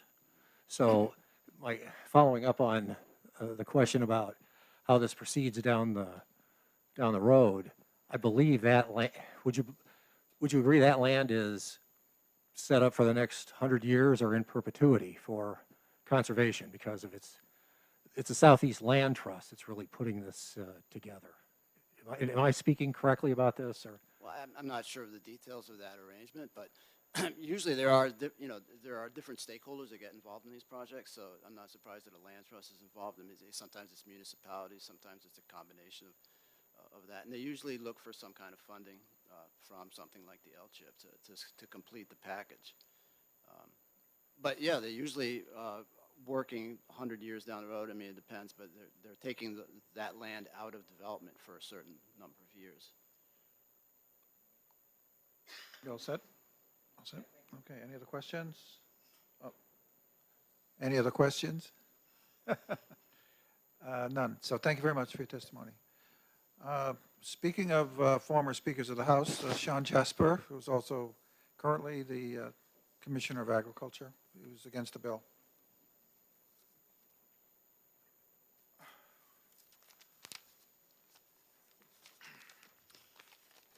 Thank you, Mr. Chairman, members of the committee. It's always a pleasure to be back in front of Ways and Means, where I spent more years than on any other policy committee during my time in the House. And you survived, I did. You must have served with Susan then. I certainly did. And She has the mic off. It was probably good it was off. Thank you. no, she has.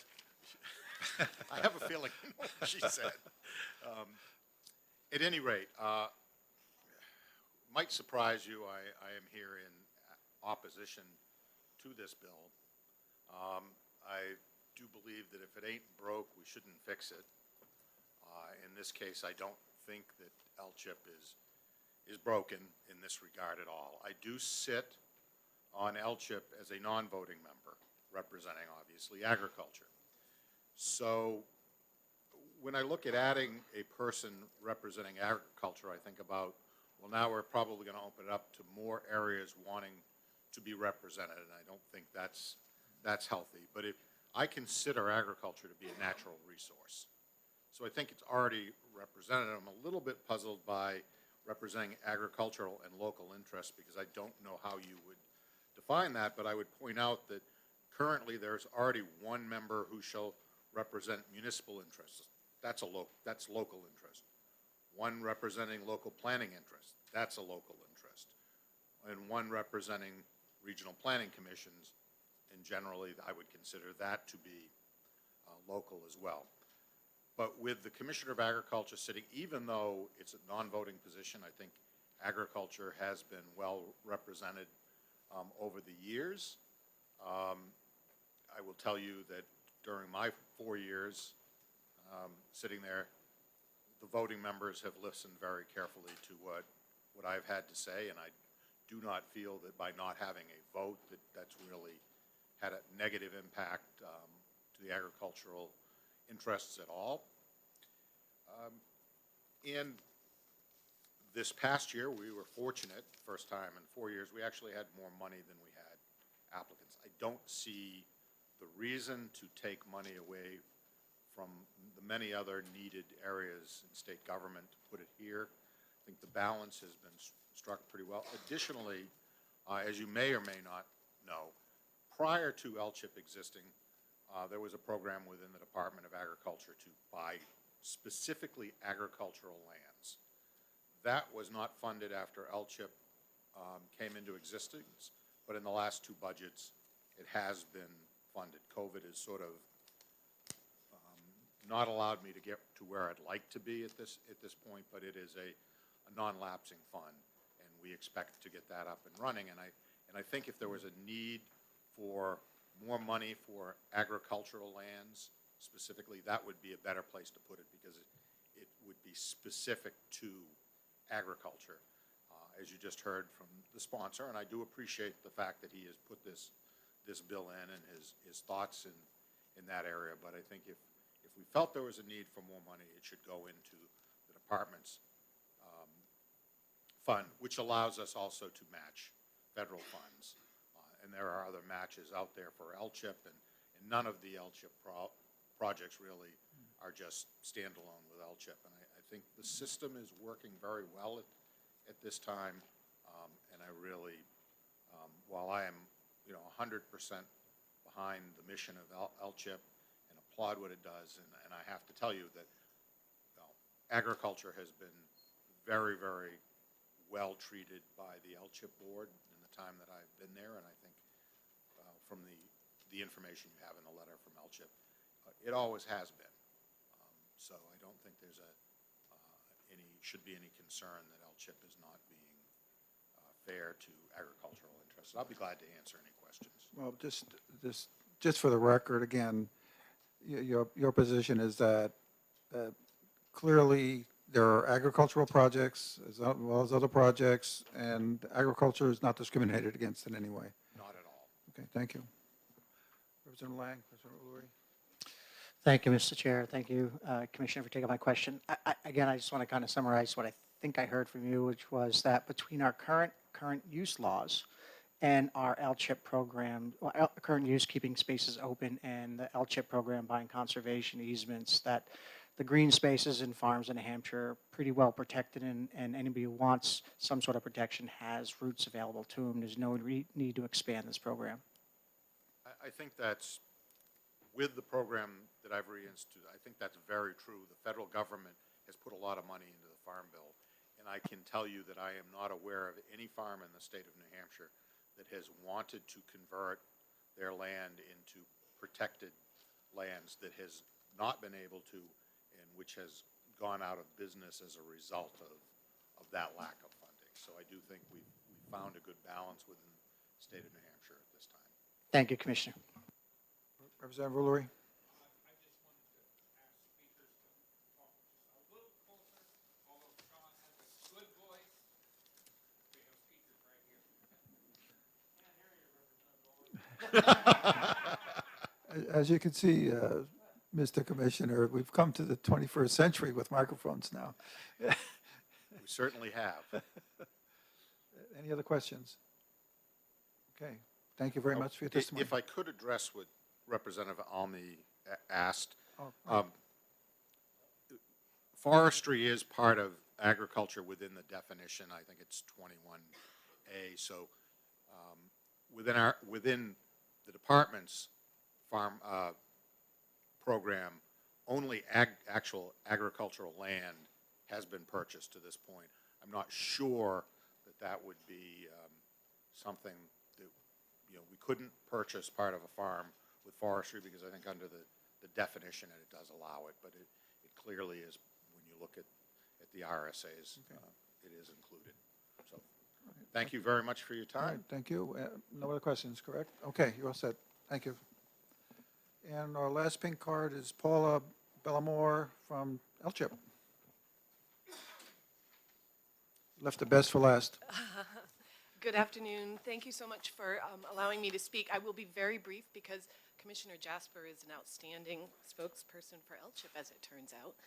I do, rather than reviewing what you already have in front of you, I just want to highlight a few points that came up in your earlier discussion. What this bill proposes to do is increase our funding, but it does limit use of that increased funding, which is approximately $500,000 a year, to only acquisition projects. LCHIP also does historic rehabilitation projects and studies. This bill would not allow us to use these new funds for that purpose. So it would, it's also a lapsing funding source where our current funding is non-lapsing. So it would require some minor administrative adjustments on our part, but I wouldn't consider those insurmountable by any means. And the funding, the increased funding would absolutely be welcome and well used. There are farms, I can think of one right now in Milan that is not, that wishes to be conserved and can't be.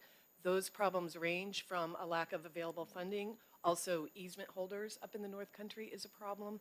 So there are a number of problems that could be addressed that would increase the pace of farmland conservation. Funding is one aspect of that. LCHIP will never turn away a new funding source, so I certainly do not want to go on record saying we have enough funding. We have turned away approximately 500 projects in the life of the program, and about half of those are land conservation. Thankfully, only 13 have been farms, and of those, there's only one that I am aware of that was converted to developed use. So our record of farmland protection is very, very strong.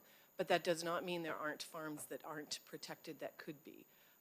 Farmland conservation is one of the hardest types of conservation to do. It is very complicated in terms of land use.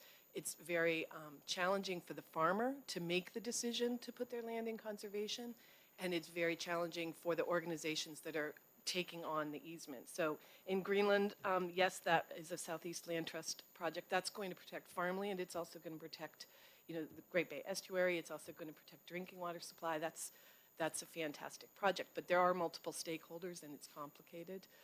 So there's a lot of work still to be done. A farm does include a woodlot often, and this is true when we work with our federal funding partners. If you think about a historic farm, you're going to have a certain amount that is in crop, and then the farmer is also relying on that woodlot, and that continues to this day. So those farmland does for us include that.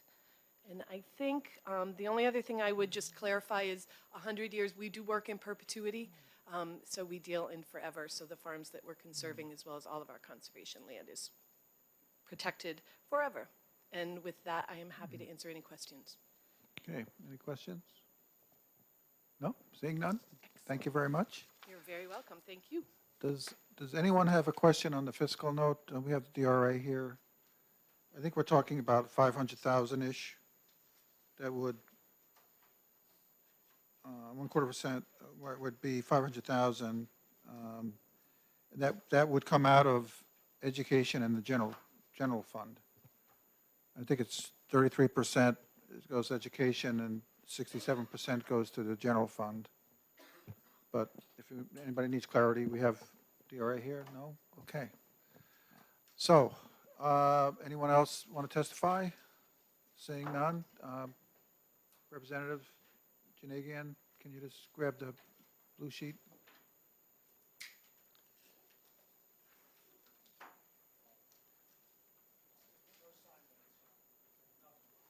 Okay, so no one on the blue sheet. I will close the hearing on House Bill 1450 and see everyone next week. Nothing tomorrow. No. Huh? I don't have.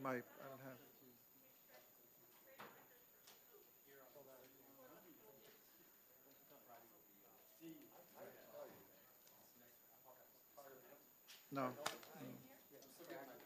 Right. Start with Tuesday. Start with Tuesday. It starts with the caucus. I think you said 10 o'clock.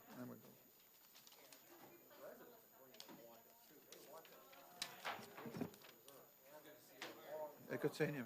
Glad you're back. Glad you're back.